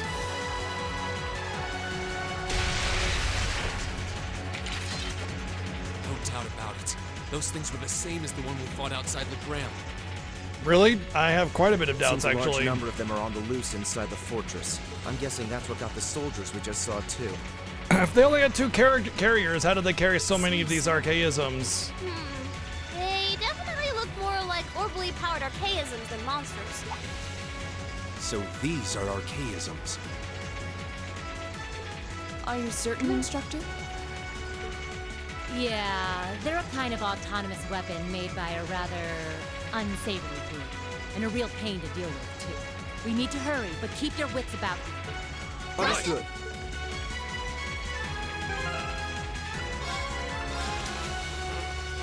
Oh, I can't take her Master Quartz. That's the only thing I can't do. Damn. Well, this can't possibly be the end of the game because the game would absolutely 100% allow me to choose my team, and I can't choose my team here. Unless it's leading into a final dungeon that we'll do later or something. Which makes me want to give Katza to her, maybe, instead.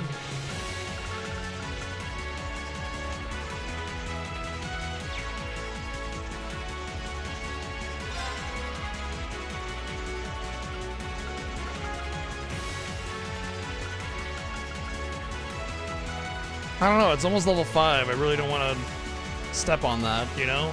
The stats I would get.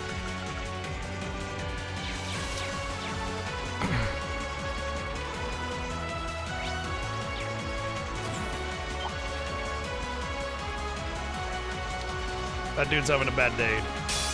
Bring it on! My turn. It's my turn. Yes, now. And open. My turn. Oh God. A help!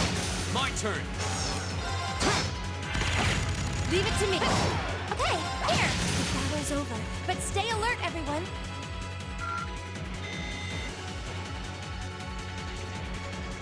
Yay, treasure! The only thing that makes me think that this is definitely not the end of the game is that, first off, well, there's 2 things. First off, I don't have my full team available to me, which I feel like at the end that's going to be a thing. Second, I'm only getting level 3 materia thingy quartz. And I think 4 would be the final. Although I want to say in Zero Azure, they only had up to 3 on Zero and then later unlocked 4 on Azure or something like that. My turn.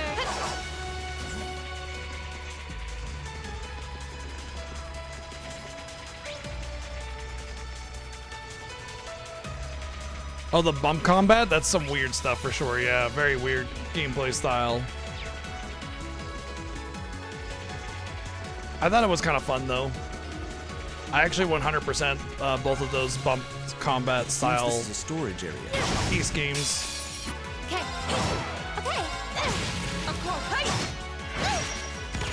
Really? With an ambush? I didn't. Okay. Huh, interesting. Burn in daylight.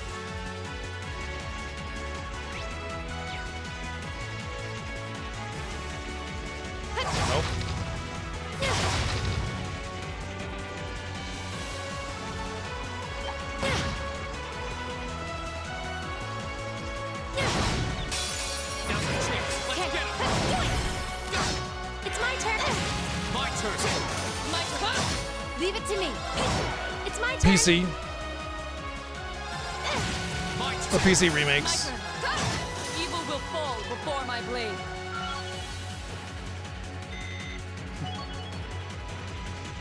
I never played the OGs.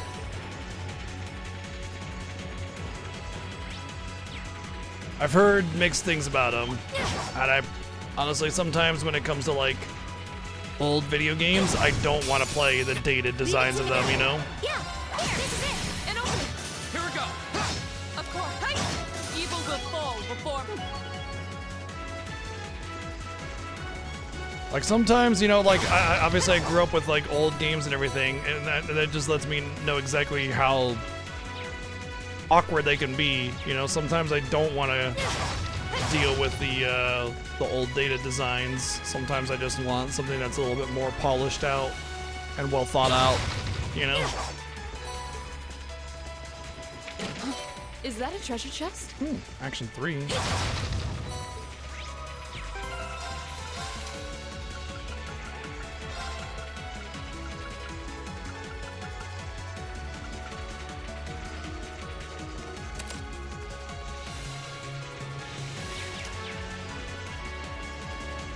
I think he gets a better spell from his thing here. Eat up. Maybe not.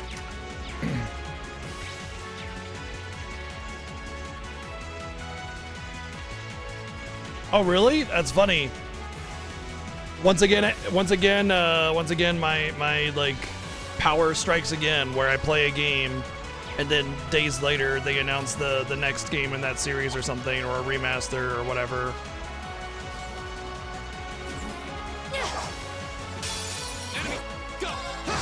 Leave it to me. I did during our play of God of War 2018. I did say that there's a really good chance that they're gonna be releasing a new one because it's been a few years since Ragnarok. Yay, treasure!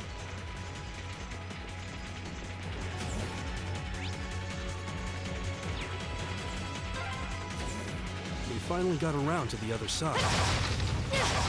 The path to the right leads deeper into the fort. Let's keep moving.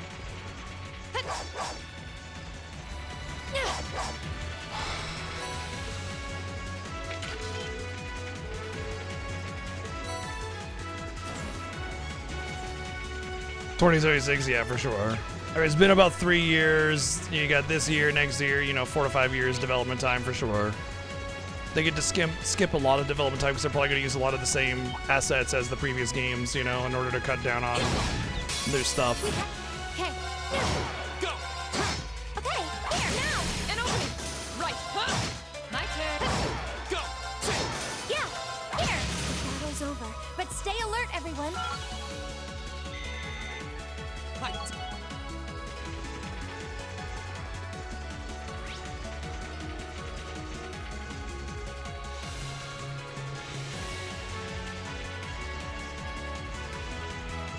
Am I going to come up here and then come back around here, or do I need to come down here and then come up there? Let's go back.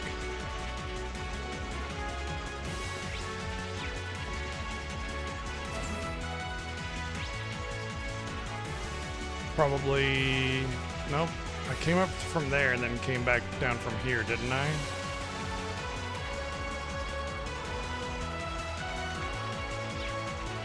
I don't think I can go this way here. Oh, maybe I can.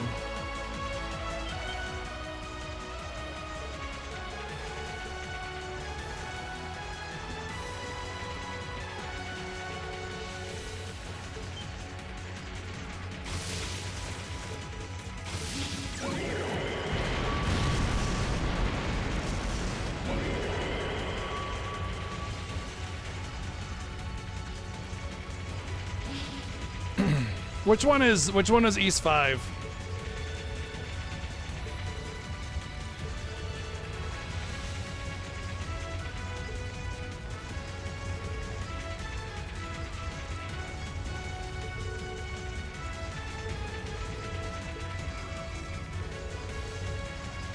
Oh, okay, never heard of it then. I think I played 4 and didn't care for it. The balancing was really awkward.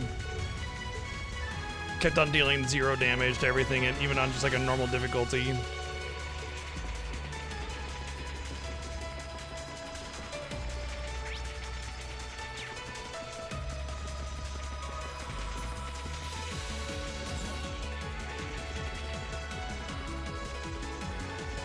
All I'm doing is holding forward, and it's just like, look at this. It's just so bad, the movement. It's really awkwardly bad. Leave it to me. It's my turn. I really hope they fix that in the second game. My turn. Yeah. My turn. Of course. My turn. Lights out for them. It should just be nice and flowy. No acceleration, no stopping every time you turn, just flow.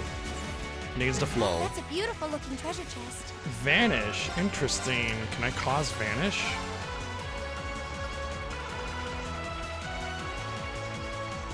Wow.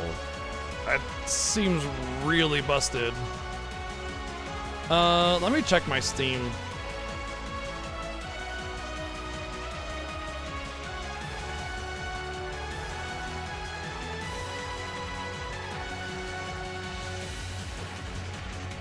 See, I have on Steam. I have East 6, the Ark of Nepotism, Nepashittim. Sorry, Nepashittim. I got 1 and 2.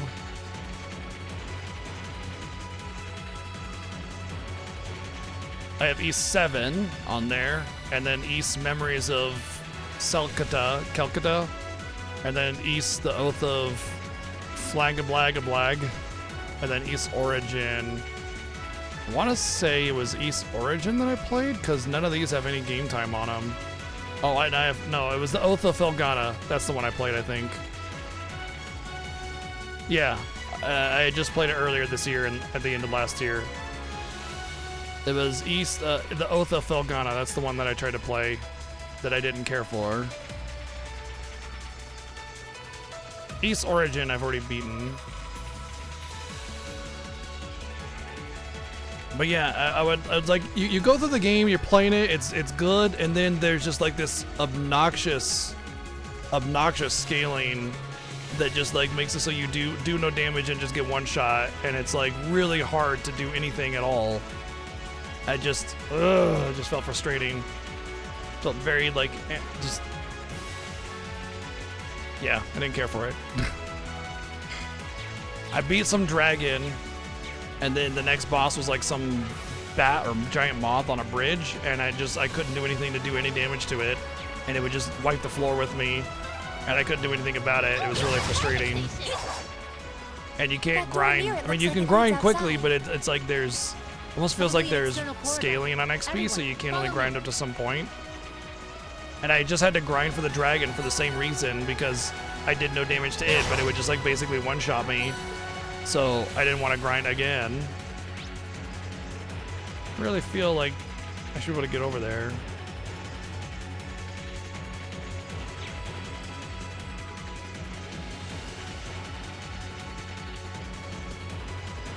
Yeah, I remember that. We talked about that a lot, Mr. J.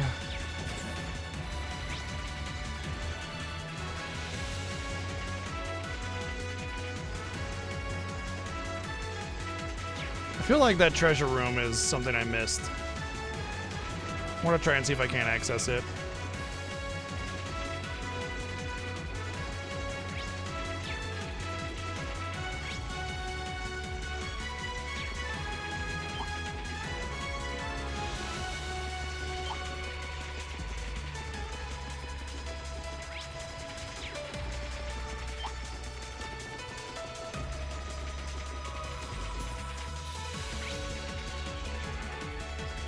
Oh.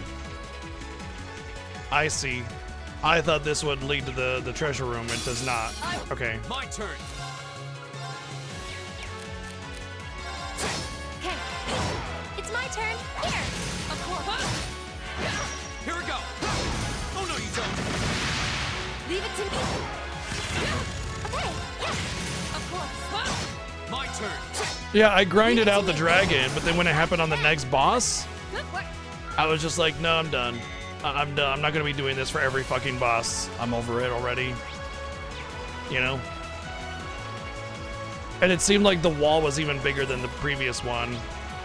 you know?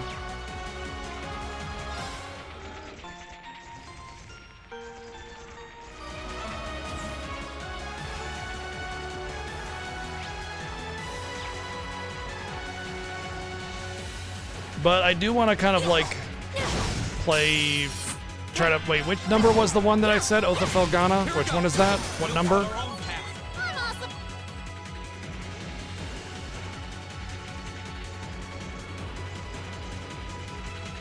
Oh, it's a 3? Okay, that makes sense.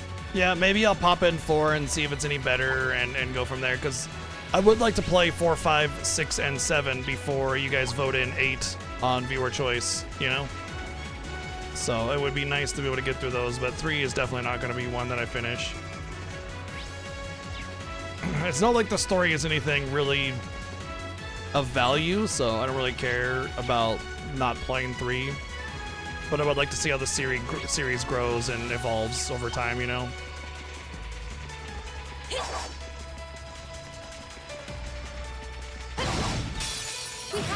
Okay. Yeah, I know. My turn. Right. I know they're all remakes. My turn.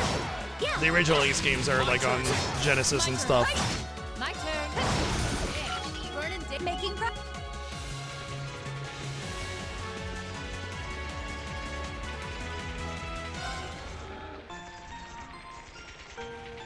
You know, the thing is that is not a thing where you can do the modify on, so I think that this is definitely not the end. I don't think we're gonna be done here after this.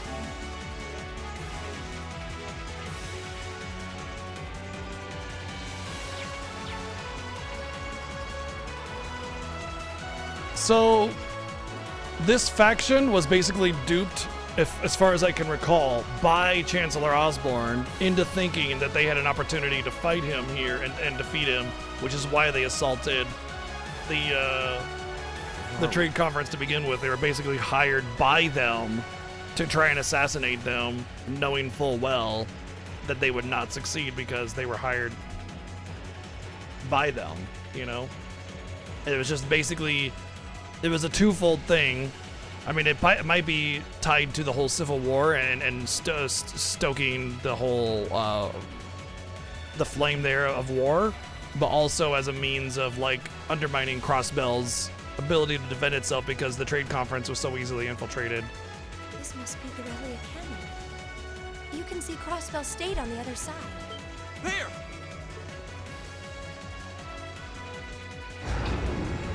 I feel like these cannons would have a control panel that they'd be activated on, not like next to the cannon. It'd be somewhere in Central Command or something.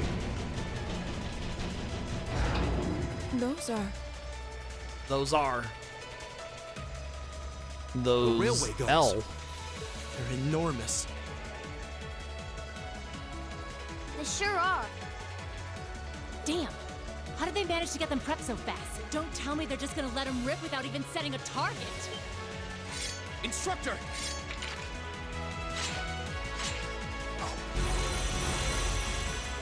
Are these control unit archaisms?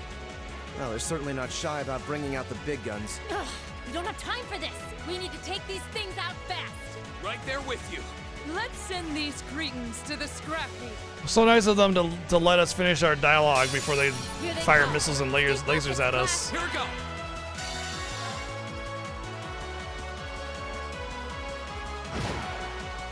Here we go.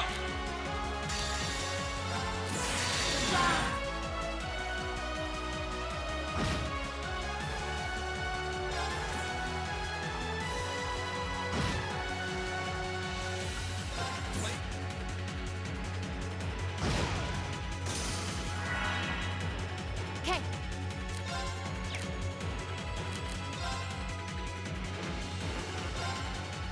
It's my turn.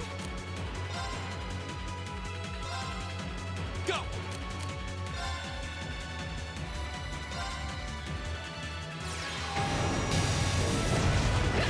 Right.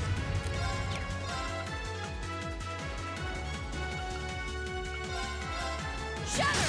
Now! Our time is now! Leave it to me. They're trying so hard to do the Persona burst thing, and it's so sad and pathetic how sad and pathetic that looked. I appreciate the concept, but that was some pretty sad animation. Here we go. And one for me, okay? You say Not as you half outdo bad. us.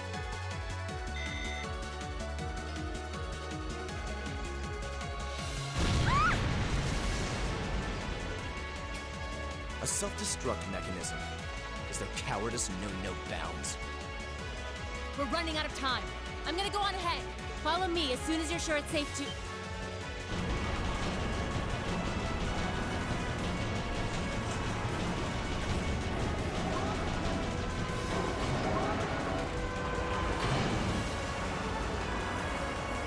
Wait, didn't in the beginning of this game, didn't it fire? Which it doesn't fire at this point, I thought, because they have to awaken the satellite thingies or whatever. Railway guns. Oh no, no! Don't!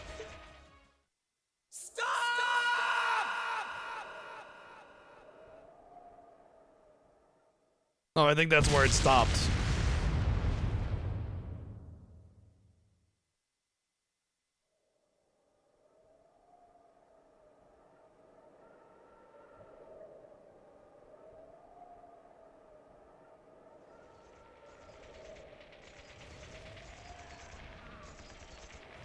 What? They didn't launch anything. Oh, maybe the first bullet in each of the railway guns is a blank to prevent firing accidents.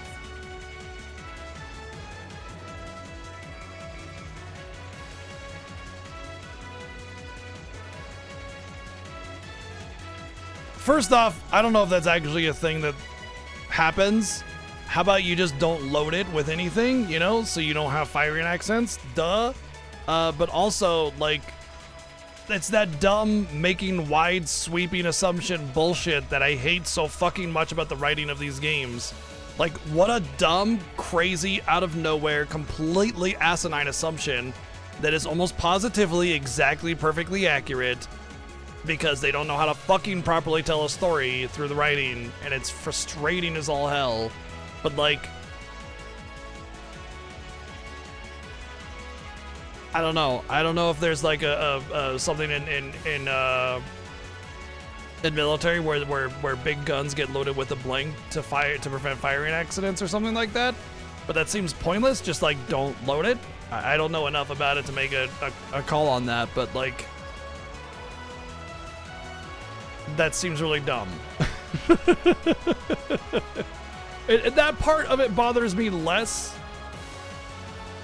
than the crazy sweeping assumption of some 13-year-old that just happens to be exactly right. And it's just, there's that lack of subtlety in the plot once again. Wouldn't it have been much better if we were led to believe that the cannon fired and we're just sitting there like, what? Maybe they fired it at Calvert and we didn't know or something? And like it went over Crossbell or something like that. And then we get to the end and they're still there and they're like, the first one was a blank, unfortunately, but we'll fire this one or some bullshit like that, you know what I mean? No, but she's not making a claim, she's making a guess. There's a difference. Also, she's only ever seen the cannons once. She doesn't know anything else about them. What? They do that? Sure seems that way. And now that they fired once, it's gonna take some time before they're ready to fire again. Then if we can reach them before that.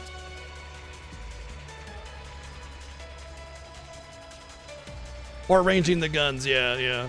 I mean, to be fair, this is Crossbell that they're firing into, so at the very least, that should have happened. Like, it should be something that we wouldn't have been able to detect when we were playing as Lloyd, or something that did happen that we can pair that we were playing with Lloyd.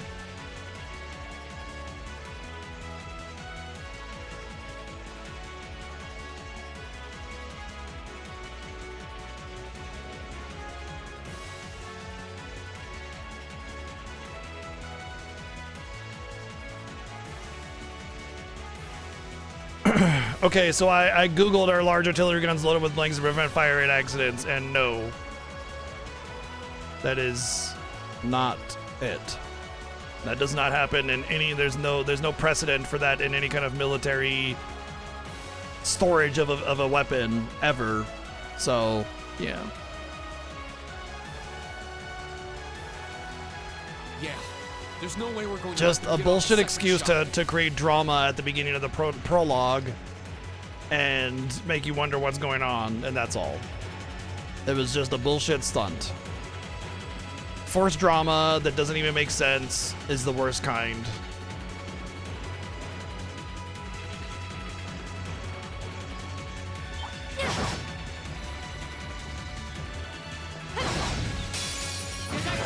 Here we go. Another chance. And one from me. Okay. Yeah. Of course. Leave it to me. Now. Here we go. We'll cut our own path. Missing or a better explanation would work, yeah. Again, it has to make sense in the context of the Crossbell games because, like, you're at the trade conference right now as Lloyd Bannings. So, I mean, it has to make sense.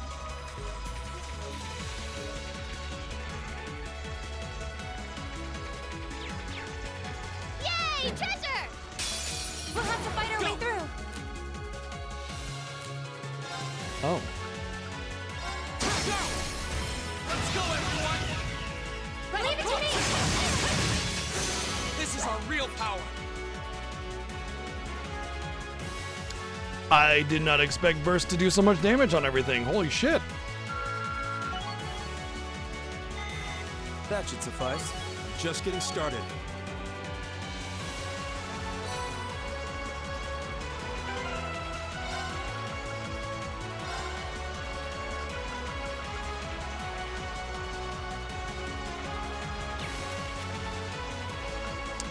Yeah, I like that one.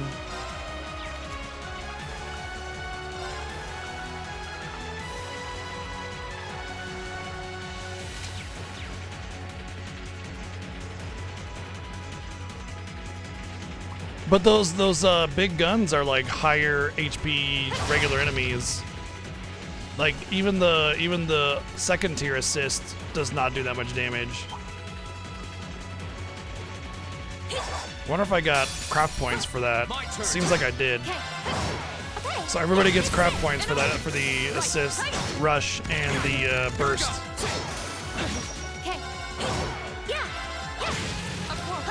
That's actually awesome because it's really easy to build up burst. So you can do burst to build up your craft point gauge. Makes that a little bit easier. Instead of the grinding of just running and slapping the enemies forever until you get it.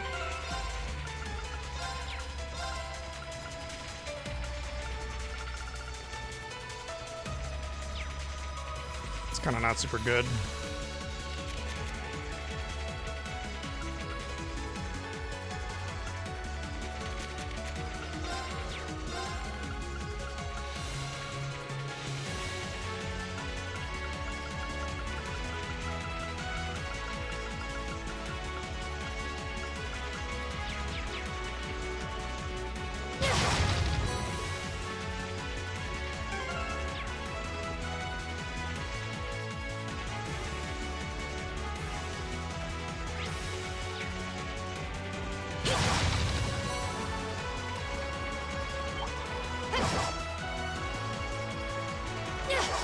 Oh my god. Why did they make the movement like this? Okay, it's my turn. Go. Of course. Now. I don't even understand why they made the movement like this on the field. Like, there's no reason for it to be so stiff and awkward, you know? Especially considering that they have experience making, like, action RPGs where the movement's more fluid. And this is just stiff and weird and stupid.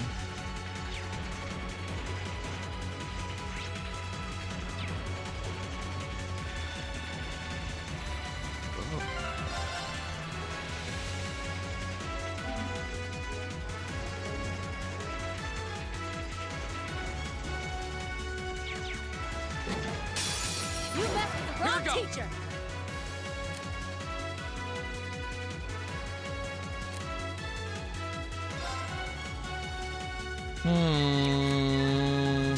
Yeah, probably just do hers.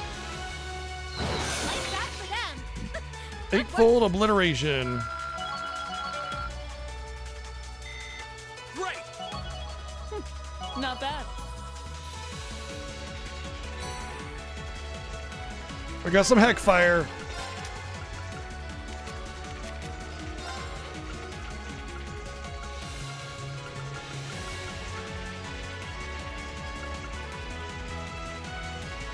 Interesting. Not bad stats. Gives her something. Makes spellcasting a little bit better. Forced red, so it's just stats at that point.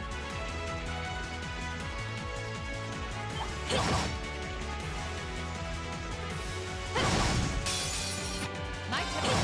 My turn. Go! And one for me. Yeah. Here. This is it. And open. I'm so sorry. My turn. Now. Well then. Getting a lot of U material, which leads me to believe the game is going to be giving me the final chapter with the final upgrades very soon. And that U material is just so I can upgrade everybody and just have it done, since I'll have the whole roster available to me. My turn. Okay. Okay. Right. Right. Okay. Burn and feel like a.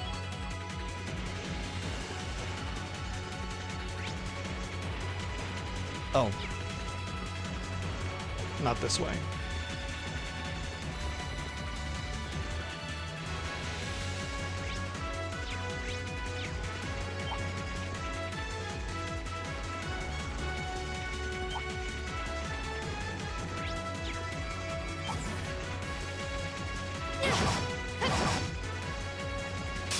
I welcome all challengers. Whatever. Leave it to me.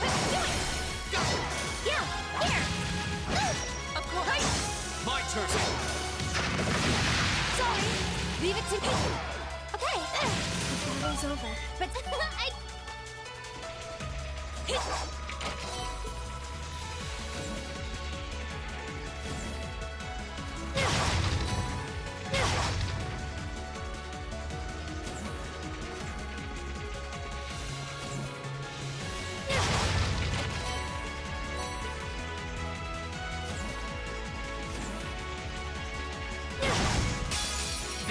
Go! Okay. It's my turn. My turn. Okay. Yeah. Burn in daylight.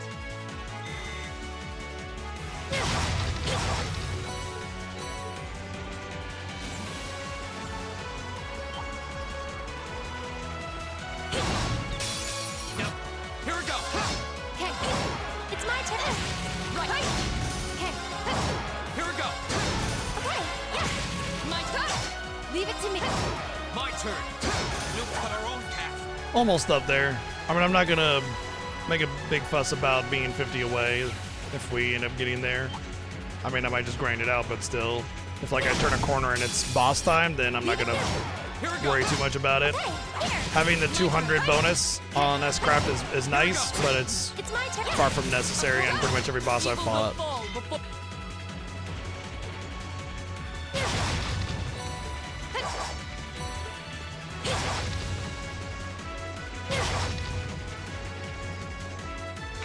Is that?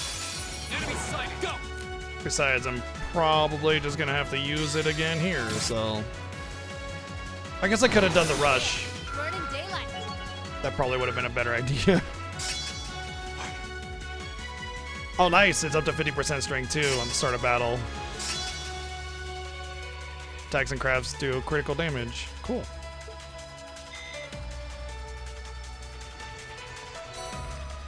Domination.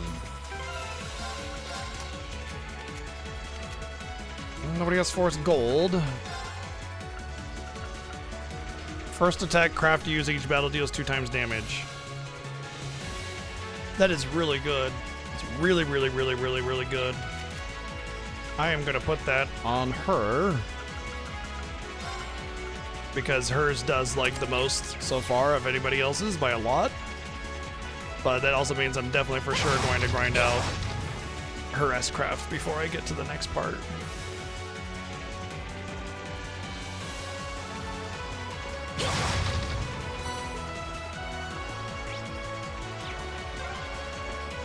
This is the freight platform. We finally made it to the other side. We've got to be close. Just need to head up that staircase over there. Is that a treasure chest?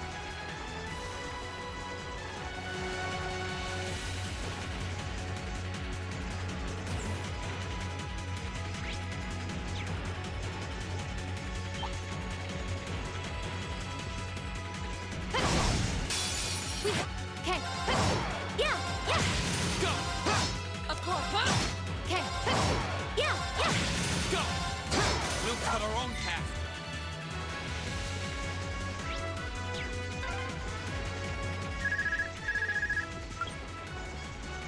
Sarah here.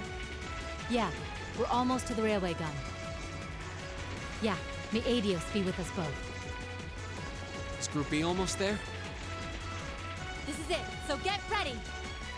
But I gotta grind up my S-craft.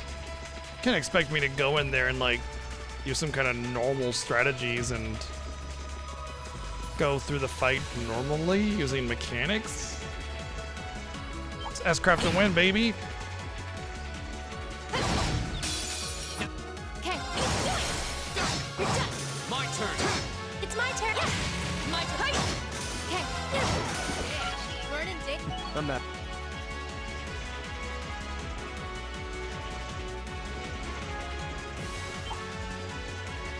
Ah! Okay. Here we go. It's my turn. My turn. My turn. Go. Okay, here. The battle's over, but stay alive. He went further than he normally is supposed to, cheater. Groupie is absolutely doing the same. They are definitely grinding up their S-crafts right now. My turn. It's my turn. My turn. My turn. Go. That's the power of the 8 leaves. Just getting.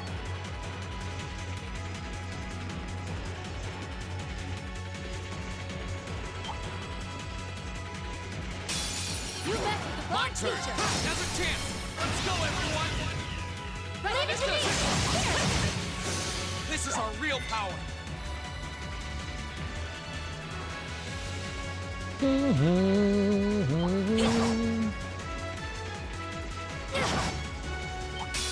Bring it. My turn. Why they turn around is just so random, you know? Go. My turn. Okay, yeah. The battle's over, but stay alert, everyone.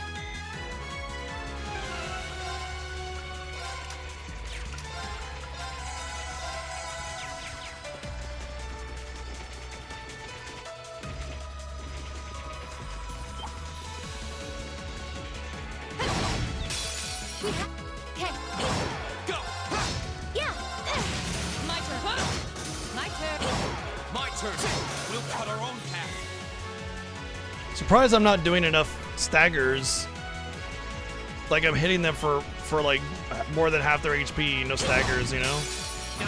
Okay. Yeah. Go. Of course. Okay. Yeah. Here. My turn. That's the power of the 8 leaves. I wouldn't mind having my bravery points back up as well. I was reluctant to use the rush attack when I did, but I thought, oh, I'll definitely get it in time. Now's the chance. Let's get it. And there's 200 for her. Yeah. Yeah. My turn. My turn. Here we go. We'll cut our own path. All right. I do like that farming crafts is not that much time. Pretty quick and simple. Oh, this way. Whoops.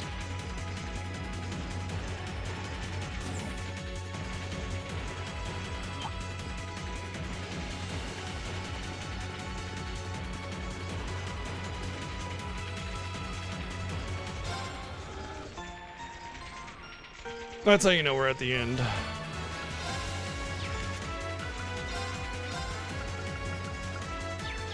Of this particular dungeon, anyway. You know what? There is at least one more chapter I forgot because the elevator thing in the schoolhouse. There has to be the one more finale chapter. Unless it's a post-game thing. Could be.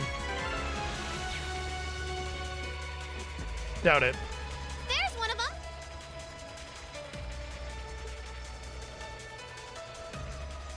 So these are the railway guns.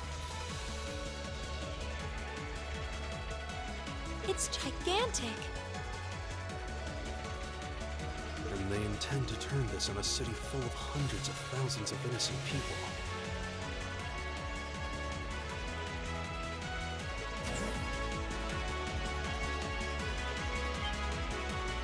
Who the hell are you? You're those kids. I'm Bart Simpson. Who the hell are you? Stay away from the railway gun. Stay away from the summoner. Yeah, we had to restart the game, so we're back at the prologue. Our save file got deleted. Enough from you! We need to take them down as quickly as possible. You mess with the grunt? Go!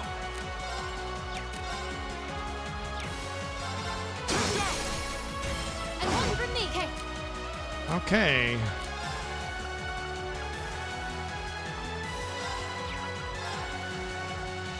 Arcus, yeah. Arcus, activate.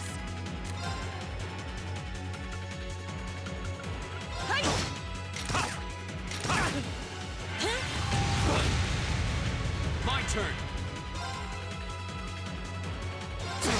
Now.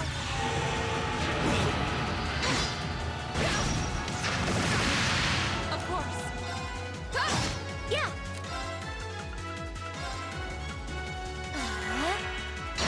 Here we go. Okay. Arcus, activate. I see. There's a bunch of weenie enemies, and then there's two enemies that are a little bit stronger. That's why it seems like they're not going down. Go. Yeah. No, you don't. Right. Here we go. Leave it to me. No. Okay.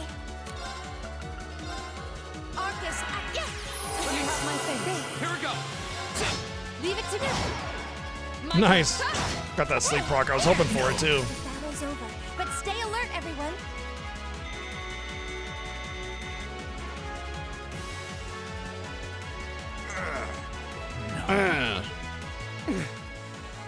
This isn't the first time I've crossed swords with the Imperial Liberation Front. Let's sit here and have a conversation after we specifically said we need to take them out quickly. They don't seem really strong, just really obstinate. What would push them to go this far? We can discuss that later. Right. We need to stop the railway gun first. Get back.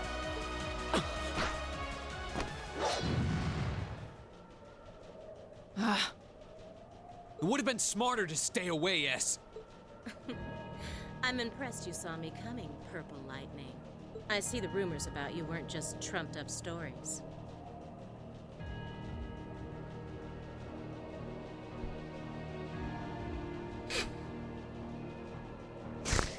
I love a good compliment, but getting one from a terrorist just doesn't put a spring in my step. Still, I suppose the fact you're here means the other ringleaders must be over at the other gun. V certainly is. As for Gideon, I'm sorry to say he lost his life in Crossbell a short while ago. How would she even know that so soon? What? He did? That's ridiculous to make the. I just received a call about it a few minutes ago. How would they know? Like that not only was that done underground, right? Like way away from civilization, but like it's so many things. So many things. Apparently, he was killed by a real top-rate Jaeger Corps hired by your friend, the Blood and Iron Chancellor. Poor guy. I heard it was practically a massacre. Who would even report that back? No one would have the ability to report that back. What a terrible way to go. Well, Grant isn't exactly known for his bountiful sense of mercy. If you don't want to die like a dog, don't run around snapping your fangs at everyone. You keep talking like this has nothing to do with you, but I take it you've got no intention of leading a retreat. It sounds like you've got the railway gun set to automatic firing mode, too. Massive assumptions being made against things that it's unlikely that she knows about, but okay, once again, just this bullshit. I was wondering what that sound was. It was loading another round! Oh, I was hoping you'd miss it in all your babble. It's got, 10 minutes or so to go. Conniving witch. You can let us past, or we're going to force our way through. Your choice. Careful. She's a dangerous one to tangle with, and she's hiding something. Right again. Damn! Giant archaism! Ooh, just my color, too. For borrowed muscle, I've really taken a liking to them.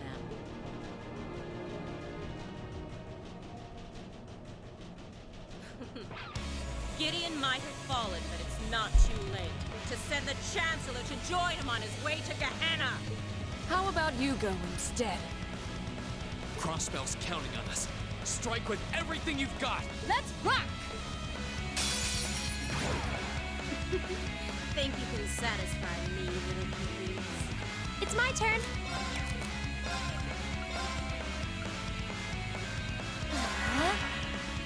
My turn.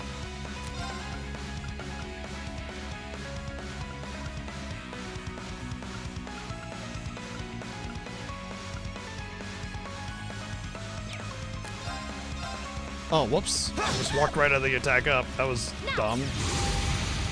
Okay.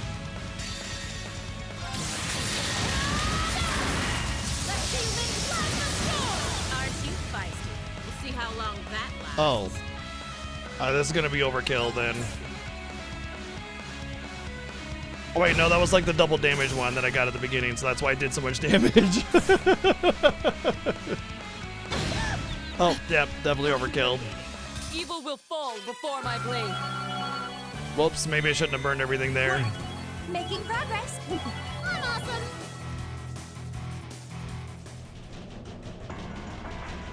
I had that, yeah, domination, double damage on her thing, so.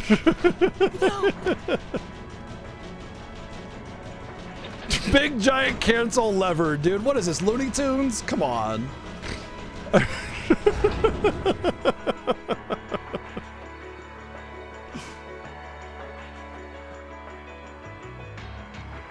Yeah, if it wasn't for Systems deactivated. if it wasn't for Sarah, I'd put it on Lara for sure. Thank goodness. Ah, you got me. Shouldn't have expected any less from the ace of the 4th Armored Division. Or from Sylphid.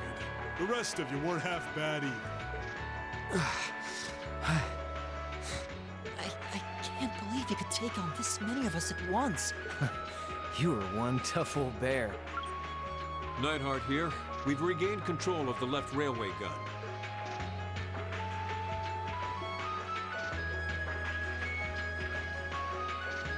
And we've deactivated the right wing's railway gun over here. Good work. I'd rather a game be too easy than too hard. Did it. And by too hard, I mean like unfair, unbalanced hard. You know, not just like, oh, it's difficult to execute. Because in that case, I kind of lean into that kind of thing. I'm debating playing Ghost of Yotai on hard when it comes out as well. Oh, thank goodness. My. You can hardly call our crossing paths coincidence at this point. Oh well, no matter. Everything played out just like C said it would, both here and in Cross. Us losing was totally part of our plan. Come on. What are you talking about? God, it's another one of those elements I hate so much where it's like every tiny little thing that you did, including taking a shit at 3:42 p.m. was precisely calculated by our ultra geniuses, strategists or whatever. And it's just like, no, it wasn't. You came here with the intent of winning. You did not predict that you were going to lose. You would, if you predicted you were going to lose, you wouldn't have done this. This is dumb. Shut up. Stop it. You're embarrassing yourself. Comrade S.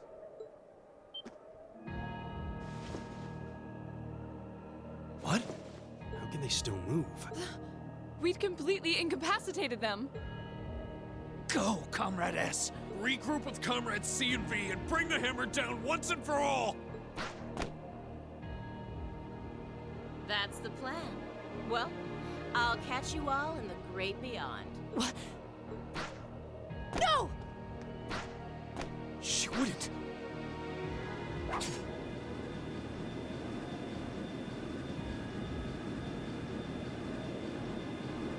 Woo! Trust level 5 million. Damn. They've been practicing their trust falls, you know? So like when they jump off a giant cliff and hope that the air support is there, they practice that trust fall a million times.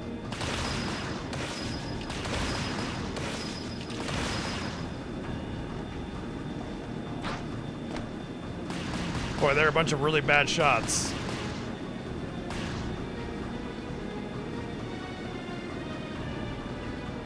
My name is Seal, leader of the Imperial Liberation Front. Allow me to extend my congratulations. You did well, fending off our two-pronged attack here and in Crossfire. But it would be foolish to assume this is the end of it. Yeah, because we haven't had the finale chapter yet. Duh. Hey, P-Town, thank you for the raid. What's going on? Welcome in, everybody. How you doing? Welcome in, welcome in. I'm BGG. I've been streaming for 1 million years, give or take. I play everything. Modern, retro, RPG, action. You name it, I'm probably interested in it. So, currently this year we have a goal of getting through the Legend of Heroes games. We're currently on Cold Steel 1, which is about halfway through the whole thing because there's about 12 games and this is game 6. Got to run for dinner? Hey, raid and run's totally fine. I appreciate you bringing everybody over. Thank you. What were you? What was he up to, or they up to at this point? What were they doing over there? What you guys up to? Over on P-Town's stream. Appreciate the raid. But yeah, BGG, I like everything. I like all sorts of games. Every year I do a big event called the Final Fantasy Fiesta, where we race through the entire Final Fantasy franchise with certain rules like not being able to run away from encounters, or just a bunch of different things, no glitching or step routes, and just all sorts of challenges or collectathons, etc. throughout the entire series. So I definitely have a priority towards Final Fantasy, but we kind of pretty much play everything. Games that we'll be playing this year that are coming out: Ninja Gaiden Ragebound, Ghost of Yotei, Lost Soul Aside, and the Final Fantasy Tactics Definitive Edition kind of thing. It's the Ivalice Chronicles, probably HD remaster kind of thing. So that's the new games that we got that are coming out this year that we got planned. And then of course we want to get to the Legend of Heroes games, so we've been doing a lot of that this year. FF7 Hundo practice. Oh, speedrunning. I used to speedrun. I used to speedrun FF7 actually, but I used to speedrun Earthbound, Chrono Trigger, Mega Man X, Final Fantasy X, Final Fantasy VII, Final Fantasy 1, FF6. Couple others in there. So yeah, I gave up speedrunning for being a filthy casual, but welcome on in. Hope you enjoy your stay, and appreciate you bringing your friends over. Got any questions? Let them rip, because I love game discussion and talking about stuff, and there's a good chance that I have an opinion on a game series that you might like, and let me know if you have any questions on that.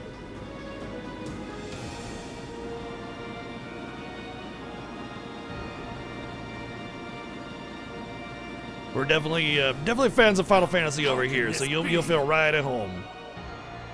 So this is the Imperial Liberation Front. They're even more brazen than I'd heard.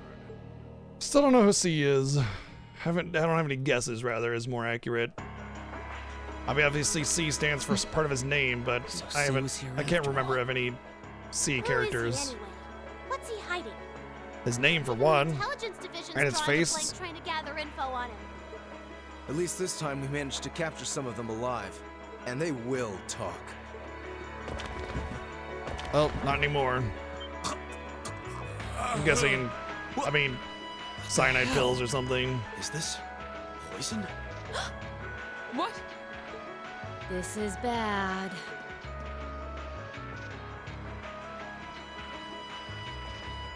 Looks like these guys all swallowed neurotoxin capsules. I don't think we're gonna be able to save them. I doubt it'll work, but I'm gonna try to neutralize the poison. Just gonna suck it out through the mouth. Emma! I just happen to have this on me, Give me a hand here. I just happen to have this neurotoxin neutralizer in your butthole? Come on. Of course. Who just carries that? You think they'll pull through? Oh, and she has one too! Come Not on. sure. I'd give them 50-50 maybe. Even if we can keep them alive, there's no guarantee they'll regain consciousness. No. Why? Why would they go this Extremists. Cultists. Yeah, true. The weapons go in the butt as well. I mean, it's like a hammer space in there. It's like a big old pocket dimension.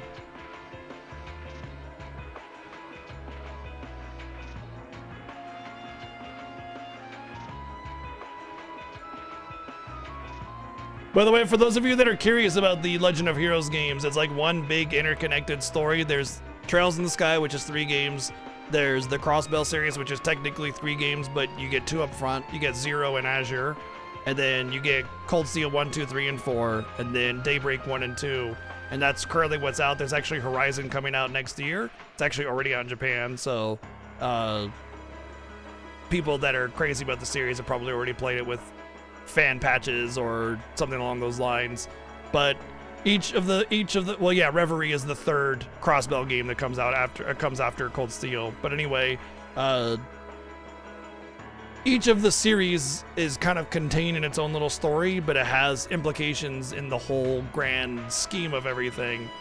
And so what's going on right now is there was events that happened in Crossbell, which was the previous series, that are happening right now, and we're experiencing what happened on the other side of a country border on this game. So there's this trade conference is what's going on, and during the trade conference something happens. Of course, obviously it's a big thing, you know, and we don't really know what happened in a different country. We're in the western country to Crossbell called Erebonia, and now we're seeing the events unfold over here during that time. These are the kinds of people we're dealing with. I would say, as far as recommending Some the quick series, thinking, hard fighting, and a little luck, we were able to stop a potentially devastating terrorist attack in its tracks. I would say if you're going to get into the series, I would give you a few warnings. One, the writing is hit and miss. The actual overall story elements are really, really strong, but the actual penmanship is pretty weak. But there's a lot to be interested in there. Like with the Crossbell series, I was very, very interested in it. But the stories are very, very slow burn, and the production value is pretty low. So as long as you can get over those kinds of concepts and you just want to go for like the big world building aspects and the RPG gameplay, there's quite a bit to love there. And the music is always really good. I would say in Sky it's not super great, but it gets better as each new series comes out. So with the there's political climate as it was, quite a bit this to like. incident, overshadowed by the crisis in Crossbell, was never made public. Oh, yeah, of course. That's an excuse so that we didn't have to hear about it in the Crossbell series before this was actually written, which actually proves that the stories were not written in conjunction with one another. They were written after the previous one was written. So this story was written after they wrote Crossbell, and they didn't have this in mind when they wrote the Crossbell series. But yeah, there's a lot to love there for these games, and if you're into the very traditional style of RPG combat, you get a good chunk of that, and there's some neat stuff. Just be in line, just be ready for like lots of tropes, lots of generics, lots of filler side content, and like character interactions to help build up before you get to the main plot. A lot of people say that the first game in the series is always basically just a massive prologue. So like we're Cold Steel 1, so it just feels like a really big prologue to Cold Steel 2. That's generally what you're gonna kind of get. So as long as you can work through those little issues, there's a lot to gain from the franchise in general. In the days that followed, we still felt shaken. Our eyes newly opened to the dangers facing our homeland, both outside and within.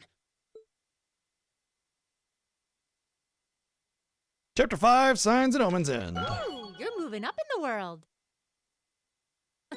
I've got a little reward here for Skanda. you. That's probably another one of those not double debuffs, but like, well, it could be. It could be impede and vanish, maybe? I don't know. But I was thinking it would be, well, we already got the speed down, movement down one, so that would be the time element or mirage. Well, no, that'd be a time element one. So Drinks are on me. it's got to be vanish, impede on the same gem. Good Woohoo! showing, everyone. I got an A rank again.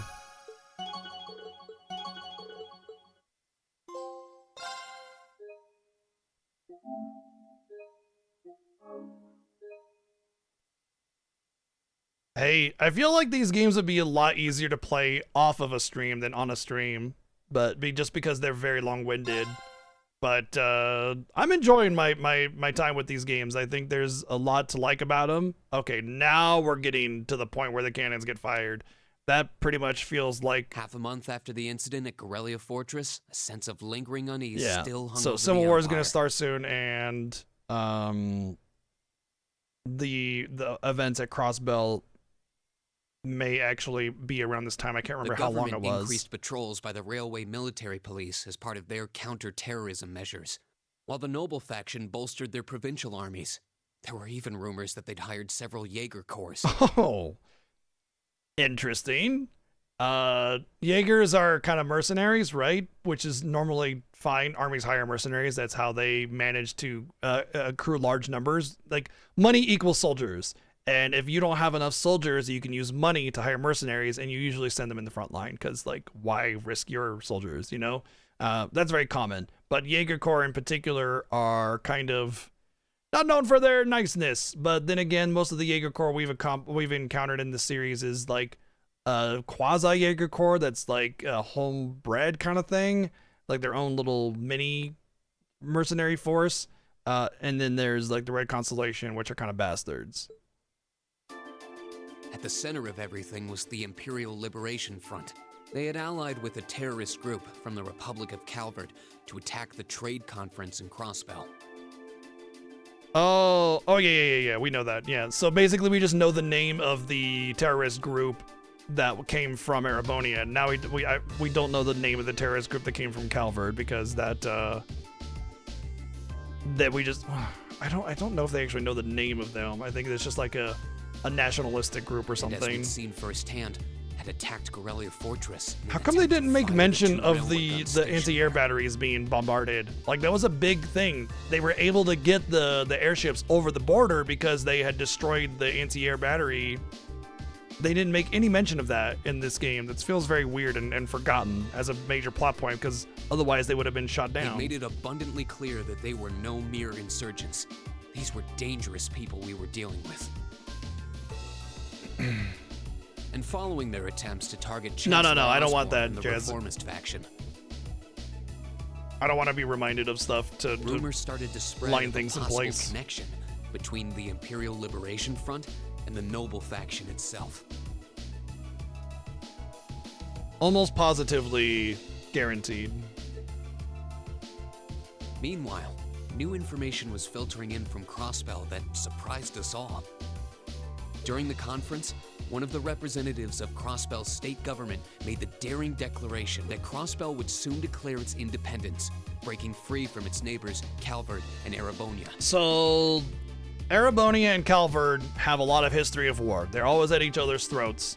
And Crossbell is like a city-state that was created, like 100 years ago or something, as a means of creating a buffer point between Calvard and Erebonia so that they would have this independent force preventing them from running their military through and creating war again. So it's kind of a buffer zone, right?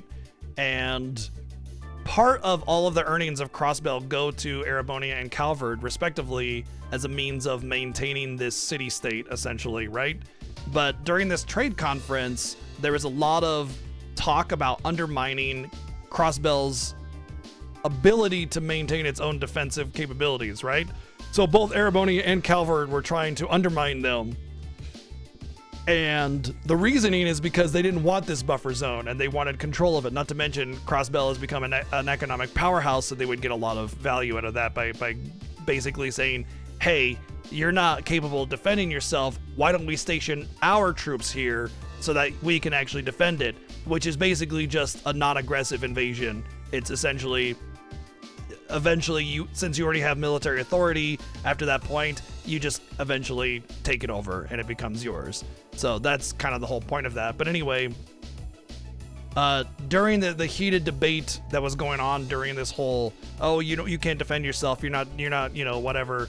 There's only one solution and it's this, and then this guy pops up and says, actually, there's another solution, and says, we declare independence.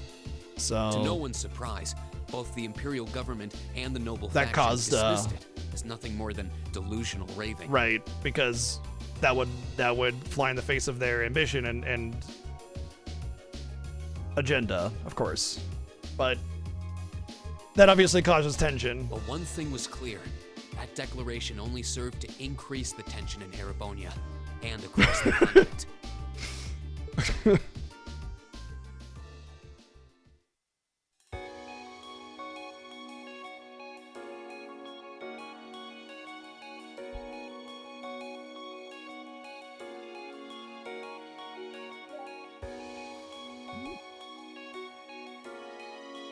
Kill them! Kill those kids for daring to pet you!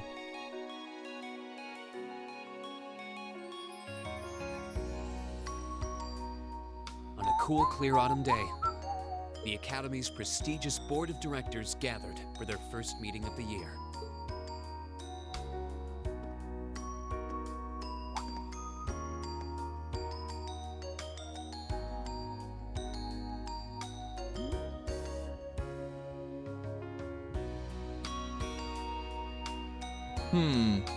You know, it does make me think that, like, wouldn't, no, because if we had the summer, then that would have been the end of the first year. So this should have been this should be the beginning of the second year, right? I'm not sure when the school year started. I've been remembering exactly all of that, but it feels like it's only been about 3 or 4 months. My biannual report. Good. It seems the Academy is running like a well-oiled machine. No administrative issues to speak of. Student performance is sitting comfortably above the national average on exams and on general aptitude tests, too. The second-year students seem to be having a banner year as well. The Student Council president, in particular, has built up an outstanding array of extracurricular achievements. Well, she attended last month's trade conference, and from what I hear, she put the professional secretaries to shame. Matt Mercer over there on Oliver, by the way. I only wish the conference could have ended on a more positive note. And dude on the right is I don't know his name, but he plays Father in Octopath Traveler 2. I'll say, the share prices of my company have been on a real roller coaster ride ever since. Undoubtedly. What happened at the trade conference has wreaked havoc on the economy as a whole. Oh yeah, there's another thing that's about to happen. I forgot about this. So the mayor of Crossbell, who declared independence, also is the CEO of the largest banking system in the entirety of the Zemuria, Western Zemuria. And Erebonia, as a government, has a lot of holdings in that bank, and then he seizes all of their holdings. So that's about when the economy is about to really take a nosedive and create a lot of tension, But and moving also be the fuel needed for the civil war that's more than likely about to start. I couldn't help but notice in the recent exam reports that Class 1 and 2's academic performance seems to be slipping. Perhaps the preferences you've given to the upper class students is hindering their scholastic development? So he's from the anti-noble faction. So we're in an imperial government system here in Erebonia, which means there's an emperor, which means it's authoritarian, which means there's a noble system and a class system. And there are two factions at work here where the civil war may be budding up, right? The first one is, of course, the noble faction, right? They want the nobles to retain power and the system to stay the way that it is. But then there's a reformist faction that is trying to move power away from nobles and put it squarely on the shoulders of the central government, and basically remove the ability for nobles to have any kind of particular sway, because they no longer have lordship over certain lands and their own independent little armies or anything anymore. They just have money, and that's it. what he's doing here, class 1 and 2 are the noble factions, the noble classes. Those are the classes where the nobles are in, right? By undermining their accomplishment, he's calling them into question, suggesting that the preferential treatment that nobles get is compromising their ability to be properly educated. So he's pushing in a political agenda on the council meeting for the school. Well, students belonging to the nobility are allowed to return home during August to learn more about their family's lands. It's a tradition here, but one I can't help but wonder if we've outgrown the need for in this modern age. If I may, traditions accumulate and hold meaning only so long as they're preserved. Our nation's culture, its arts, its social classes, all are rich with tradition that makes Erebonia Hey, what here's it is.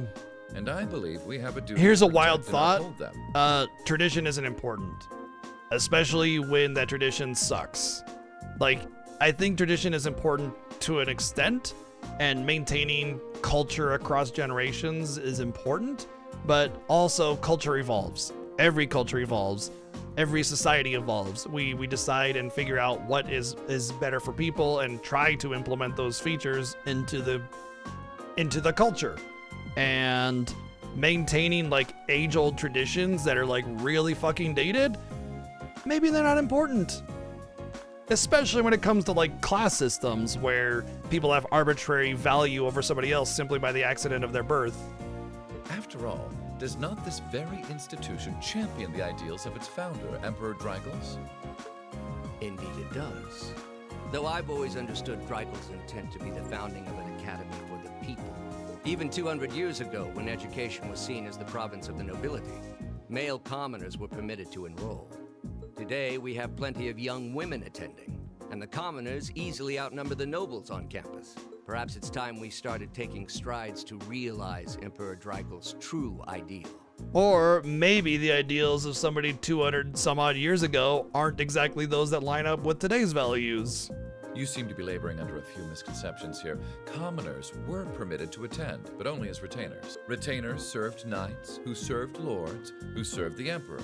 That's the way the Erebonian society functioned. From that vantage, the structure of the academy in its earlier days certainly seems to have embodied that social order. Yeah, let's just ignore 200 years of social rights movements, you know? And if that's so, what is there to suggest that it's not the social order itself that has become the aberration? Gross. You know, I actually thought there might have been something nice about Rufus, but now I'm just getting the ick from him. Well, for one, if that were the case, it would be far easier for me to see my views put into practice. But I can hardly get a word in edgewise between you two. Well, I'd certainly enjoy a return to the way things were in Drygles' time, at least in that particular respect. Our apologies, Your Highness. Well, our role here is to consider your views and work toward implementing them. See what I mean? Would you be so kind as to help me out here, Principal? I'm here to moderate this board. It wouldn't do for me to express my position on the issues at hand. Oh man, I know that voice. I can't believe I didn't recognize it before. I can't place it though. That said, I'm sure your passion for reform will triumph in the end, Your Highness. Definitely a familiar voice. I don't think I've really heard him speak very much up till now, but I know the voice, I just can't place it. I suppose I should have known better than to look to my old teacher. The principal, obviously Prince Othervert is Mercer. It warms my heart to see such a fine teacher-student relationship.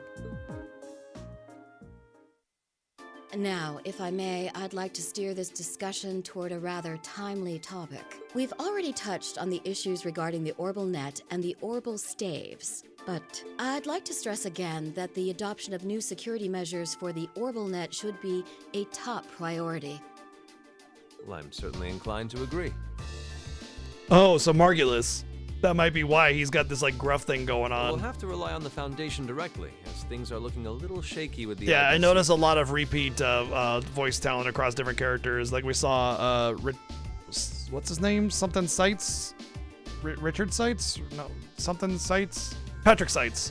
Patrick Seitz voices the Gatling gun dude. but he also voiced a lot of the like provincial guards and stuff like that. You can leave that to me. Which is pretty common for some of the voice talent to do other voices or whatever. The other matter I'd like to review is the use of the Orbital Staves and the Arcus units. Or more specifically, we need to talk about how Class 7 should operate from here on out. Setting aside the fact that my daughter is a member of Class 7, I think we need to reconsider how the class should be run, in light of what happened at Corellia Fortress. In what way, I While wonder? it certainly proved an excellent chance to see what the Arcus units are capable of, I have serious doubts about whether we should carry on with these field studies, given the current political climate. I mean, it's like every inch of the country has got gasoline and gunpowder poured all over it. So yeah, it would be difficult to do so, I admit. With the terrorists that at might just large and be problems in the Crossbell excuse to unresolved, stop the field exams and make an actual real plot element pop up so we can have our full party. At the very least, I believe it may be in the class's best interest to cancel this month's field study. We could always resume them once the terrorists have been arrested and the situation in Crossbell calms down. Oh yeah, the terrorists too. Yeah, sure. Yeah. Grunt, if you agree. Arise, O youth, and become the foundation of the world. I'm sure you all recognize the words of Emperor Drykos. They become something of a school motto here. It's my belief that Class 7's actions at Corellia Fortress perfectly embody the spirit of that directive. They stood together to stop a tragedy in the making, and, in a sense, protected the foundation of our world. No one ordered them to do it. They took action of their own free will, because they knew in their hearts what was right. Some might call it recklessness. Some may think it rash. Some may even venture to call it hubris. So, one of the things that bothered me about the way that was handled is that, like, you have military leaders just, like, letting these student children run amok and try to fight against this terrorist organization, which would never happen. They would be sent to a protection or escorted off of the premise immediately, no questions asked. It would have been better handled if during the chaos and the explosions that they were somehow separated from the rest and they had to just take action arbitrarily because they had no choice instead of being given the go-ahead, you know, which is like ridiculous. That it's absolutely asinine that they were given the go-ahead to perform that, especially considering it's one of the most well-guarded and well-equipped military installations in the entire country, and you're telling me they had no soldiers to like actually fight back against them? Ridiculous. You know, they had all this talk about how beefed up this base was, and then there's no soldiers at all. I mean, yeah, there were some corpses, but I mean, that's just a few, you know? Like, it's not as if the rest of the base is empty, you know? It wasn't just full of 20 people and that's it. However, as chairman of this academy, I'm incredibly proud of what the brave young men and women of Class 7 achieved. Your Highness. Troubled times may lay in store for Erebonia, and for the entire continent in the months and years to come. But I believe that makes something like Class 7's field studies all the more significant. The experiences they're having now will help them find the strength and the means to press on through adversity. I can't be the only one who feels this way, can I? They do seem to be showing remarkable growth. That much is true. Although I have no idea how much my daughter is really capable of, immature as she is. I could say the same of my hothead of a son. I do wonder about my brother sometimes. However, it does seem that enrolling at this academy has helped him start breaking out of his shell.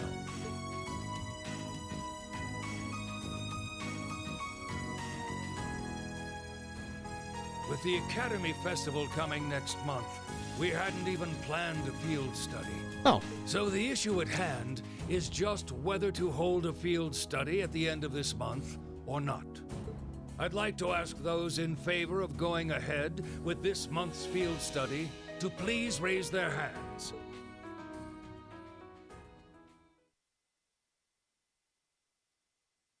Sixth period, special homeroom. All right, I'd like to begin by taking everyone's ideas for our class's part in the school festival. Damn, that's some incredible font on there. Whoever wrote that is like really precise on the Festival will run chalkboard. for 2 days next month, the 23rd and Like, the 24th. imagine being able to write on the chalkboard Times New Roman perfectly. Equipment setup and the other preparatory work will begin in the afternoon 2 days before the start of the festival. But there's a lot of preparation needed before we get to that point, and the sooner we get that underway, the better.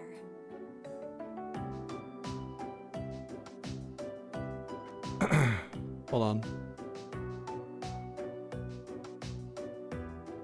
Bruh. Bruh.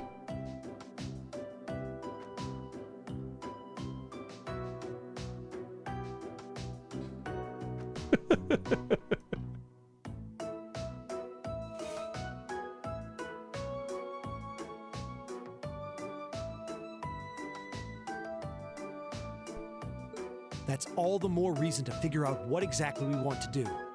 Some of our options include displays, events, stage shows, and cafes. Yeah, fair enough, Motzi. Maybe it was machine. Does that sound right, Crow? Yeah, though no class I know would settle for just some simple display. I mean, come on, no one ever said, boy, we better rush to get in the line for that display. Well, either way, I'd like to start by soliciting some ideas from all of you. We're just brainstorming right now, so feel free to say whatever comes to mind.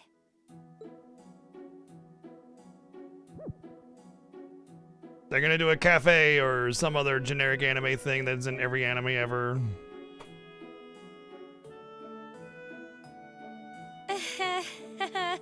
Would it kill you all to give just a teensy bit of cooperation? Yeah, I was thinking the same thing, Demi Dot. No, it's just... It's kind of hard to focus right now. You're one to talk, standing up there with your nervous fidgeting. Well, I can't say I'm surprised.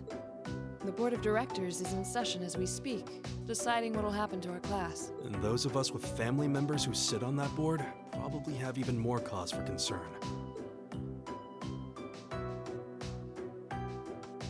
You can say that again. We can't even be sure whether there'll be a field study this month. That's about the long and short of it. With everything that happened during last month's field study, it honestly wouldn't surprise me if they just canceled it. I can't say I have any particular feelings of attachment to our field studies, but I refuse to accept needless changes to our curriculum, especially with my brother involved in the decision-making process. Yeah, I can see what you mean. Makes sense to me. We also have to account for the fact that going on our field study means that much less time to prepare for the festival. So, as you can see, it presents a bit of a problem. Man, look at you guys taking this all seriously. For seriously's. I probably should have asked a little earlier, but what's this festival you guys keep talking about? Wait, seriously? Oh, I'm sorry. I should have gone over that for your benefit. Every year, the students here organize and put on a school-wide festival. There are stage events, food stalls, and all kinds of things to see and do. And it generally falls to each of the first-year classes to provide the main attractions. Yeah, participating is optional for the second years, since by this point they're usually focusing on their future careers. Oh, and each of the clubs generally get involved too. Huh, that sounds fun. In that case, we have to do something. We can't just let the other classes roll over us because we're small.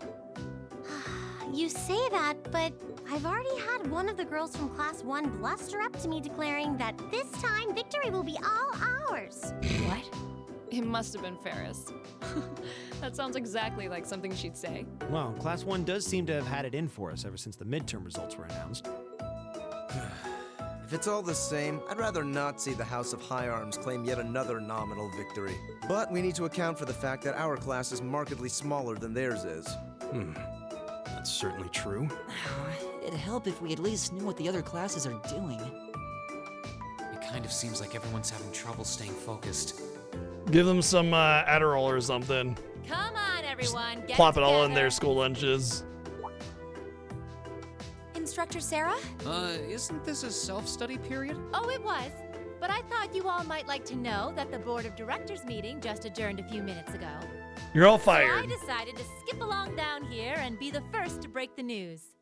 Then? What about our next field study? Are we still on? The Chancellor's not the only one with a little too much iron in his blood, because the board voted unanimously to have you continue your field studies. You mean it? So that's how it is. You know, even though they're always Hooray! The game loop can continue. Hooray for continuing the gameplay loop at the cusp of the end. Hooray! Still, it feels like our field studies are a big part of who we are as a class. Yeah. They're kind of a pain, but oh well. We should be grateful to His Highness and the directors. That's good news. Seeing the hard road and the easy road, then picking the hard one anyway. That's youth for you. It also sounded like His Highness and the directors will be taking off in pretty short order. So I'll let you guys out of study hall early to go see them if you want. Pass. Oh. If you say so. I think I'll take you up on that.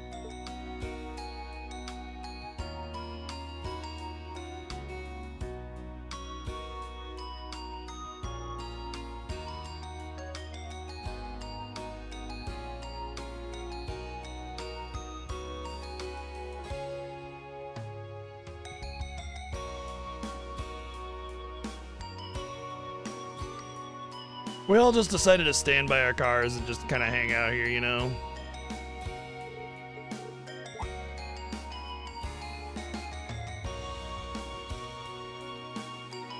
No one's gonna come to see Oliver. Like, Dad, Mom. Nobody says, hey, Oliver, yeah, man, good to see you.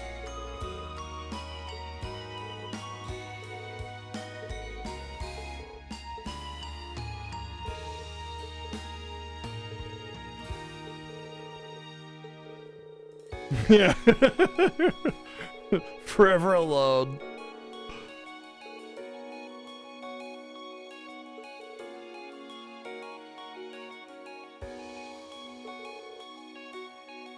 I wonder if there's disagreements within the four great houses because one of them might be anti-noble, part of the anti-noble faction. I could see a noble being for the anti-noble faction because, like, even people that are good at capitalism are anti-capitalistic because they recognize the system is flawed. They're just good at working it, right? But no more than that, it's like they may feel that power being distributed in such a way is not good. I mean, the anti-noble faction, you know? Like, or they're just tired of having to manage their own personal military and they want that handled by someone else and they don't really care about the other parts of it, you know?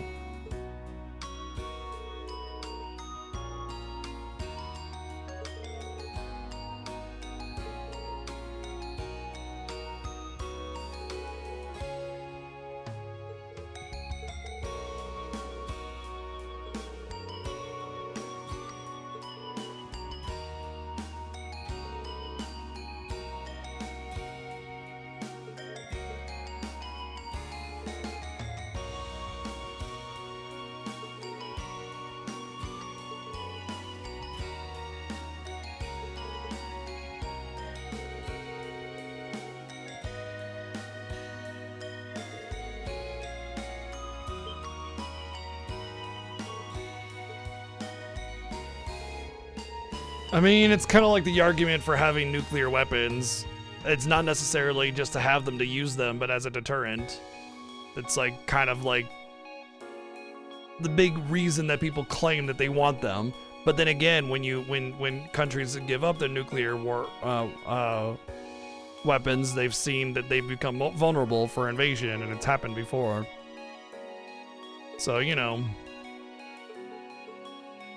Still, I wasn't Some people expecting claim to that the find only myself reason that indebted this to you again so soon. randomly voice acting in the middle of this. A lot of people claim that the reason we haven't seen World War III is because the end of World War II was so profound that nobody ever wants to relive that ever again, you know? And that nuclear deterrent is the only thing holding people back from killing each other. Without your intervention, the Chancellor and I would have met our maker in Crossbow. Don't mention it. We're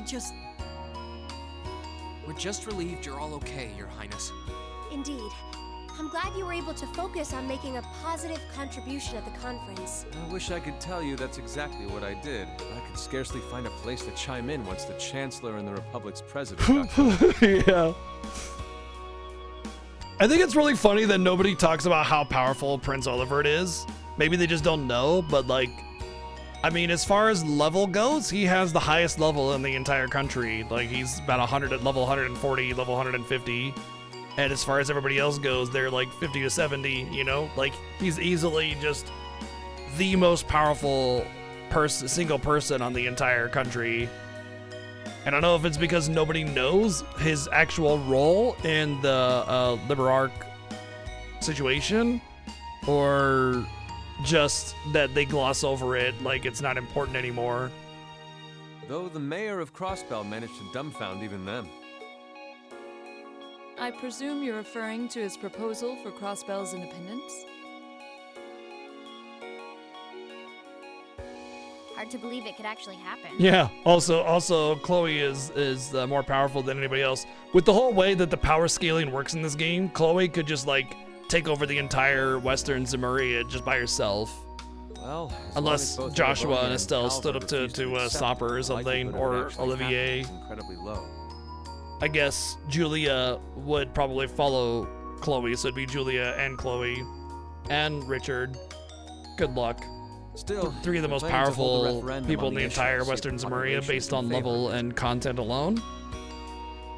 So there'll be plenty more chances for disputes to break out over the issue.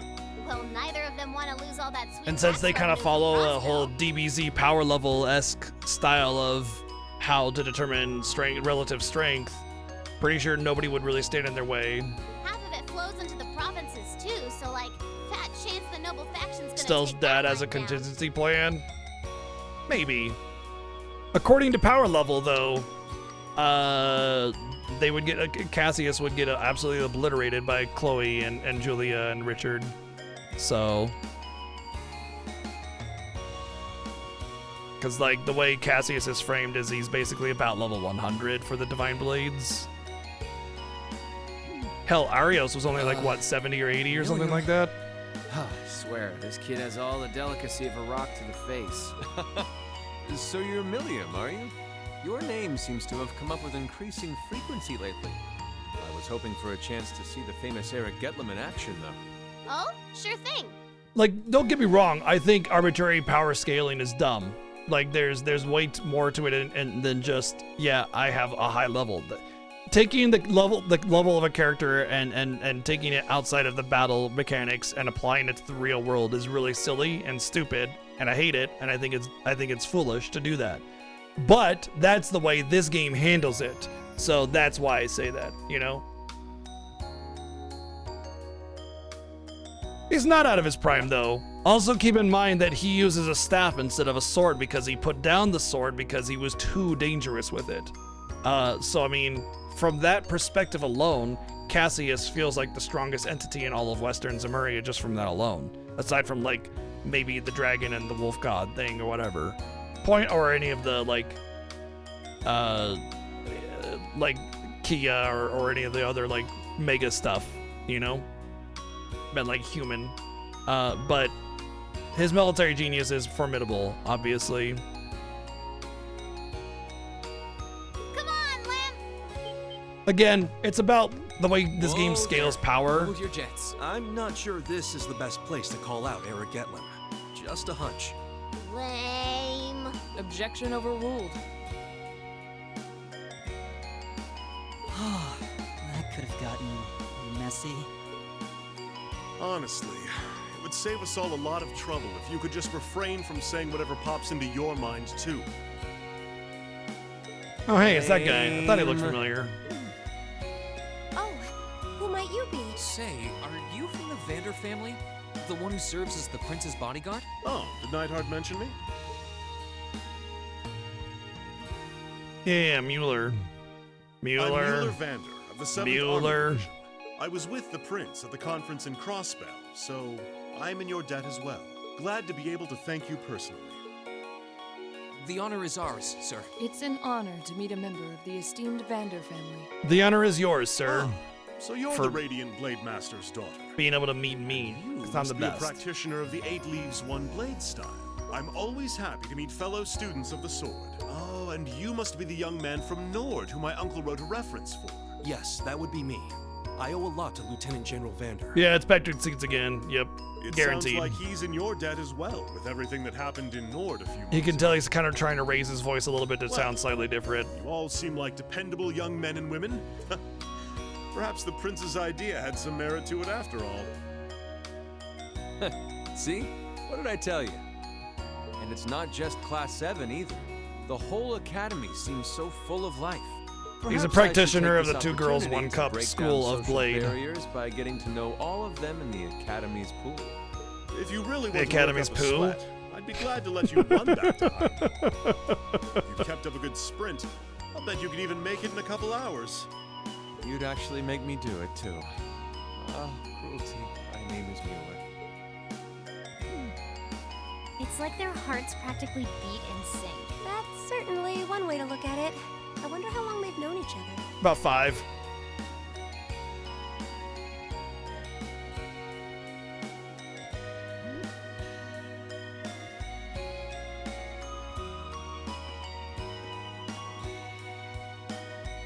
No brotherly smooch before you go off? Come on, what is this? It's like sitting there exchanging pleasantries. Well then, I bid you all a fond farewell. I hope we have the chance to meet again soon. That makes one of us. Actually, I like Oliver a lot better in this game than I did in Sky. I did not care for Oliver in Sky. I thought he was not good. But in this, I think he's been toned down a little bit, and I appreciate him now. 3 days have passed since the board of directors handed down the decision, with the assurance that the field studies would continue. We finally turned our attention to the next month's festival. However, losing those couple days at the end of the month meant we had that much less time to prepare. And no matter how much we brainstormed, we couldn't think of any really compelling ideas for our small class, or that our small class could pull off. Eventually,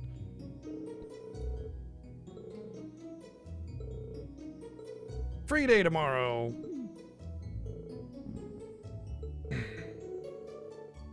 Yeah, he is. Yep.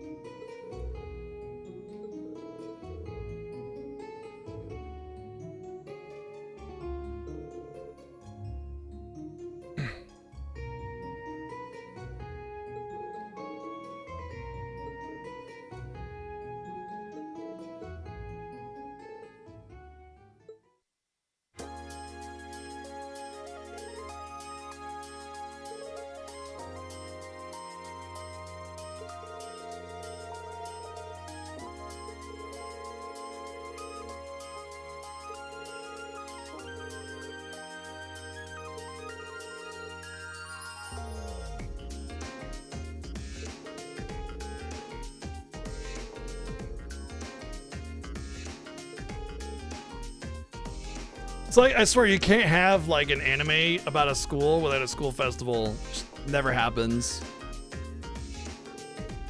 I mean, I guess this the first school festival is like a big moment for Japanese students. It's kind of like prom for high school students here in America, you know, or their first big dance or whatever.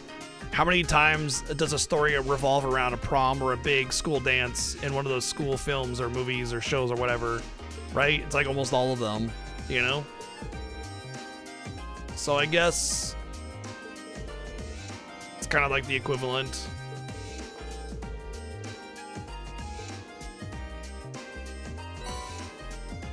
Or summer uniform?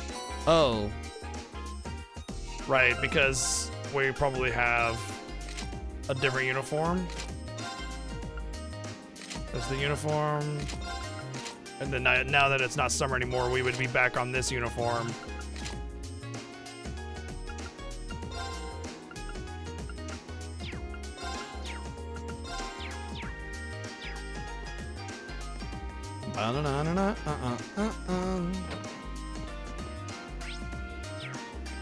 Alright, that means I don't think there's really going to be anything for me to do at this point, so...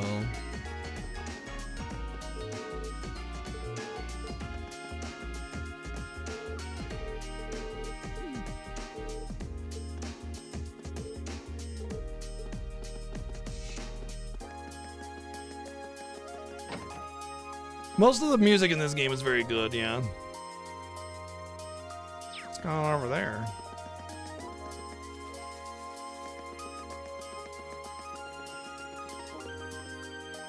Oh, just horses.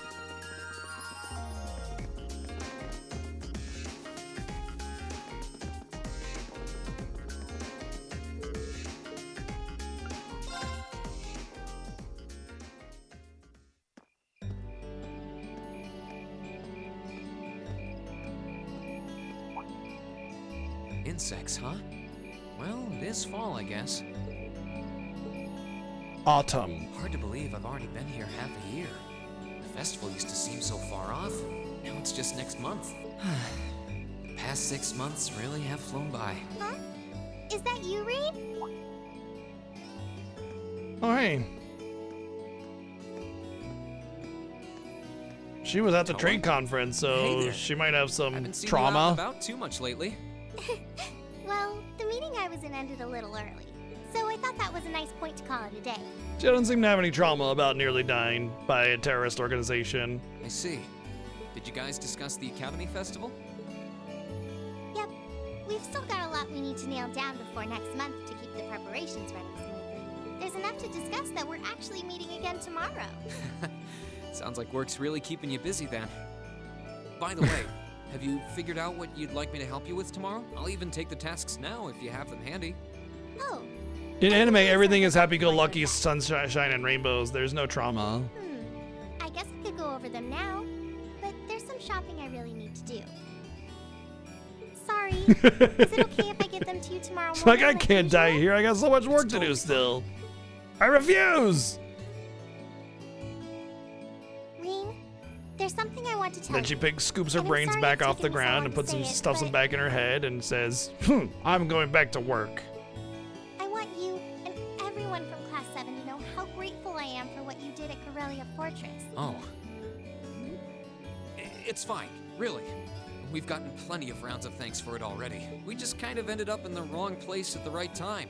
And we were lucky the instructors were there, and That doesn't change the fact that you saved my life.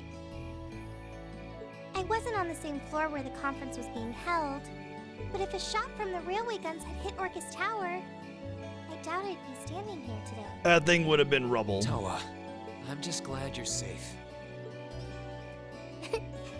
Thanks. Anyway, I feel like I'm just kind of babbling on and repeating myself now, so I'll stop myself here. Huh. She's awfully conscientious, isn't she? Oh, you said you were on your way out to do some shopping, right? Is there a lot on your list? Well, a pretty good amount, I suppose. Oh, and I just remembered I need to pick up that stuff at the bookstore, too.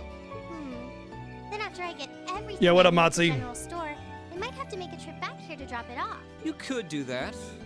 I love me too, Matsu. We have so I much in could come along common. with you and Aw. help carry all those bags. So how about it? No strings. I just feel like you could use a hand. Oh no, there's no way I could drag you along on all my errands. I mean, sure, it'd be a big help, but I just feel so bad asking you to do it. Ugh, that makes it sound like deep down I secretly want you to come, and that's not... Well, if it eases your conscience, there's actually something I need your advice on. It's about my class and what we can do for the upcoming festival.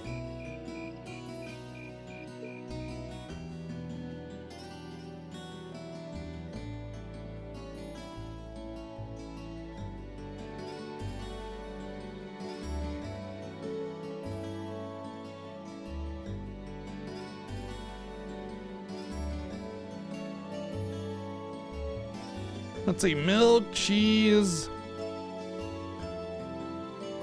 These nuts.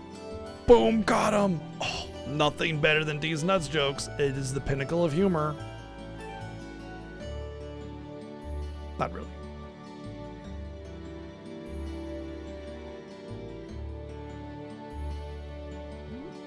If his name is No Name, then his name is not that he has no name, that his name is No Name.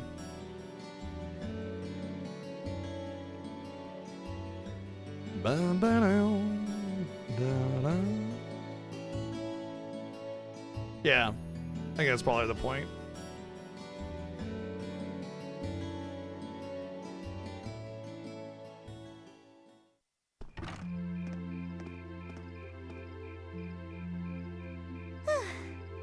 should be everything. Man, they're carrying these like tiny little bags like they're full of gold bars. But like, she'll hold a sword that's 3 times her height with one hand. Like it's no problem. Wow, is it this late already? I guess the sun has started setting a little earlier lately. Still, I had no idea you came here often. Well, Mick is always able to get stuff you can't buy anywhere else. He's my go-to guy when there's something I can't get at the Academy store. Like fireworks to use in school events. I think we even asked him for a penguin costume once, and he actually got it. Yeah, it sounds like you have a pretty unique shopping list. Uh-huh. Secretly?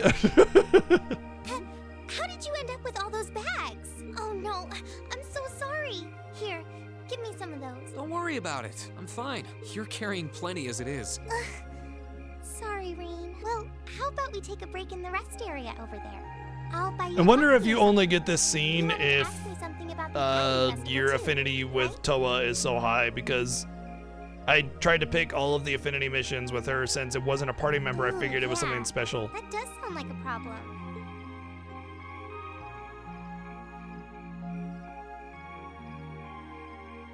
Well, your class doesn't have enough people to do anything that involves large-scale equipment or decorations. Yeah, she's familiar to me as well. You all could get together and run a little cafe without any problems, if you all wanted to do something like that. I'd thought about it, yeah. Still, if we're going to do something, I at least want it to be as impressive as what the other classes are doing. Feeling a little competitive, aren't we, Reen? Well, you have enough people to put on a play or run a game tournament, but other first-year classes have already applied to do both of those. I see. I don't really want to copy an idea another class is already doing. Come to think of it, what did your class do last year? Oh, it was a cat-themed coffee shop where we all wore cat suits. And then there was do that other one. event I did with Angie and the others. Oh, you guys got together and did something else too? It's nothing. Just forget I said anything. We didn't put on any event, and even if we did, it wouldn't have been on stage. I think you just let the cat out of the bag. So, you guys did do something on stage? What exactly was it?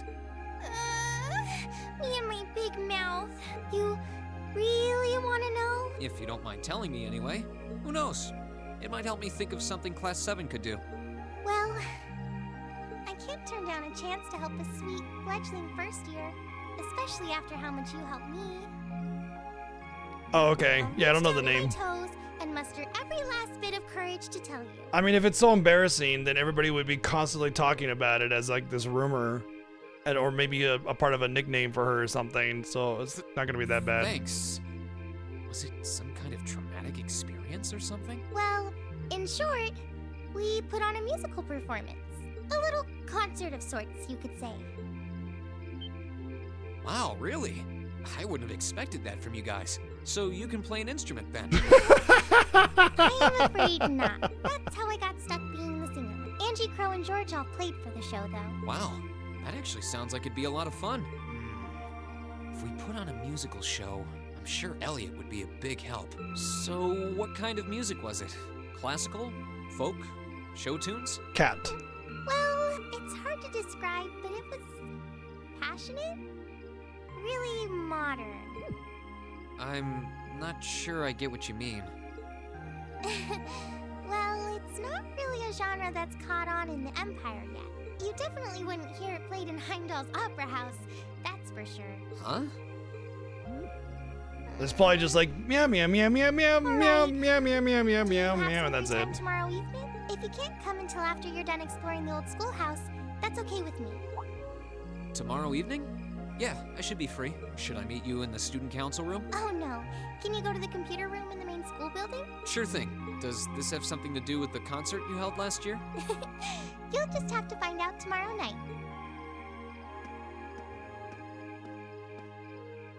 Anyway, sorry to keep asking favors of you, but would you mind coming to the lower class dormitory with me?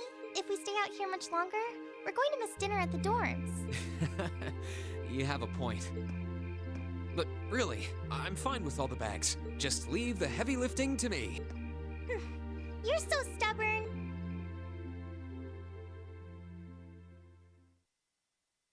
Well, it doesn't say finale, it just says chapter 6, Progressive Chaos. So I don't know if they got rid of the finale thing or or if there's going to be another chapter or maybe even several chapters, who knows? Maybe this game is going to be longer than I thought.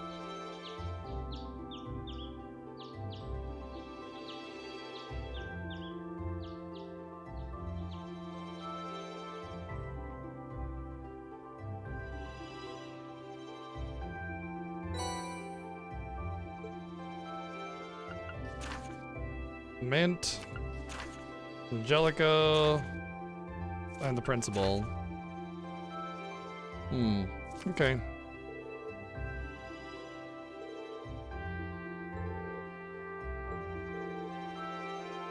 The principal's like the schoolhouse, the final thing.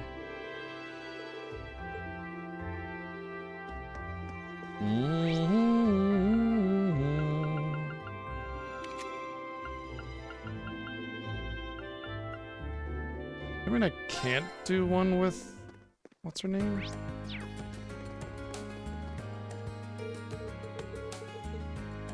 Okay, I don't have one with her.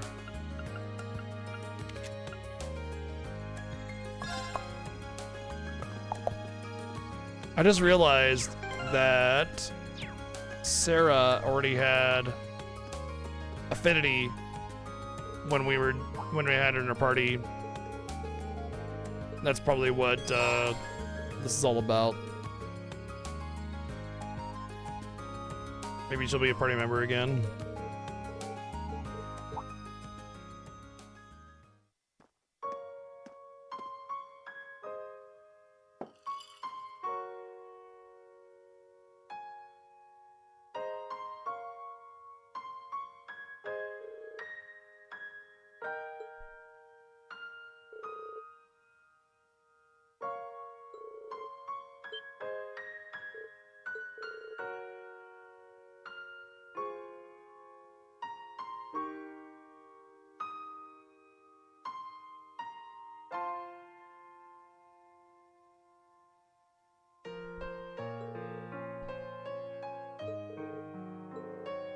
Buy him a drink and then drink it yourself.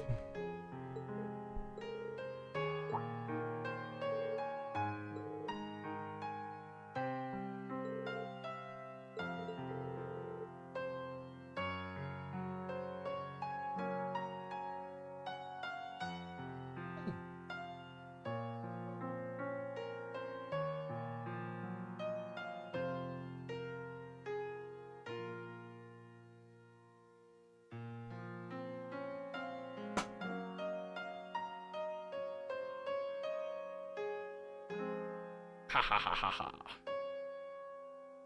I got a little kitty again.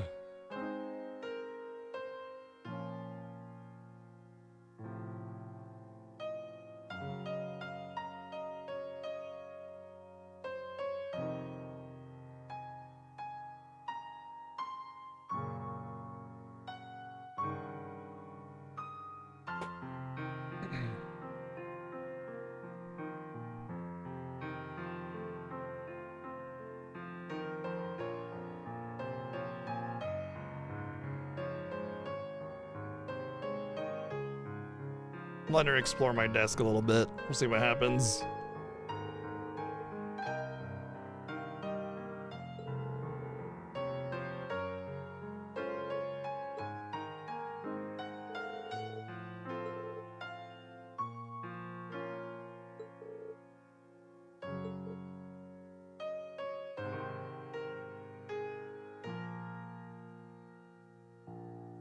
Oh dear.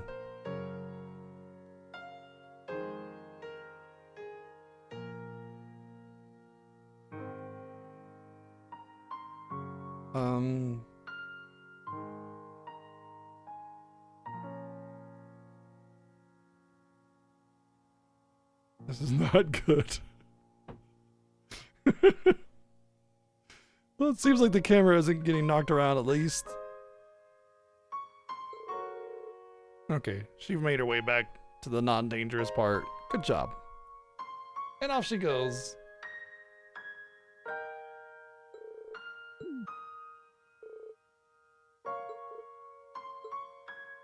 Like the 8th time she's offered me alcoholic beverages. And then just like, just kidding, ha ha ha ha ha.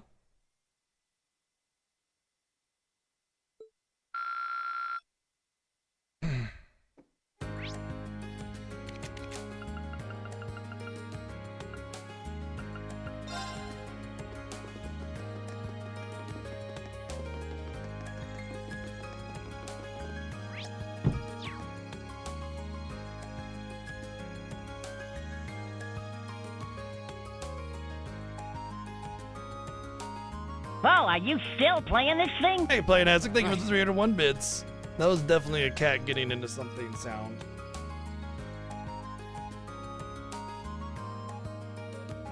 But I can't see where. Oh, okay, I found out where she is. She's fine.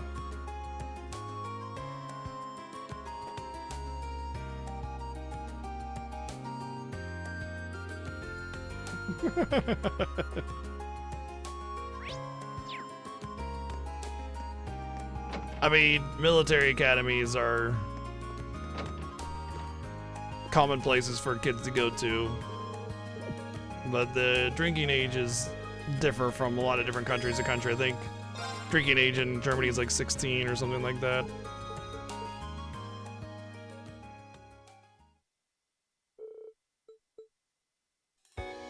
Honestly, I think it makes sense for drinking ages to be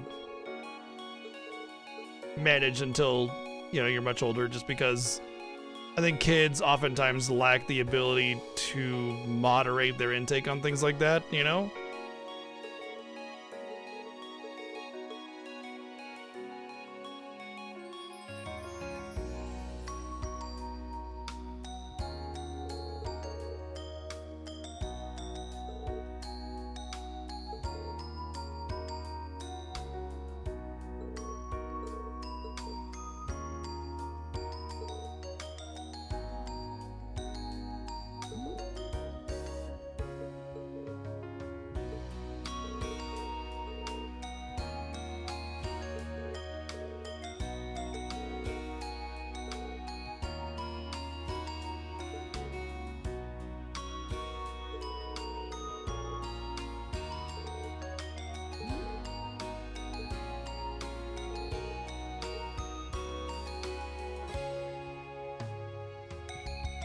Boy, the shadow effect is really, really bad there. I know it's a PS Vita game that's been upscaled, but still. If something like if another more prominent game did something like this, they'd catch no end of hell for it.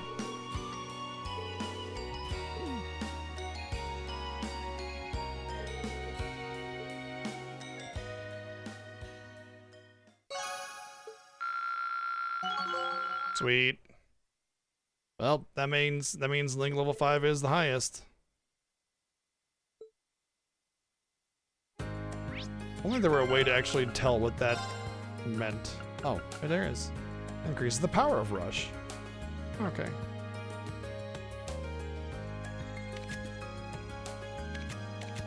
Getting everybody to link 5 with everybody else has got to take a lot of time. Cause I don't even have, I barely got link 5 with just the one person so far.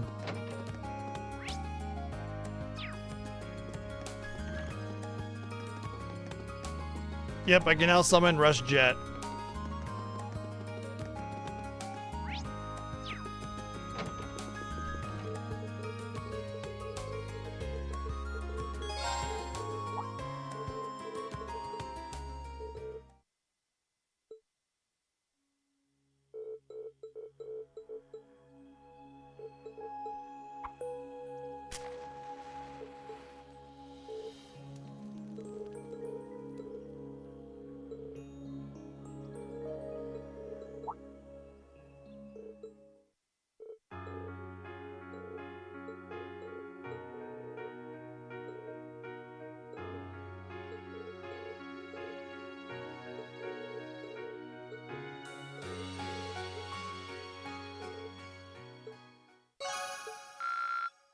Aw, I guess I'll get one more chance to play cards with her, and that'll put it at the max, because it's 50 to play cards on the train. Assuming we have one more train trip.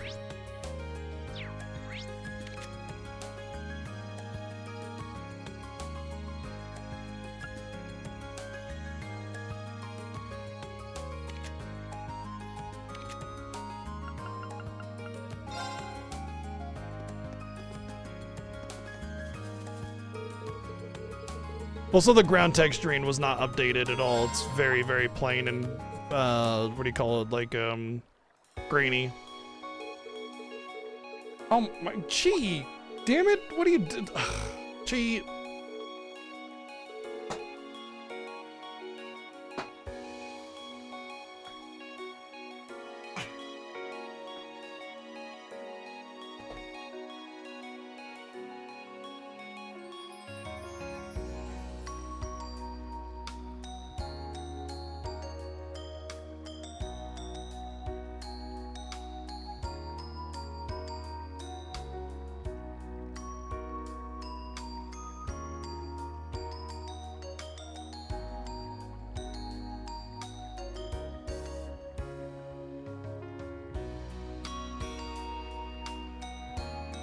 Pretty much. She was on top of all the consoles and then jumping on top of my computer. She wanted to stick her head in the tissue box, which she does, and then it gets stuck.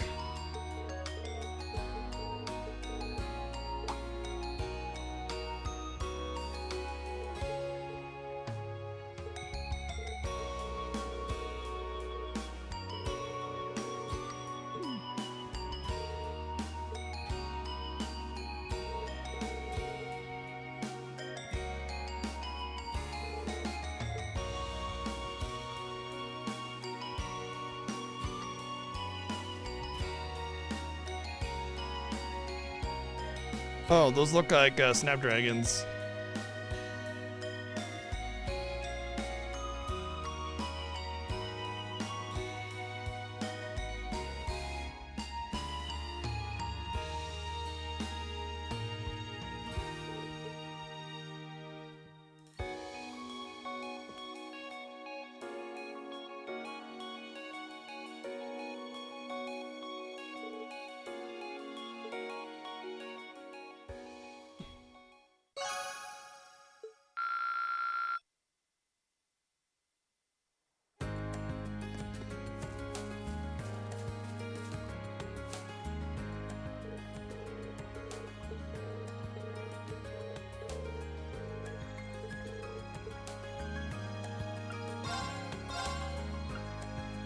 Flood. Ooh. Wow. Good stats on it. Just by that alone, it's worth it. And I have enough points, so yeah.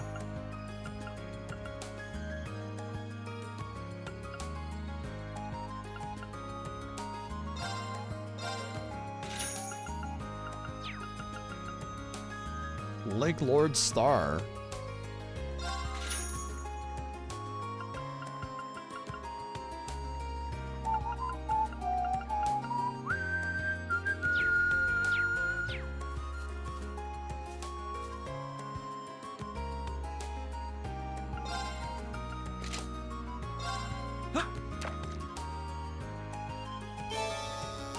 Fishy, fishy, fishy. Oh, it's a goldfishy. Come here, fishy. Fishy, fishy, fishy, fishy, fishy, fishy, fishy, fishy, fishy.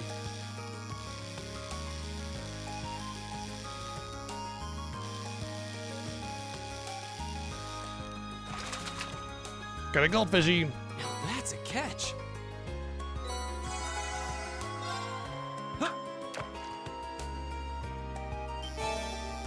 Fishy, fishy, fishy, can't you see? I'm gonna gut and eat thee.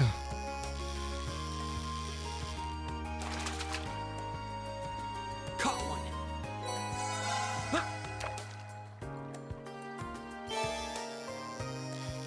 Oh, that's a new one.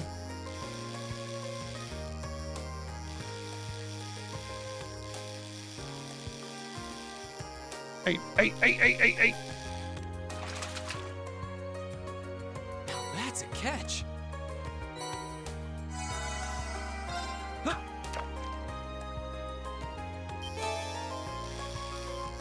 Uh-oh.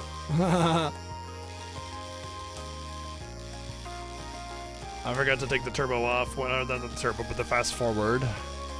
It's not really a turbo because it's built in. Now that's a catch.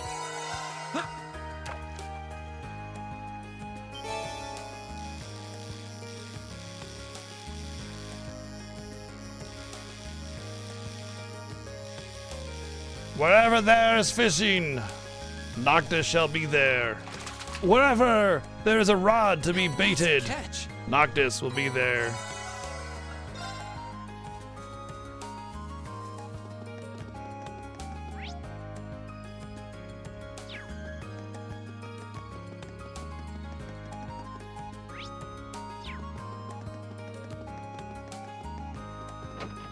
Wherever the tackle box yearns to be opened, Noctis will be there.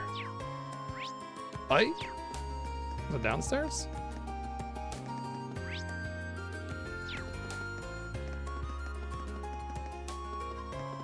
Get out of my way. Oh, the movement is so bad in this game. Oh.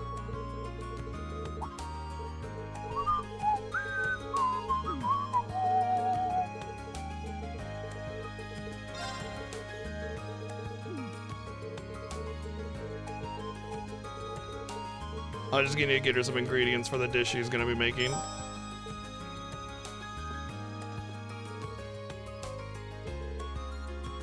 Oh.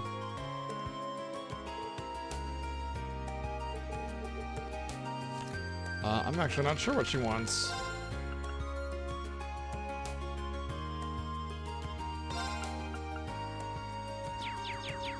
Okay.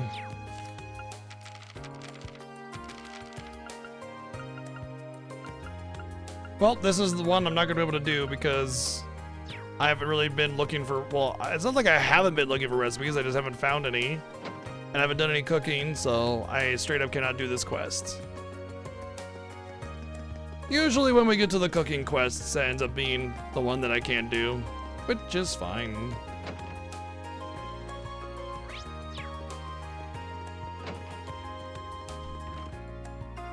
Hey, thanks for coming. Oh, this is voice acted? Good morning, Angelica. I saw you'd placed a request for me. I'm assuming this one isn't on behalf of the engineering club? Yeah, this one's a personal favor. Anyway, I hate beating around the bush, so let me get to the point. Will you spar with me? You want to fight?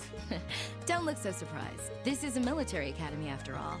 I enjoy the martial arts as much as anyone. It's not like I spend all my time on the prowl for beautiful maidens to deflower. Is that really something you should be fessing up to? Still, this feels so out of the blue. Did something happen? You're overthinking it. It's just that it's been a while since I got any good exercise. No need to make a big deal out of it. Just think of it as a fun way to kill some time. So, you in? All right, I'm game for it. Much obliged. Well, let's not waste any more fighting time talking. Well, if I actually fight her, I'm pretty sure I have my S-Craft fully maxed. Your stance is... Don't think of holding back on me now. Though I'm a bit rusty, so I don't know how much of a fight I'll put up. You wouldn't know it just looking at her. Her guard seems flawless. If I leave any openings, she's going to run me into the ground. No worries. I'm planning to give you everything I've got. You said your eyes closed there. That was your opening.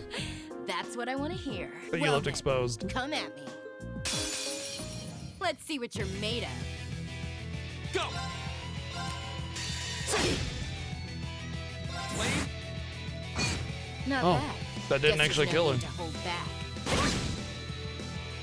I'm not holding back this time. It's time. It's not really an old man personality to be attracted to women and just be all about the ladies or whatever. I'm sorry. Okay, that was a one shot.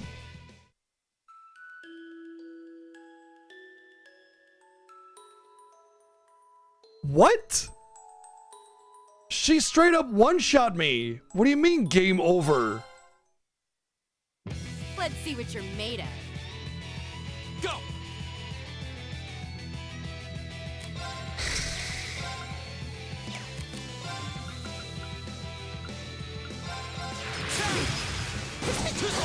Here we go! Here we go! My turn! Stupid. My turn! I'm sorry, everyone. Let's see what you're made of. My turn! This is so dumb.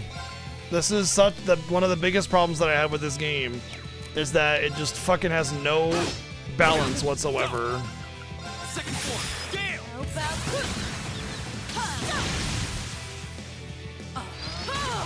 Here we go. No fucking game balance whatsoever. It's either things are a complete joke or you just get run into the ground. Like, it's so stupid.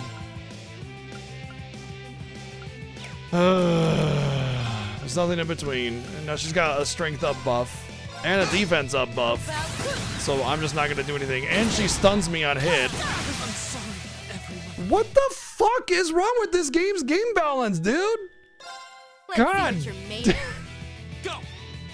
So fucking terrible. Awful.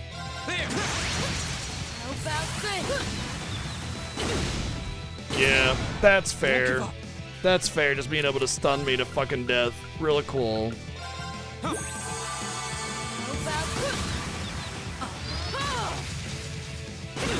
My turn. I don't think I can win this. I legitimately do not think I can win this. And I didn't save it beforehand because I was like, there's absolutely no need for this. My turn. I'm sorry, everyone. Let's go. All right, let's do this. Too slow. Go. My turn. If only I could go back and like edit my loadout or something. I'm sorry. If I could edit my loadout and get domination or whatever it was on him, then I'd probably just immediately win the fight. Here we go.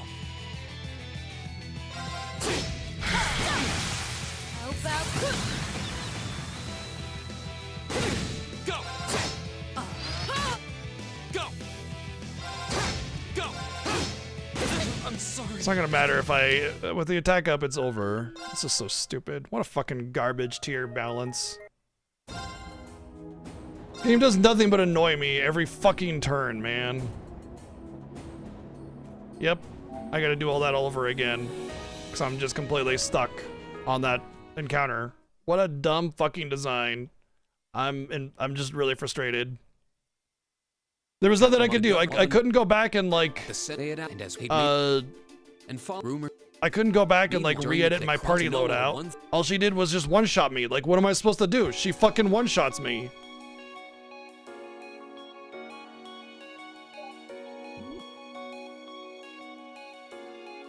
Oh, I thought it did, but I guess it doesn't. And there's no cutscene skips either.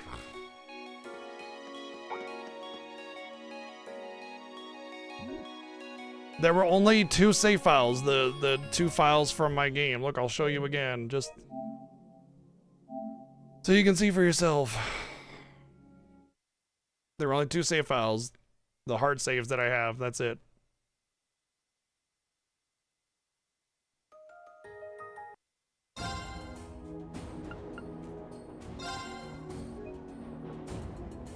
That's it.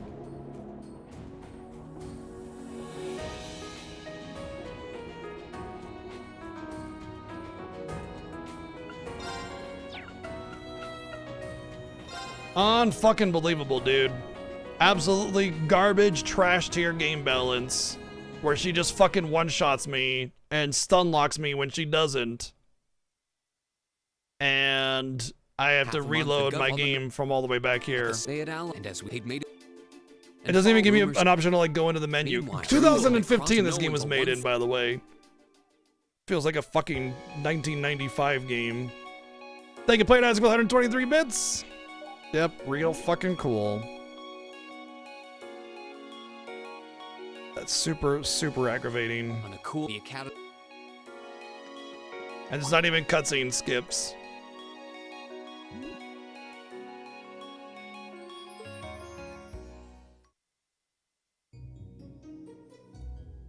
And that good student. The student. I only Awesome. Undoubted. But I couldn't perhaps. Well, it's a if I may. Our nation all are after all. Indeed. Even today, perhaps you seem retained from that, and if well, But I can. Let's. Well, would you be? That's. I suppose. It war. Now, we've all. I'd like. Lime, so we'll have. You can leave the or. Setting us. I think while it. It would with the terror. At the very. We could. Arrive. I'm sure it's my. No one. Some. However. You're hot? Huh. Troubled time. But I can't. They do. Although. I do. How? With the. So I'd like.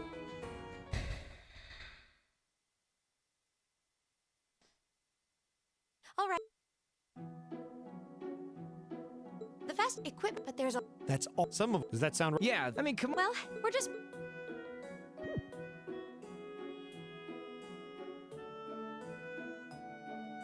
Would it? I know. It's kind. You're one. Well, the board of. And those. We can't. That's about with everything. But I ref special. Yeah, it makes sense. We also. So. What's this? There are standard. Yeah. Oh. Huh. And that we can. I've already. Oh, that helps. Thanks.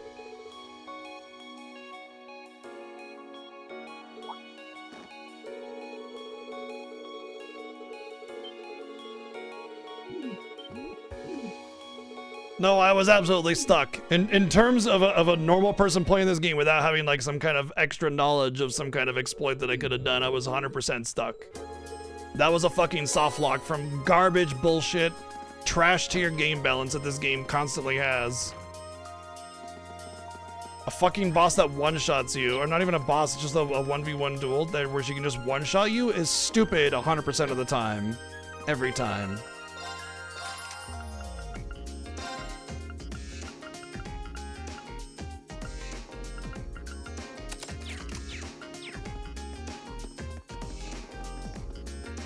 There was nothing I could do because I couldn't go to my menu to change my equipment. It was a soft lock.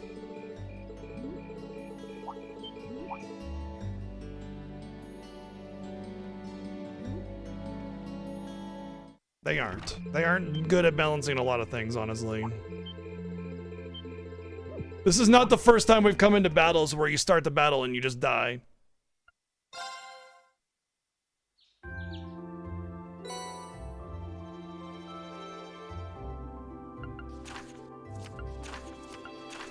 Okay, well, there's no way to know that.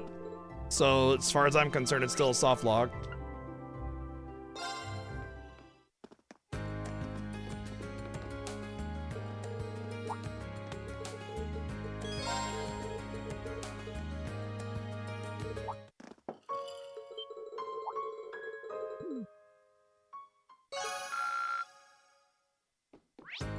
I'm talking to lots of different people, not necessarily just you.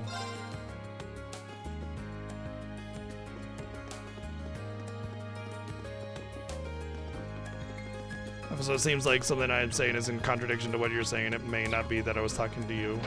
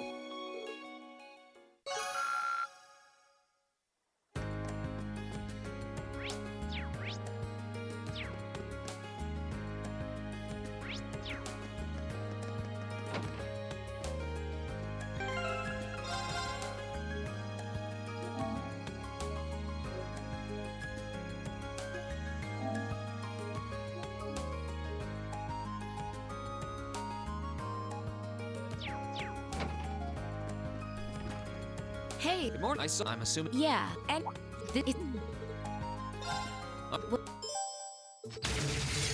let's see what you're made of. Here we go.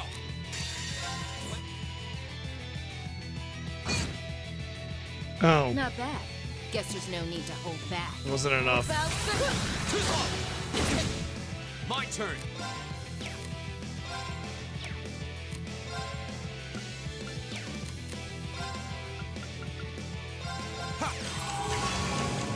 Here we go. Go. Not a bad workout. That's that. Let's keep moving.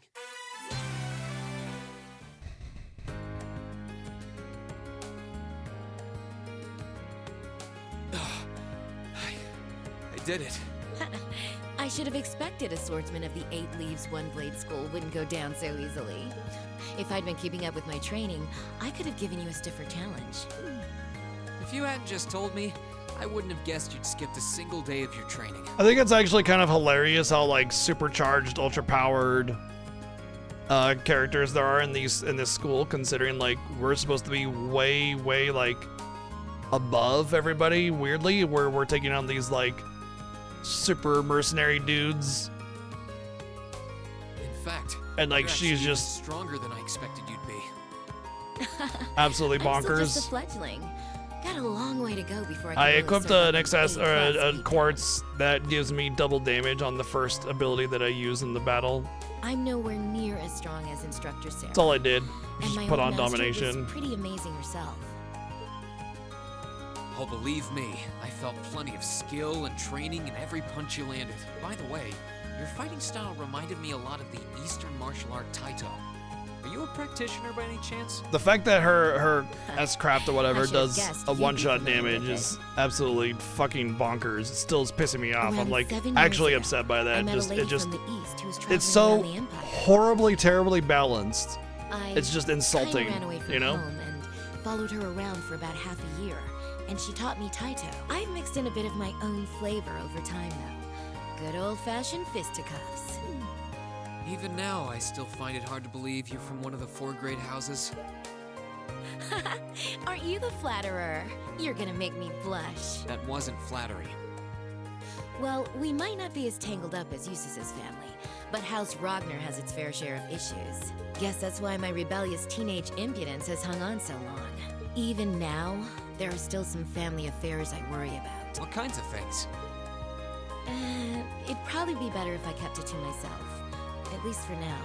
Anyway, I'm lucky to have met Toa, Crow, and George, and then some cool first years like you guys. I'm glad I came to Thor's. Right now, in my life, you guys are all I need. Angelica. But hey, it's nice to know I can still hold my own in a fight. At least I know that if worse comes to worse, I should be able to keep Toa and the others safe. And knowing that is Oh. enough to have made this all worthwhile. I think the skull is gonna come under fire or something. Glad to finally be able to help And that's you out. what this quest is about. It's showing that Besides, it sounds like she's some good capable. ideas for what Class 7 So can do for the when festival you see might her just be coming my way. defending somebody like a classroom or something from the onslaught, you'll be I'm like, looking oh forward yeah, to she's seeing what really you guys come strong, up with. you know. And yeah, I hear you'll be spending some alone time with Toa this evening? Hmm? What? Oh, there's no need to be embarrassed. It's just that Toa might be perfectly professional when it comes to work, but she's more than a little inexperienced when it comes to the menfolk. So promise me you'll be gentle with her, okay? Now, if you'll excuse me. Oh wait, I almost forgot. I wanted to give you this for helping me out. Anyway, see you around. I'll let you know when I'm ready for round 2.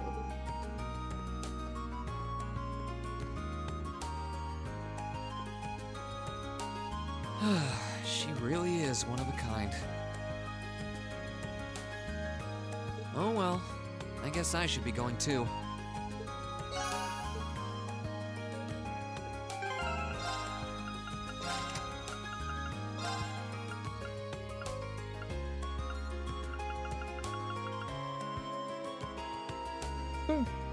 It's kind of cool.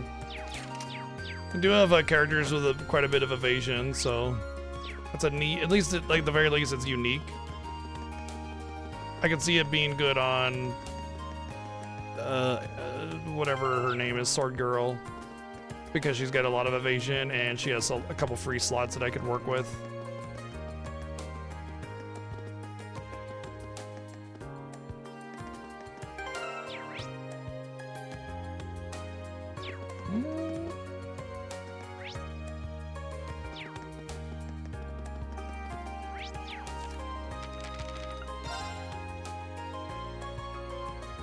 Oh, I guess I'll do that after the schoolhouse. Okay, because we're not doing that one. All right, so schoolhouse it is.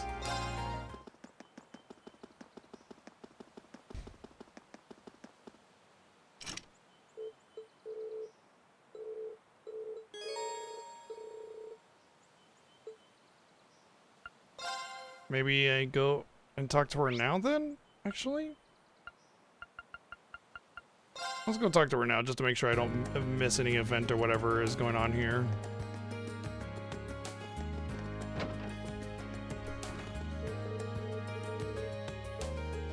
Computer room.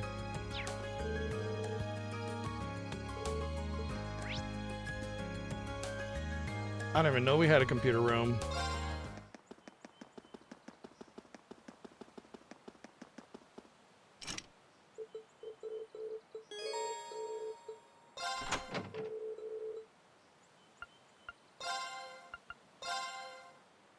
Oh, I can't bring Sarah. I was wondering if that was going to be the case or not.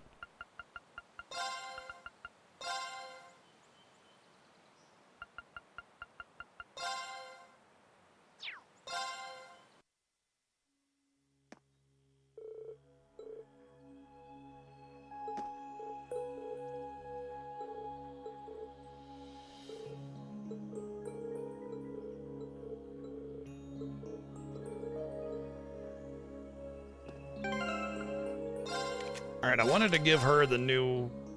So she gets, Oh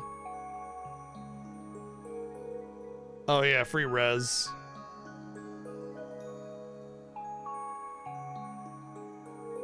Only once per fight. I wanted to give her Ketsa. Because it has to give a really good balanced stats, and she kind of uses attacking a little bit more than everything else, and I wanted to have, like, speed and all that good stuff. Like, just in general, you can see how much better the stats are. And it's level 3. Like, this has kind of low bunch of stuff and spell spell damage is a little higher. So it brings that down a little bit lower, but everything else goes up. Everything else goes up. She loses Cross Crusade though, which kind of sucks. But again, level 3, when it becomes level 4, I'm sure she'll get something equivalent. Although, yeah, Shining Fortuna I don't care about. I don't care about Thelis. So yeah, let's give her that one.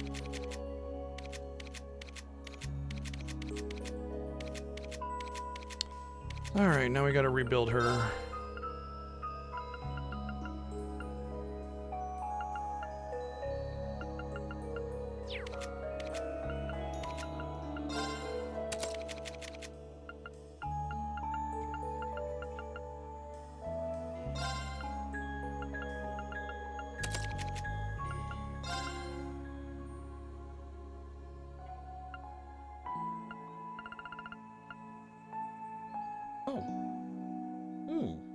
Okay.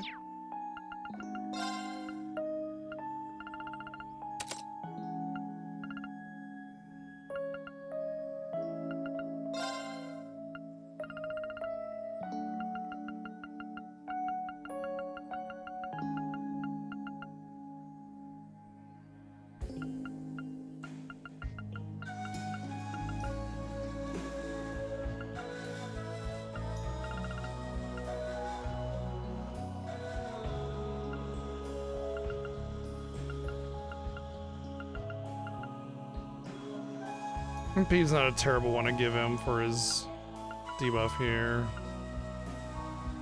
Guess I could do Speed Breaker again. No, don't I have... Yeah, I already have it. That would just be redundant. Let's give him the Reflect. When in doubt, right?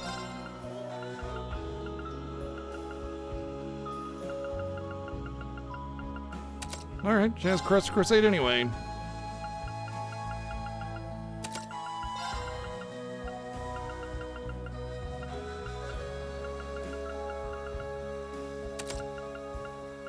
So I want to give her Holy Breath. Oh, I'm missing one.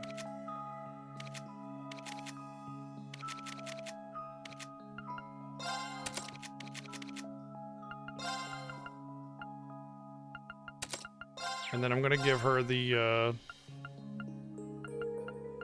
Wind Bell. And I can give her judgment as well.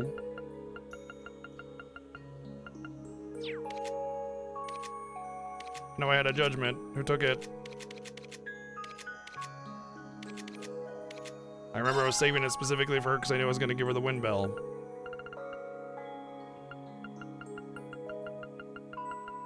Oh, there it is. I was going to say, I hope it's not gone because I gave it to what's her name, but I think she had her own judgment bolt. And then I don't really need to give her any more offensive stuff, so I just need utility. Let's get luck on there.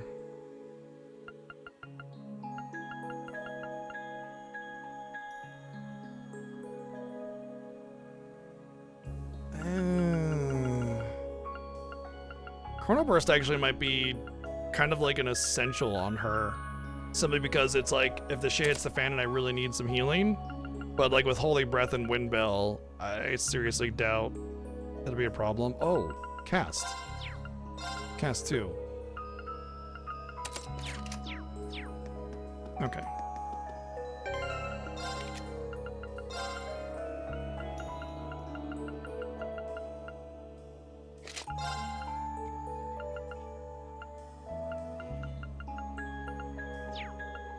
Sleep, faint, nightmare, confuse. Yeah, freeze, petrify, and stat downs. One thing is she doesn't have is basically death.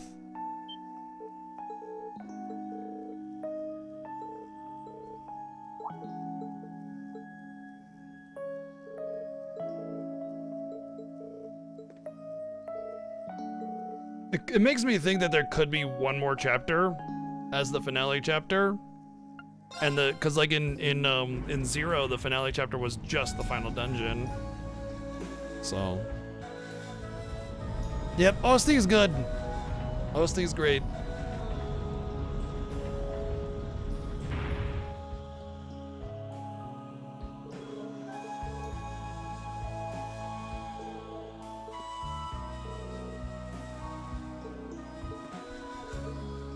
Still don't talk about the red door. Like, the red door was open and nothing? Where even is the red door?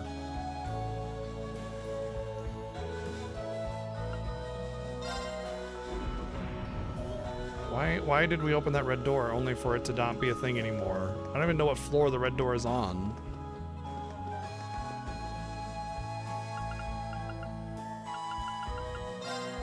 Okay. Very confusing how they had this whole red door thing. We opened it and then just left it for 2 months like it wasn't a big deal anymore.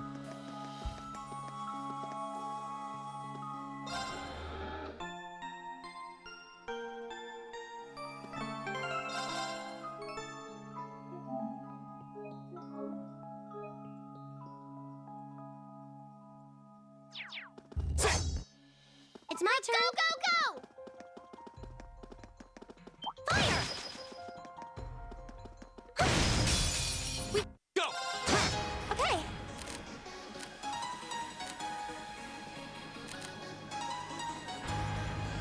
I don't think they have much. Actually, you know what? Shouldn't I prioritize the stronger links? Now. I've got you. Right. My turn.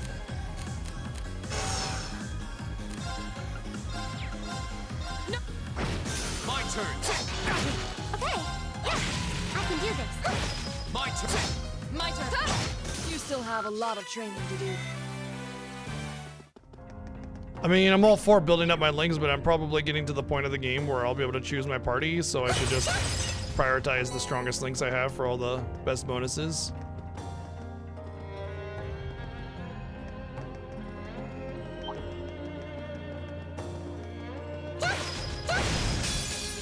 Here we go. It's my turn. It's my turn. My turn. Now. Go. My turn. Go. Laura. Your swordsmanship I've got a way to go to get. That rush is getting real good. All right, I don't want to go. I don't want to turn that yet because I want to check to see what I can get right here first. Oh, right, that's not the same thing. That's like a door opening.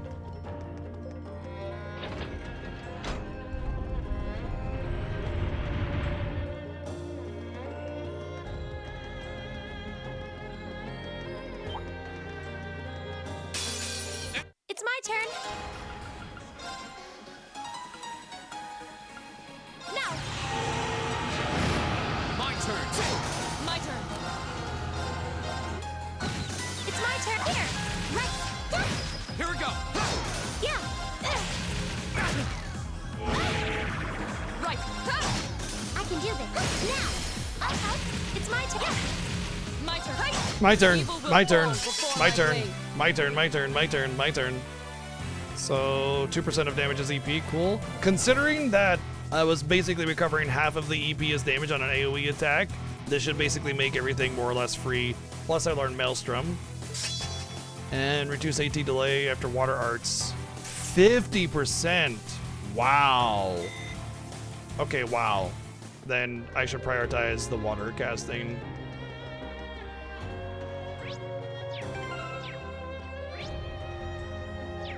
%50 delay reduction is...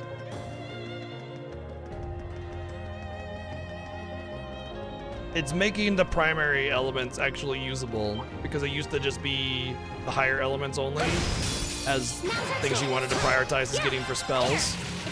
But if you can slam those spells out real fast without delay, it gives it quite a bit of value. It's my turn. My turn. Here we go. Okay, here. Right. Of course. Kind of tanky.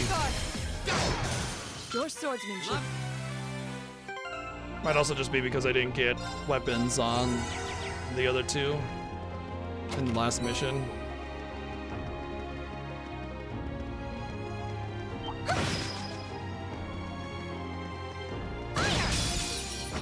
Go.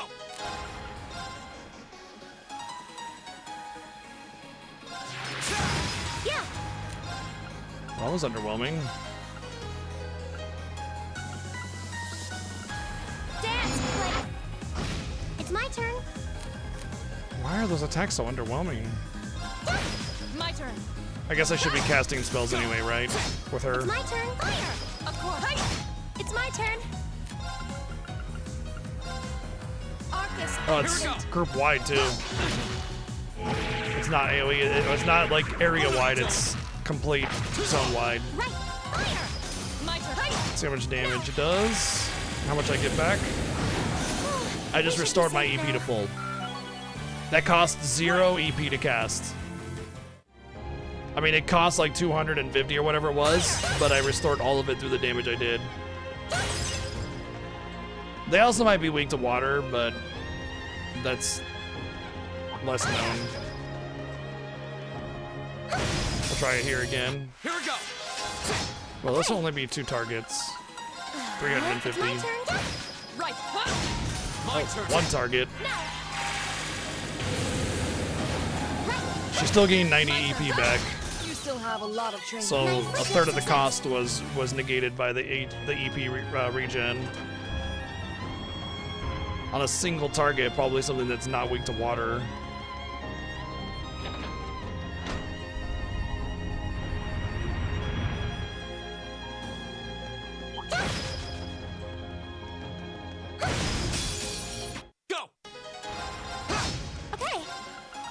Also, it's great. I don't have to worry about targeting. Just slap it in there. There's a chance. An opening. Yeah. It's my turn. Fire. Of course. This battle theme doesn't stand out.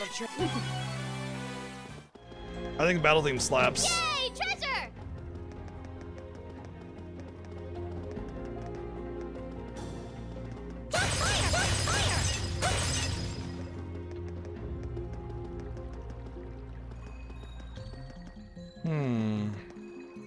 Okay, so it's just a circle.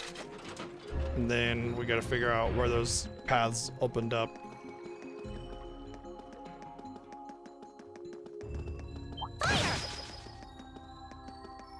No, there's a difference between just having like a good OST and then like a really memorable OST. You know, it's the difference between a good OST and a great OST, obviously.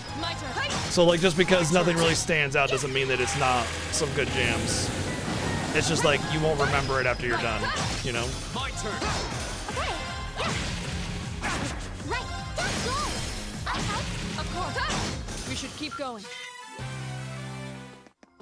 Dynamic themes are always good. It's a treasure chest.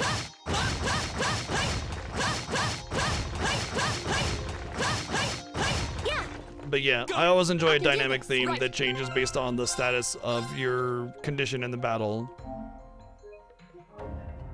There's also really good dynamic battle themes based on like preemptive or being surprised or whatever that are really nice.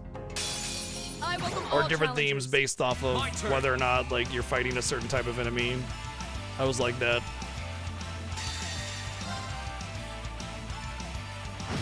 Here we go. That's that. Let's keep moving. I feel like I'm going strong.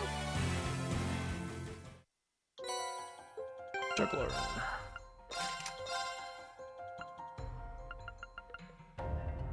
Attacks and crafts inflict random abnormalities. That's great. That's just fantastic. Love it. The stats on it do kind of suck, but what's really nice about it is like the whole juggler thing basically means like it's all of the debuffs. You can just get random abnormalities, right, on any attack. And what's nice about this is that I don't need to equip not Skana, but Rakashka or Burn or any of this. It would just do it. And with his spells kind of suck with this. Firebolt, Impassion, you know. Nothing here is really something I really want. I'm gonna take the hit on stats and give this to him, and just that way his arts and attacks randomly afflict different debuffs. I feel like I can get it level 5 pretty easily, but having Silverthorn, Crescent Mirror, just like there, means I can also take off this one, I can take off this one, I can take off this one, and I can give her Rakashka instead.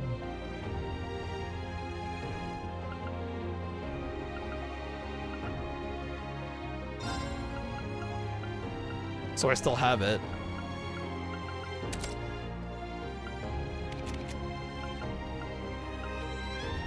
Oh, I was double downing on Burn apparently. I wonder if it increases the chance.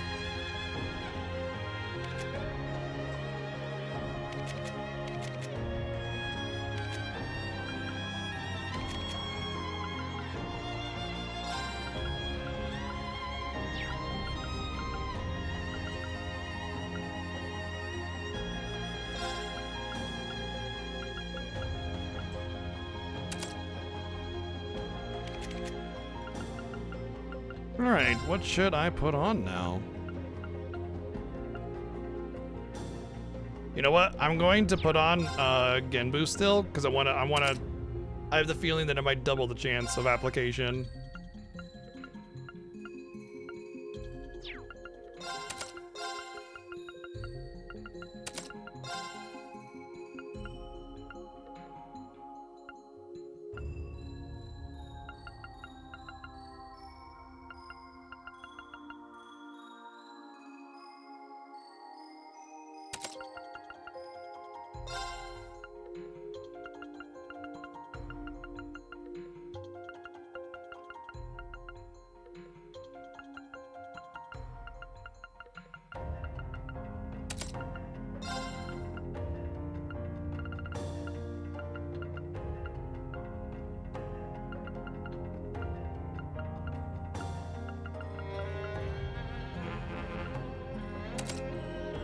Oh, I see. So that's how they differ. It's not just debuffs and it's not just stat downs that you can put on separate lines. You can stack the same quartz if it's on a different line, regardless of the quartz that it is. That makes more sense. Okay. Actually, I kind of want Wrath on her, but I don't have the place for it, so keep it on him. His evasion isn't terrible.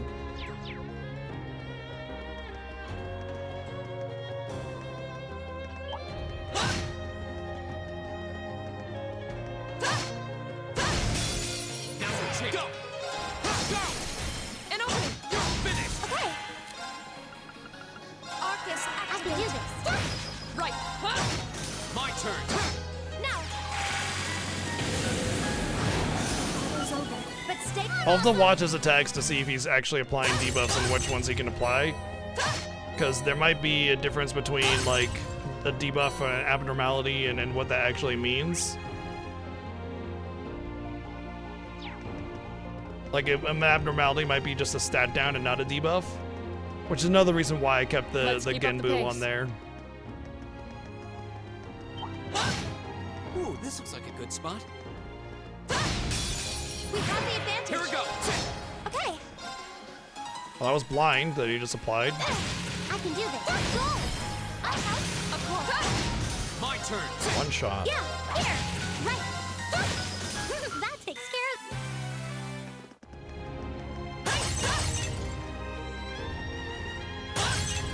Wait, want to Here we go. use It's my turn. her.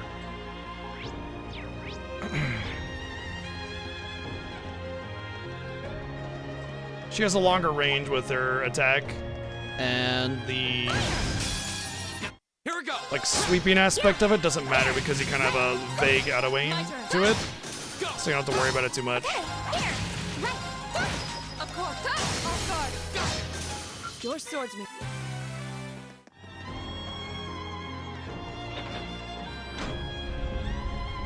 Or auto lock on, I guess.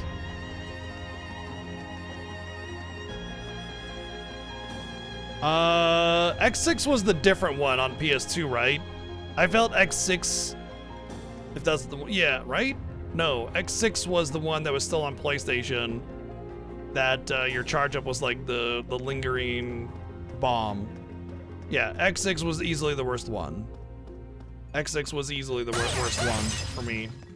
Like, not even close. X6 was super garbage for me.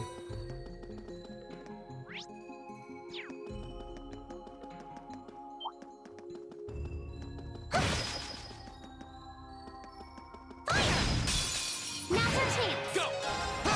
It's my turn. Arcus, I can do this. Go! Sure, I mean they all do. You know? It's over, but...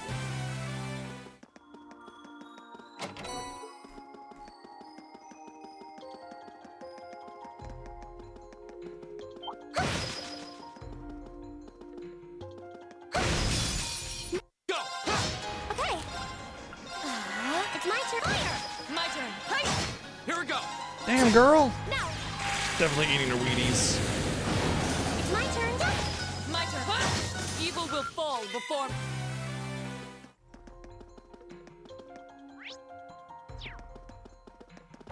Of course. I beat up all the pillars because I ran into a situation where I was trying to hit an enemy and the game would automatically target the pillar over the enemy, and then I ended up getting ambushed, and so now I Treasure chest. beat up all the pillars always.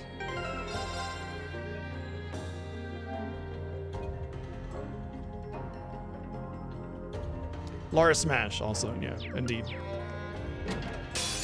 Bring it on. Go.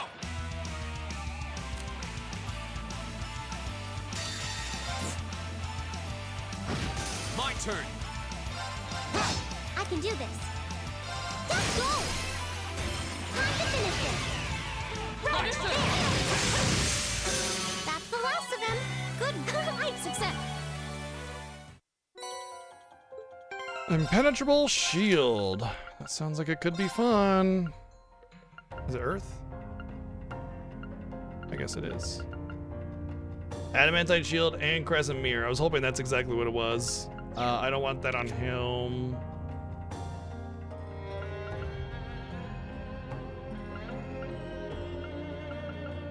Can't really, I guess I could take off luck, but I guess I could take off Adamantite shield and crescent mirror and give her something else over those two. But like, really, what would I put over here? Nothing, really. I guess Mind 3 would all be all right for higher magic attack power.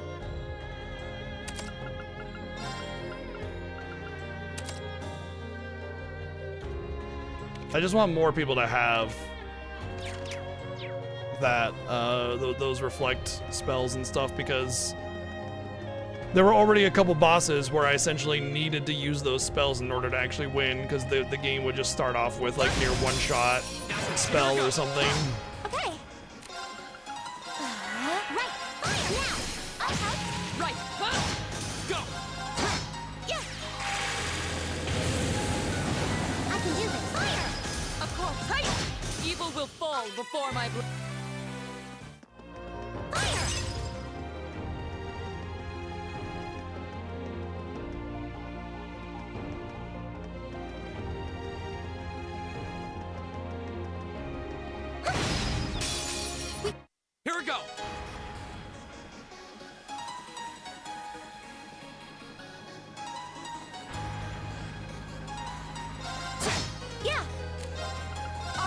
was thinking they were like, what do I need to do here?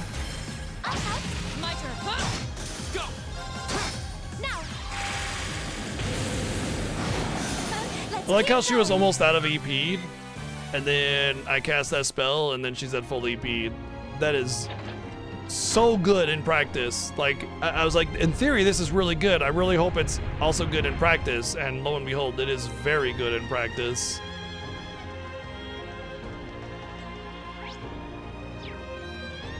It won't be quite as good against bosses, because most bosses are single target, but still. Okay. Right. Fire. My turn. Here we go. Yeah. Right. Fire. Of course. Right. We should keep going.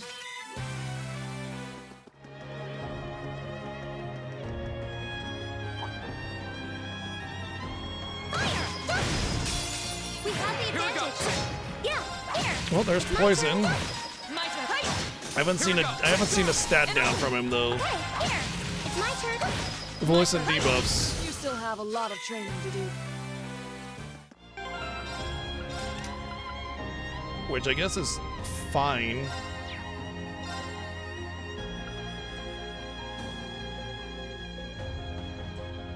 But I'd rather get more variety out for that, you know? What was it?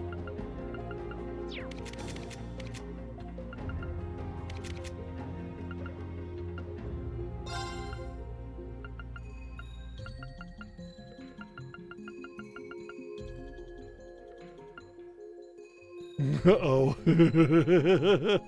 She might run off now.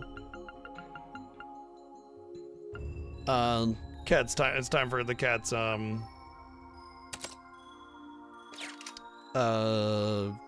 inhaler. She has kitty asthma, so she gets an inhaler twice a day. But wife came in and peeked at her, and she gets an idea of like what time it is, so she starts to run off and hide whenever it's time for the inhaler, kind of playfully, you know, not like actually running away in fear. But you can see she's kind of sitting here like, oh great, she saw me. Come on.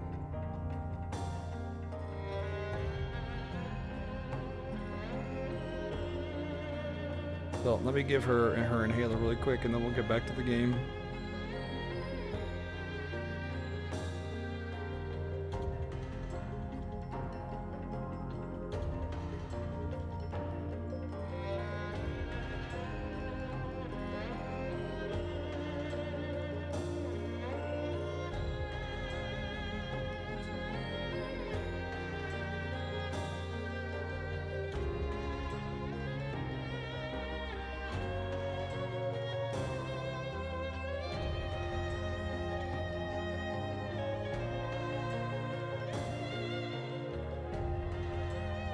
Oftentimes she'll like be asleep, and then around like 8:30 or something, she'll just kind of get up and go, and then run off.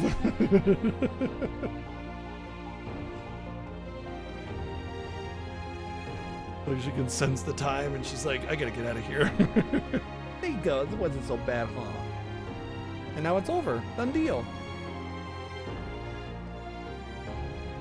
And yeah, I agree. Our builds are the more fun and enjoyable ones. All right, so I think the gem is debuffs only, not stat downs, which is still good because it just kind of takes care of all of them, but still. What was that one that I got? Reaper? No, I already had that. Shadow Blade. Okay, that's good. 5% of damage dealt absorbed. It's very good. Honestly, I don't really care about Flood. Well, yeah.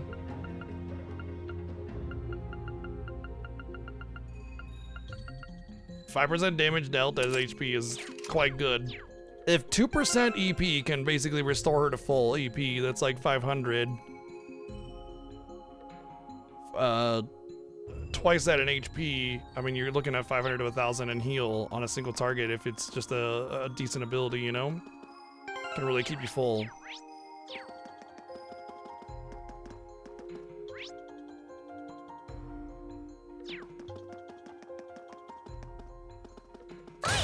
yeah, pretty much that's my focus is craft and S-craft.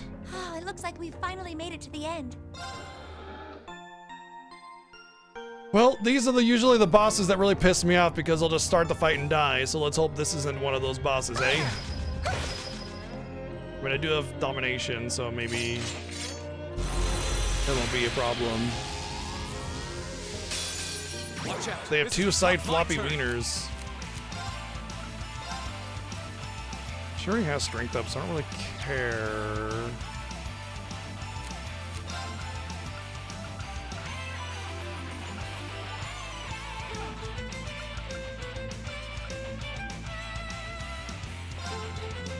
I like how they put the movement and the speed on the same one. That's a good idea. Let's go. Yeah.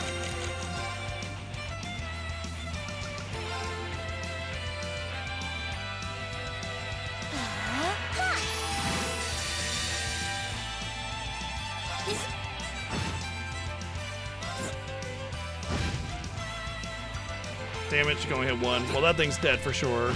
Clap.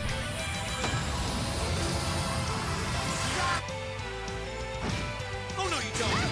My turn. Have a chance. Laura. Of course. Yeah. Arcus activated. I can do this. Arcus activated. My turn. Now. Go.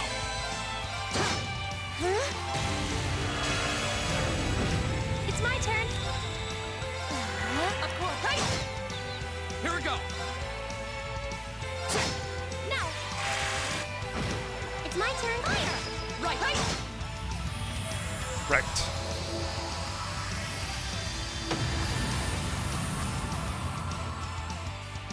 We should keep going. I will say the fact that Milliam's S-craft is just room wide, it is tempting me to use her over Alyssa. But Alyssa is my primary healer. Oh, yeah. It just went right up to level 4 like that. Probably a catch-up mechanic on it. Grim Butterfly. So she doesn't need anything. And now it's a 75% chance to absorb magic.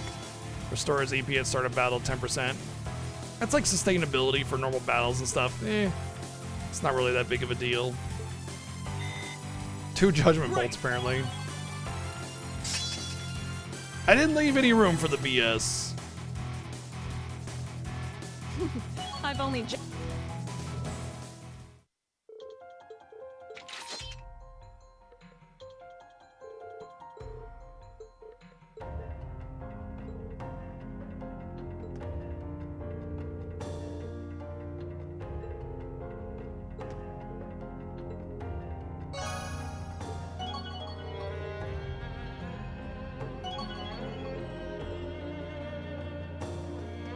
Sweet. I got a bunch of girlfriends now, apparently.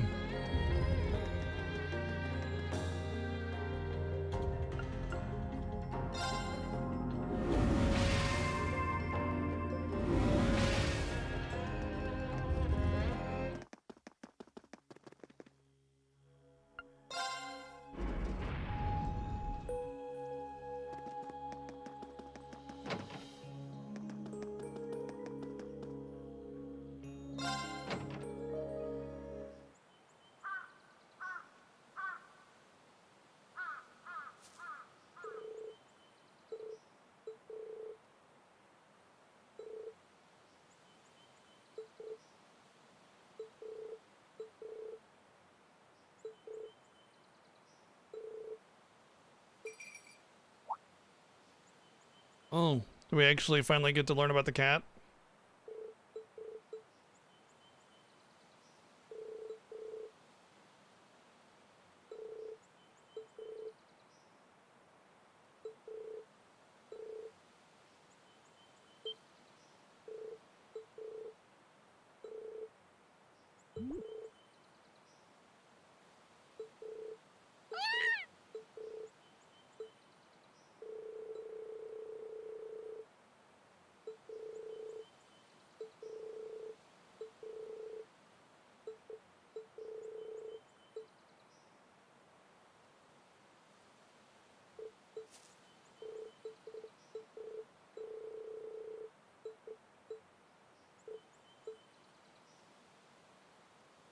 She wants me to follow her. Or maybe not.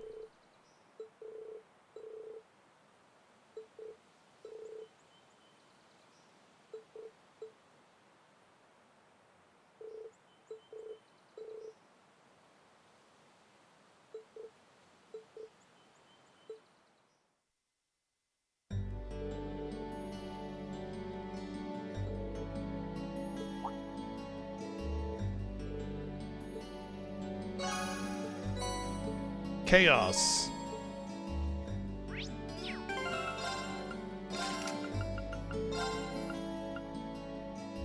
Abnormal status is inflicted on foes. Last 2 more turns. Oh my god.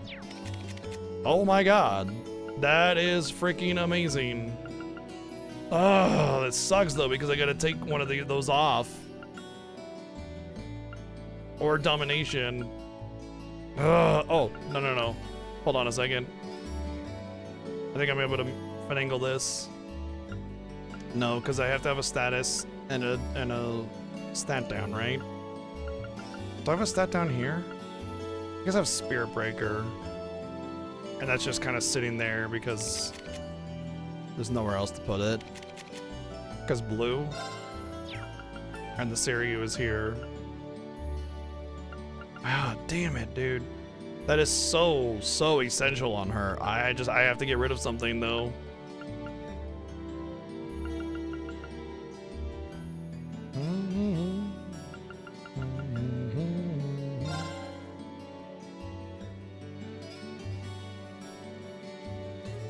Really does put into question whether or not anything's really going to be susceptible to debuffs later on in the game though. But being able to guarantee that there's like 3 turn debuffs, it's gotta go on. You know what? I think this is the one. This is the one I take off because the movement is meh and the speed is not as important. I can just do a speed down, so it's gotta be that one.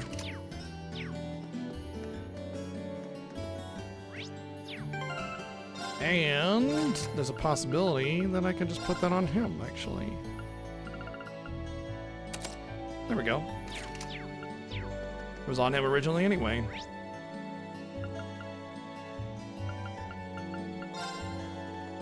Oh, she's maxed.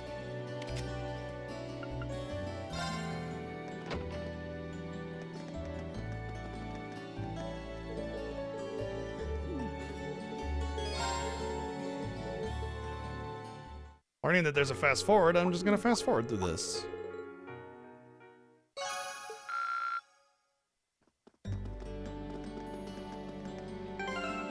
Okay.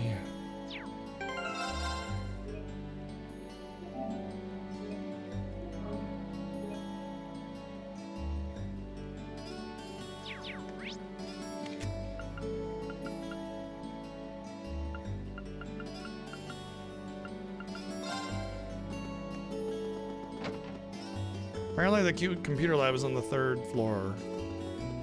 Wait, 2nd floor.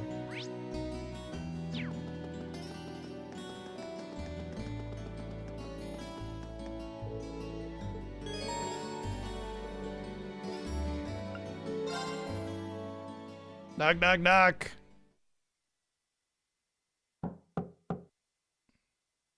Love the animation for knocking on the door. Doesn't sound like she's here yet.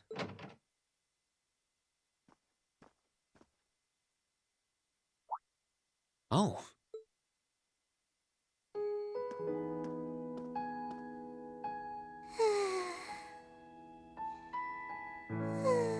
That's not what soft breathing sounds like.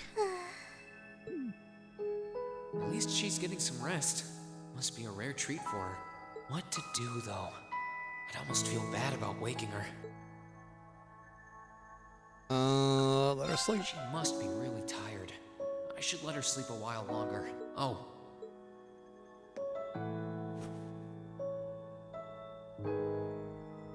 His outfit changes randomly to his uniform instead of his normal clothes. I guess I'll just read a book or something while I'm waiting.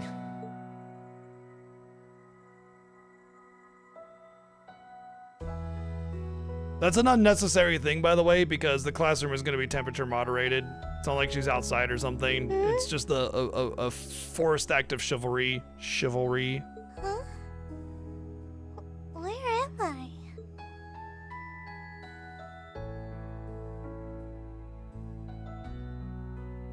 jacket. Oh, hey, you're awake. Huh?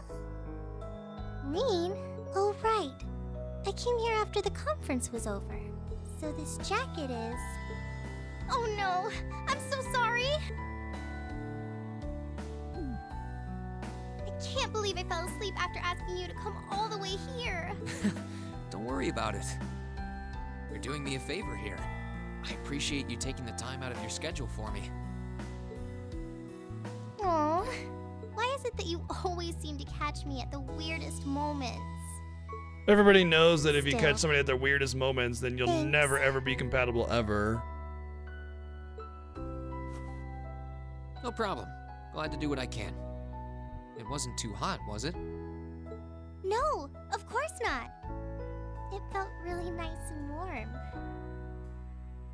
But anyway, that's not the point. Now, listen here, Rean. Huh? I mean, lending me your jacket was very sweet and gentlemanly of you, and I'm kind of happy you did.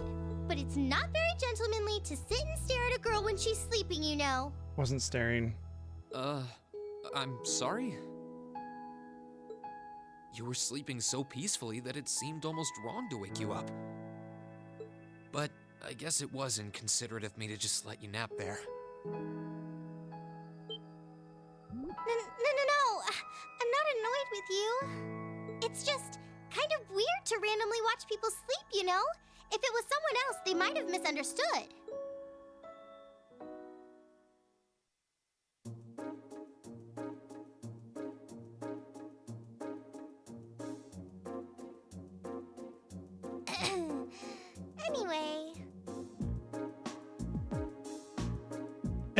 Anyway, Wait. What? Like, okay, we're in a completely different room. We get up, we go over to the thing, we sit down. Anyway, that doesn't make any sense. She would say anyway before she got up to go to the computer, if at any point. I asked you to meet me here so I could show you more about the concert we put on for last year's festival. Oh, you mean the one you did with Angelica, Crow, and George? Do you have some record of it here?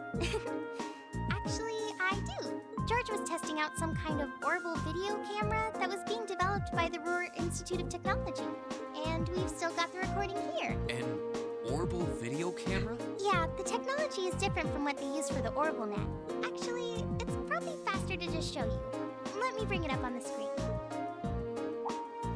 Oh, you've got pictures of it. More than just pictures. Just watch. Amazing. I know, right? It plays back images and sound at the same time. So it's like a radio and a camera combined. The quality might be a bit rough, but it really feels like you're right there, doesn't it? It's really something else. Oh, there we are. You know what they really need to utilize more in these games? Anime cutscenes. Like, all of the action moments could just be handled by anime cutscenes. If they don't want to animate the 3D models and stuff. Good lord. Wow. Isn't it cool? It's called Rock. It's making a splash in the music scene abroad. They use orbital audio technology to amplify guitars for it. It's a pretty bold sound, huh? It definitely is. And, speaking of bold, how about that outfit? I forgot about the outfit. No, you didn't. Don't look at that. Just focus on the performance. This is...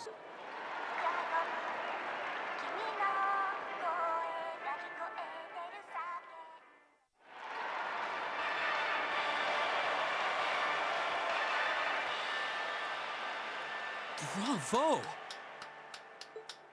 That was incredible! I wish I could have been there to see it in person. I'm glad you enjoyed it. So was that any help? Help? This is exactly what I was looking for. I'm not sure if we can put together something as flashy as this, but we do have Elliot, and he knows his music, so I think we might have a chance. I'm glad to hear it. Crow was the one who planned all of this out, so he's the one you should ask about how to put a program like this together. Angie did our choreography, and George got all the instruments together for us. I'm sure they'd help out if you asked. I think I just might. We have to get our preparations for the festival underway. And we'll just learn how to play some instruments really quick. Oh, I put a copy of the video onto this memory quartz for you too. If you put this memory quartz into the orbital projector here, you can watch the video anytime you want. Maybe you can bring everyone from your class here and show it to them tomorrow. Yeah. Thanks for everything, Toa. I mean, I asked you for help, but you really went above and beyond. I don't really know how to thank you. You're always looking out for me, Rean. It's the least I could do. Besides, I'm sure this idea will spark some lively discussion within your class. It's not a done deal yet, but I'm really curious to see how things turn out. Me too. Yeah, show this to your class so they can not look at the outfit, right? For how supposedly embarrassed she is about it, she sure is completely fine with it. So, one of those little forced anime things. Doesn't make any sense. Also, I feel like, I don't know. Feels awkward how they portray this society. It just feels like any other society, like the governmental structure doesn't seem to actually really play a hand here. And it's kind of disappointing because I was hoping to feel more of that imperial concept.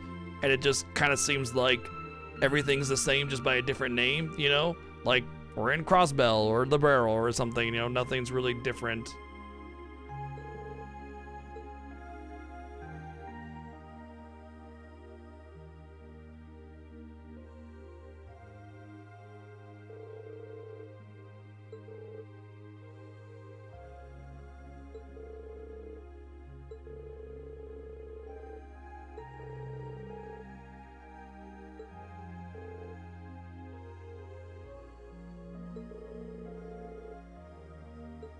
Wow, that sounds cool. I want the indoor garden.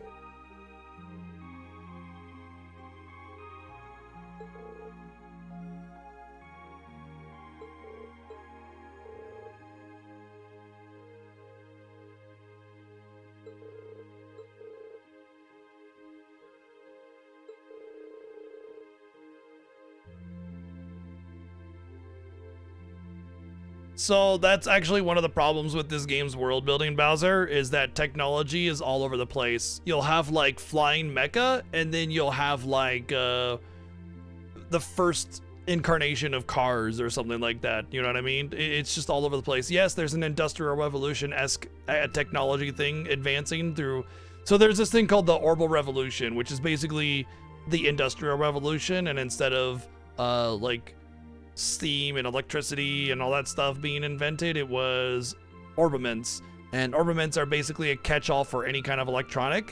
So anything that you can think of that's like powered by something that's not like I don't know, manual labor, you just slap Orbital on front of it and voila, boom, you got it covered. So, you know, Orbital air conditioning, Orbital car, Orbital fucking, you know, everything, right? But the problem is that there's sort of not a lot of care given to like how that technology advanced and how it's been delivered to the people and everything. And obviously, like, you know, different technology world, different sort of system, different universe, you can have a different sort of growth in how technology works. The problem is that this whole series is contained within like a year or two's worth of time. So you have this 50 years of Orbital Revolution before the first game started, and then it's like 1 to 2 years. And every time they make a new game, and they make it take place in a very short time after the first game or the last game, or even in the same time frame like this one is, no time has really passed, but the technology greatly improves or changes, and they're not letting it bake enough, you know? So like a camera was considered, whoa, right? Wow.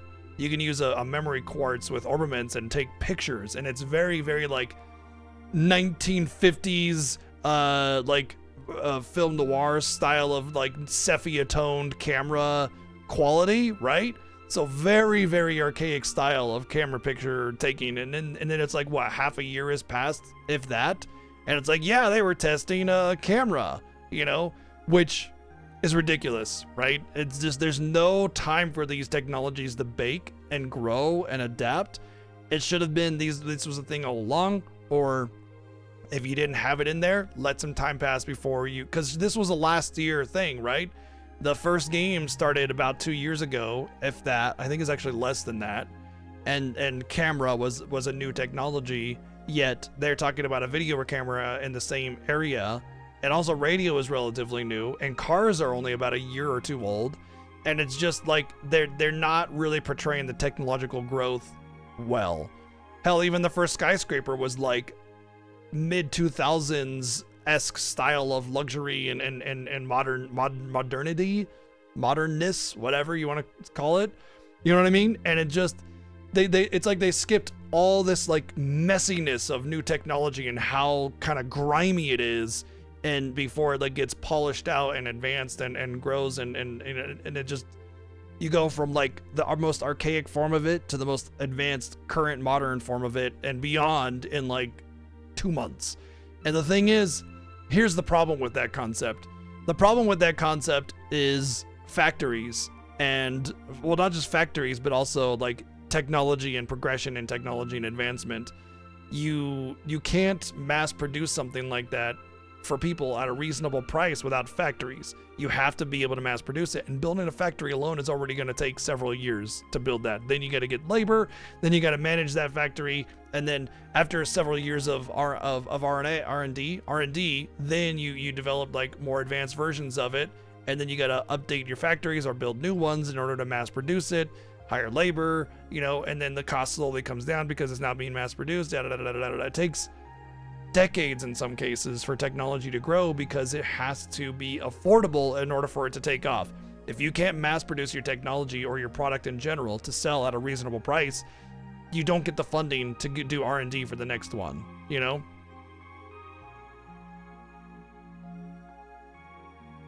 The only reason that's like that doesn't necessarily apply Iceburner is because the society, which is more than likely who played a hand with those remote control thingies, have much more advanced technology than what we even know about.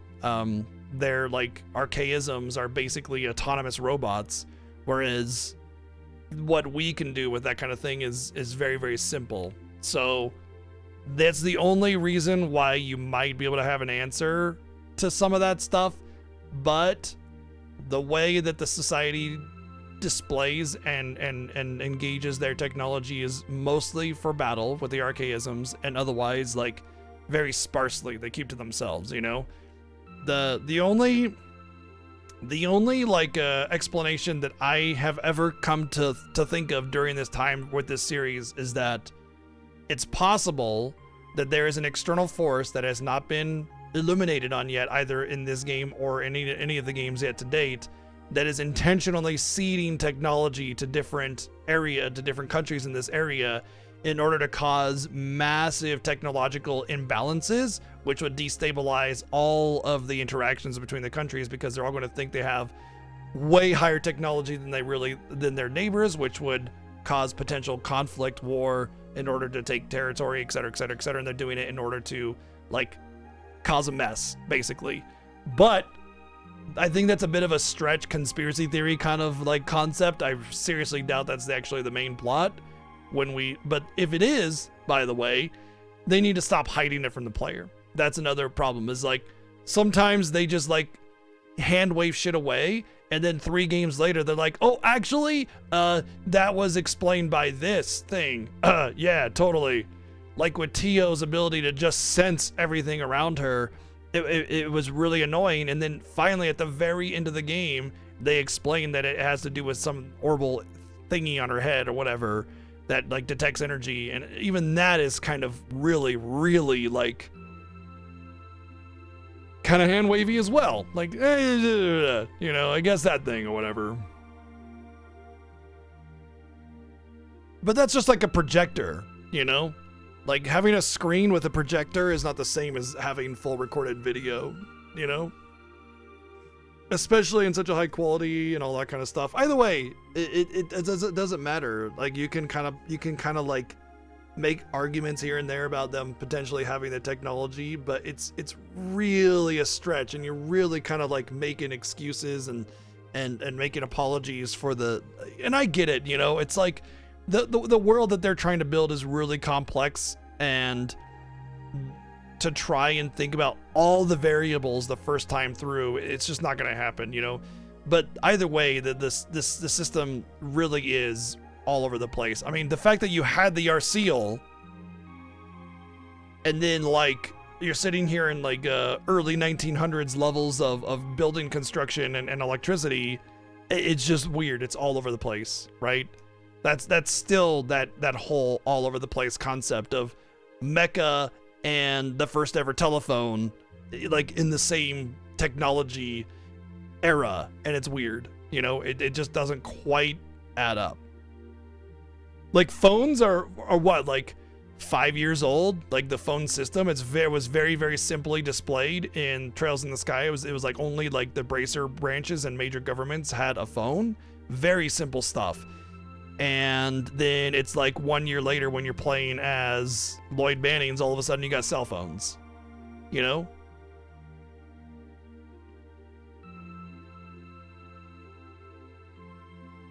So yeah, it's just all over.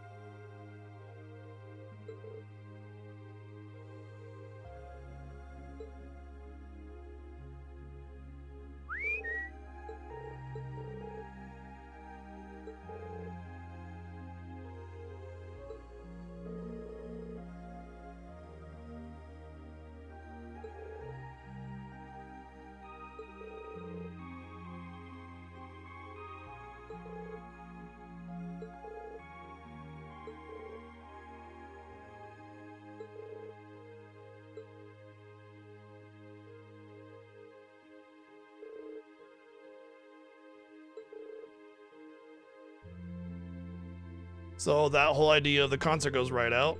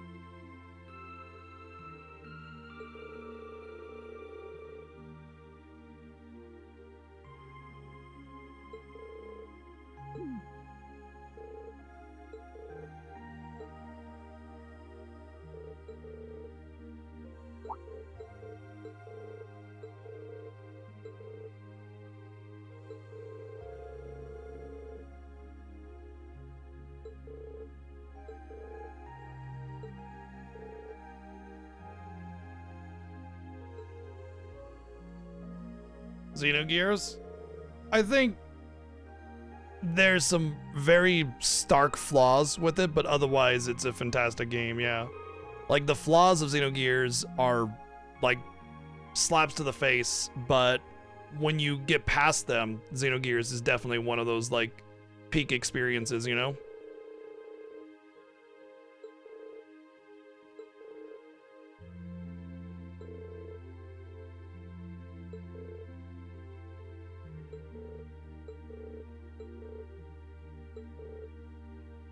I like how they're all talking about video, about, like, Rain was talking about video as if it was some kind of, like, weird, awkward thing that he never heard of. What do you mean, video? What's video? And now everybody else is like, oh yeah, you had the video, right? Let's watch it, right? Like, it's just some common thing now.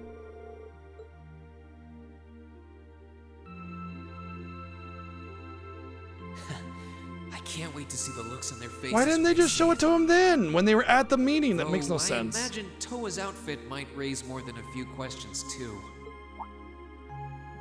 Oh, it's 9 already? Abin time should be on soon. Hey, Navasa, take it easy.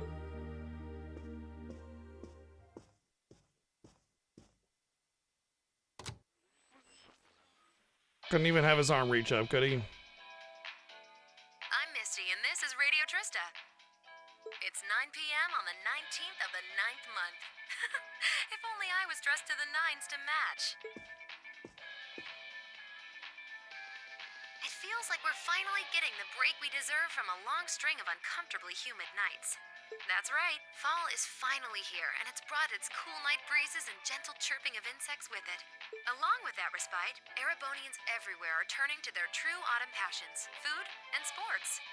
So all of you out there look forward to when you realize fall's almost here.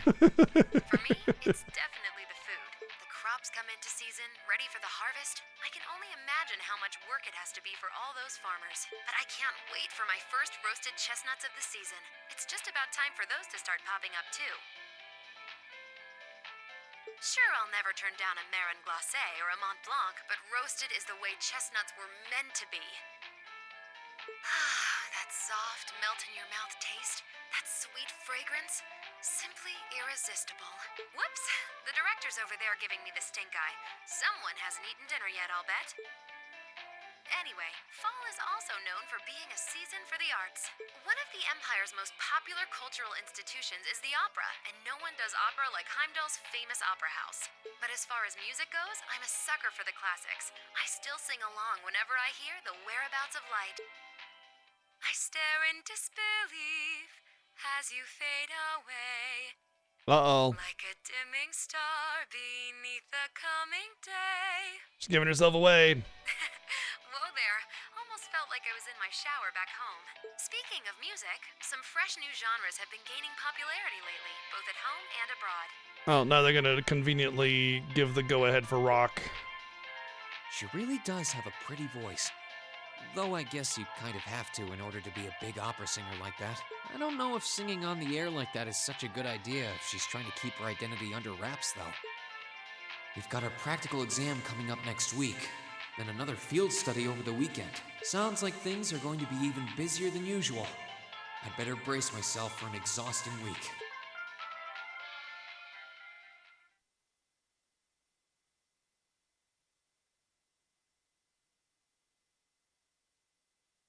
You have good telepathic powers? Wow, cool. I can telepathically move food into my mouth using my hands.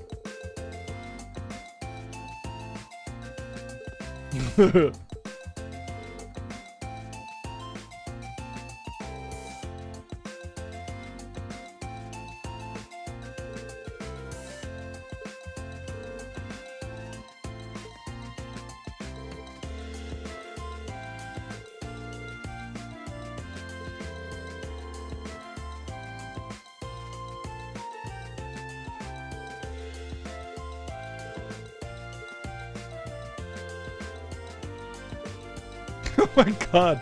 The lute, the sitar, the violin. Yeah, this is gonna rock. Totally.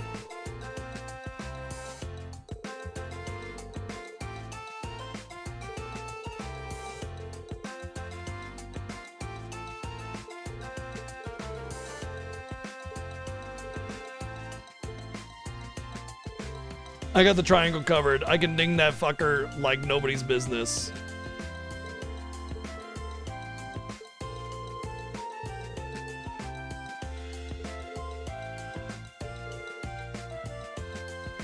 Yeah, could you go ahead and compose a play for us real quick?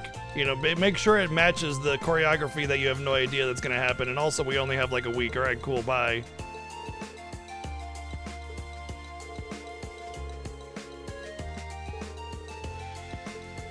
Give us some outfits for a theme we don't even have.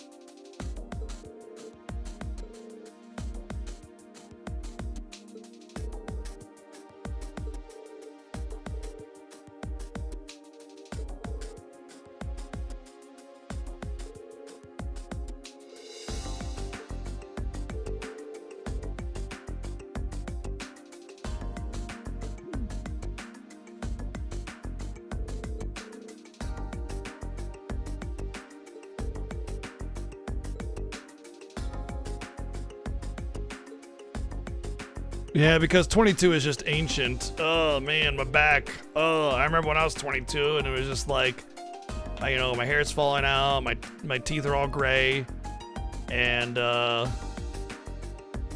you know, back doing the thing with the back, you know.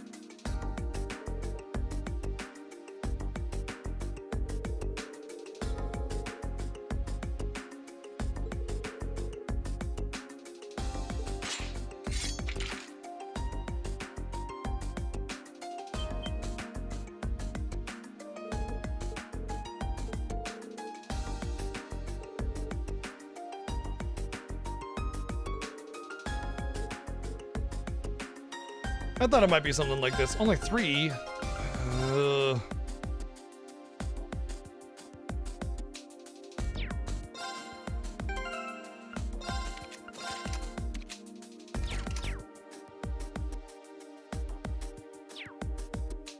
None of my craft points are up, so yippee.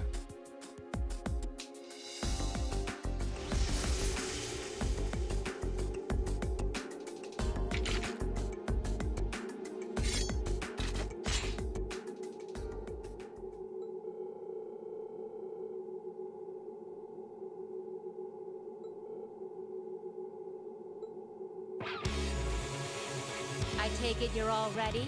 You've been studying and training here half a year now. I think you might finally be able to do it. Now, show me you've got what it takes to pass with flying colors. Yeah! Well, no craft points is gonna make this really difficult. No one reaches low HP when in less than 40 turns. My turn. Aha.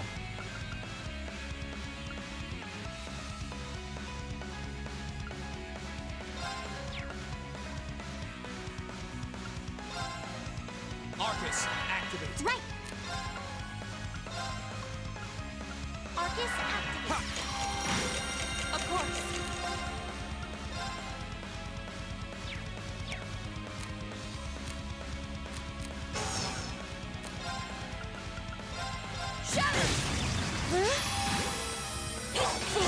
Here we go. Well, okay. This looks promising, actually. Burn down. I can do this. Of course. Shatter! Not bad. Time for the kid gloves to come off. Except you're asleep, so. Right.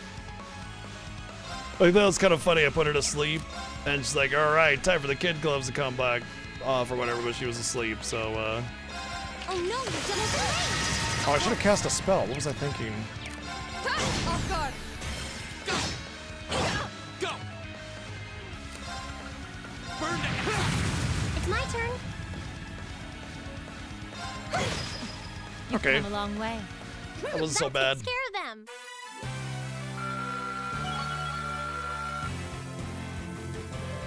I did it!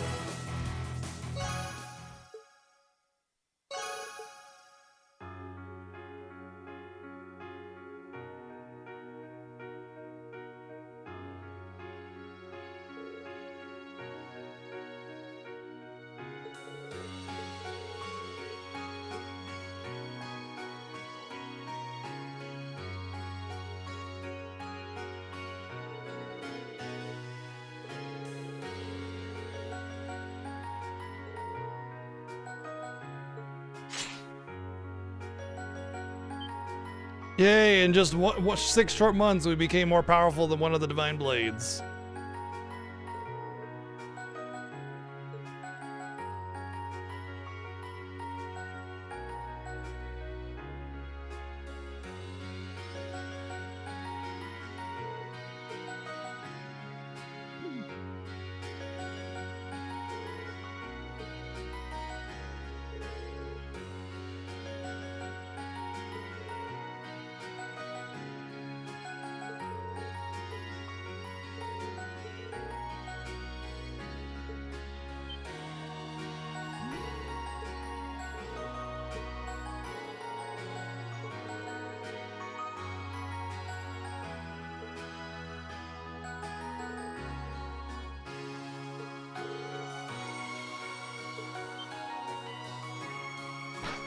Well, we just happen to be in perfectly, what's the word I'm looking for? Symmetrical positions once again after so many battles. Apparently the groups that fought first and second or everything aren't off to the side waiting and watching where they've been able to sit down and rest or anything like that. Nope. We all just stood exactly right there the whole time. Every time a new teammate fought, or they all just stayed right there.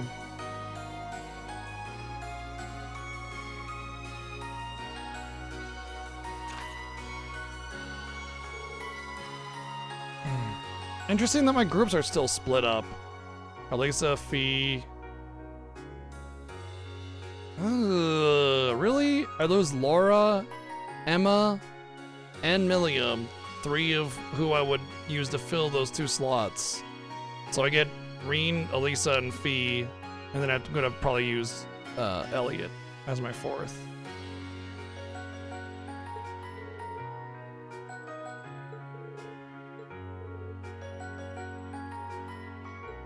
At least the panty wasn't synchronized, right? I know.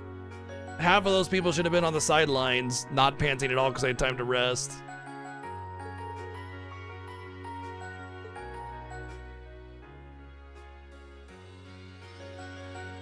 Wait, what's his name again?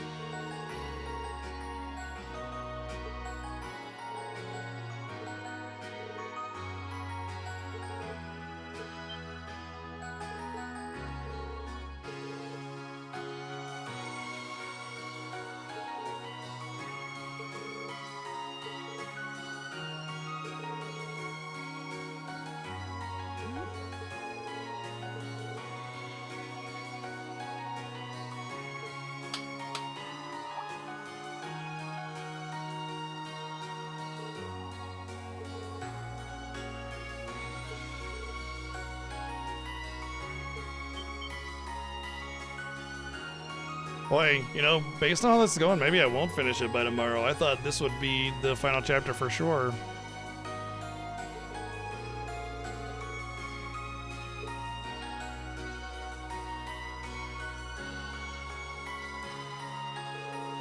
Of course, then again, even with Zero, like the first, and Sky 1, the final little bit of the game just kind of came up as more of a surprise. And the final boss was just kind of like, hey, we're forcing more out of this than really needs to be in order to make it feel epic and final. Wow, that must have been tough.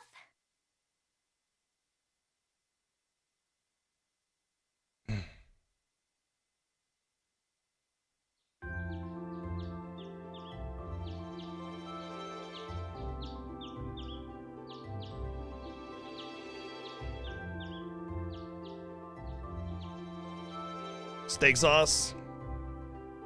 I'm not gonna get there. It's 8:20, so we're still waiting on Elliot and Crow then. It looks like they nearly pulled an all-nighter working on our festival performance. It sounds like they've got a general idea of what they want, as far as style goes, but they're both nitpicking the set list and all the little details of the performance itself. Details. I don't know about you guys, but I'm excited. I'm not worried about Elliot, but I can't say I've got an abundance of faith in Crow. Well, be that as it may, we just have to leave it to them for now. Sleep on the train. Still, I was surprised by what the instructor said last Bring a night. pillow. What do you think she's cooking up this time? I can only shudder to Pot guess. roast.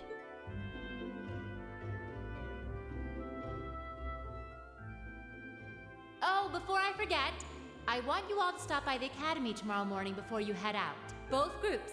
Meet me out on the field by 9 a.m. and don't be late. Maybe they're already on the field. Well, Sarah randomly springing things on us is nothing new. But why delay our departure? It takes 8 hours by train to reach Ordis as it is. You're right. If we're still in Trista at 9 a.m., it would be past sundown before we got there. The train ride to Ruhr is over 5 hours, too. Ideally, we'd all be on the first train out of Trista. How about it, Sharon? With the way you're just standing back there smiling, I'm guessing you know Either we're something. taking an airship or a car. I hope you're looking forward to my unsurprise when we step off the train in Ruhr to see you already there. I wouldn't dream of it. I assure you, I'll only be seeing you off this time. She's totally going to be there ahead of us. That's about as sure a bet as you can make. Pretty certain she knows what's going on, too. She's one amazing maid. I feel like I have my own professional chef, too.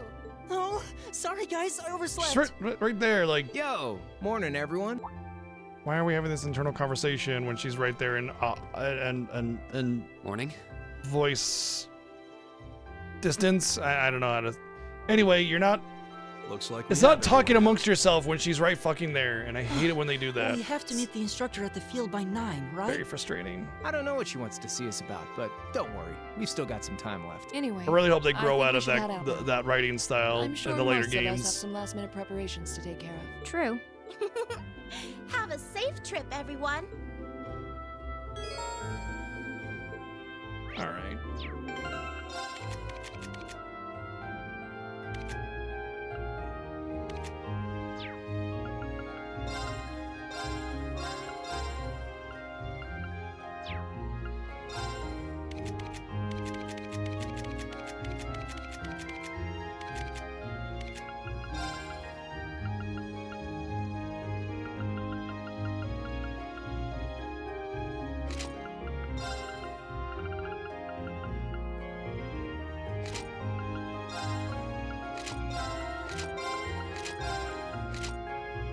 I see. Okay.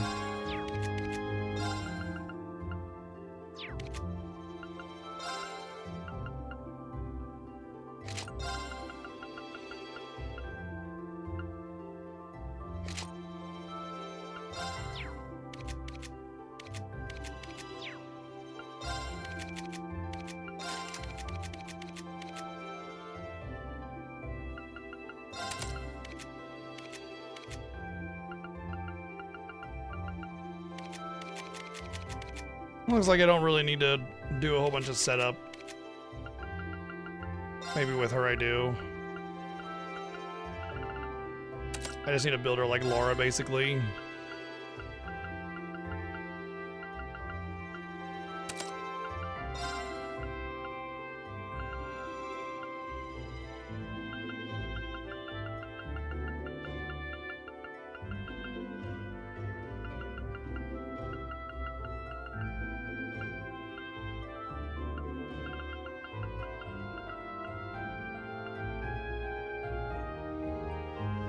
For now, we'll do that.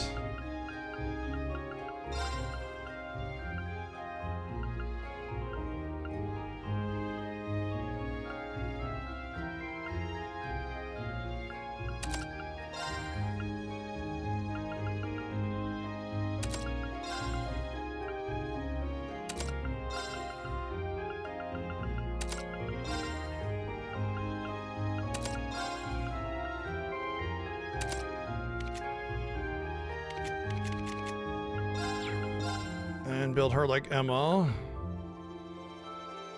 Oh.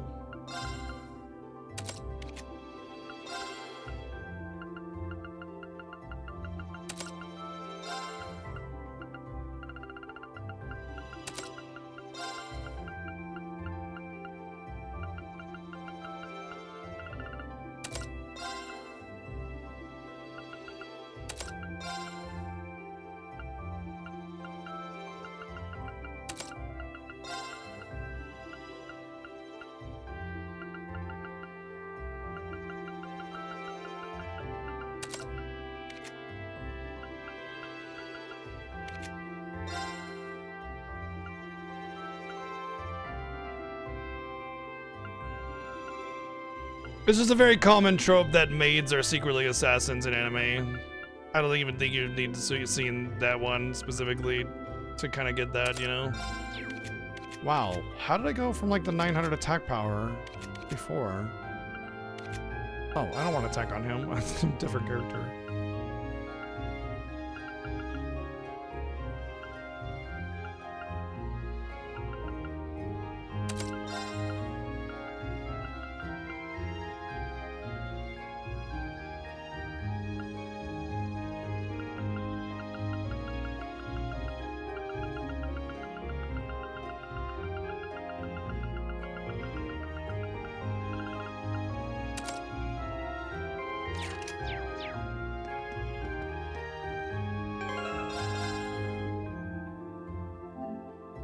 All right, we'll have to see what secret Sarah has for us on the field tomorrow, because that is all the time we got for today.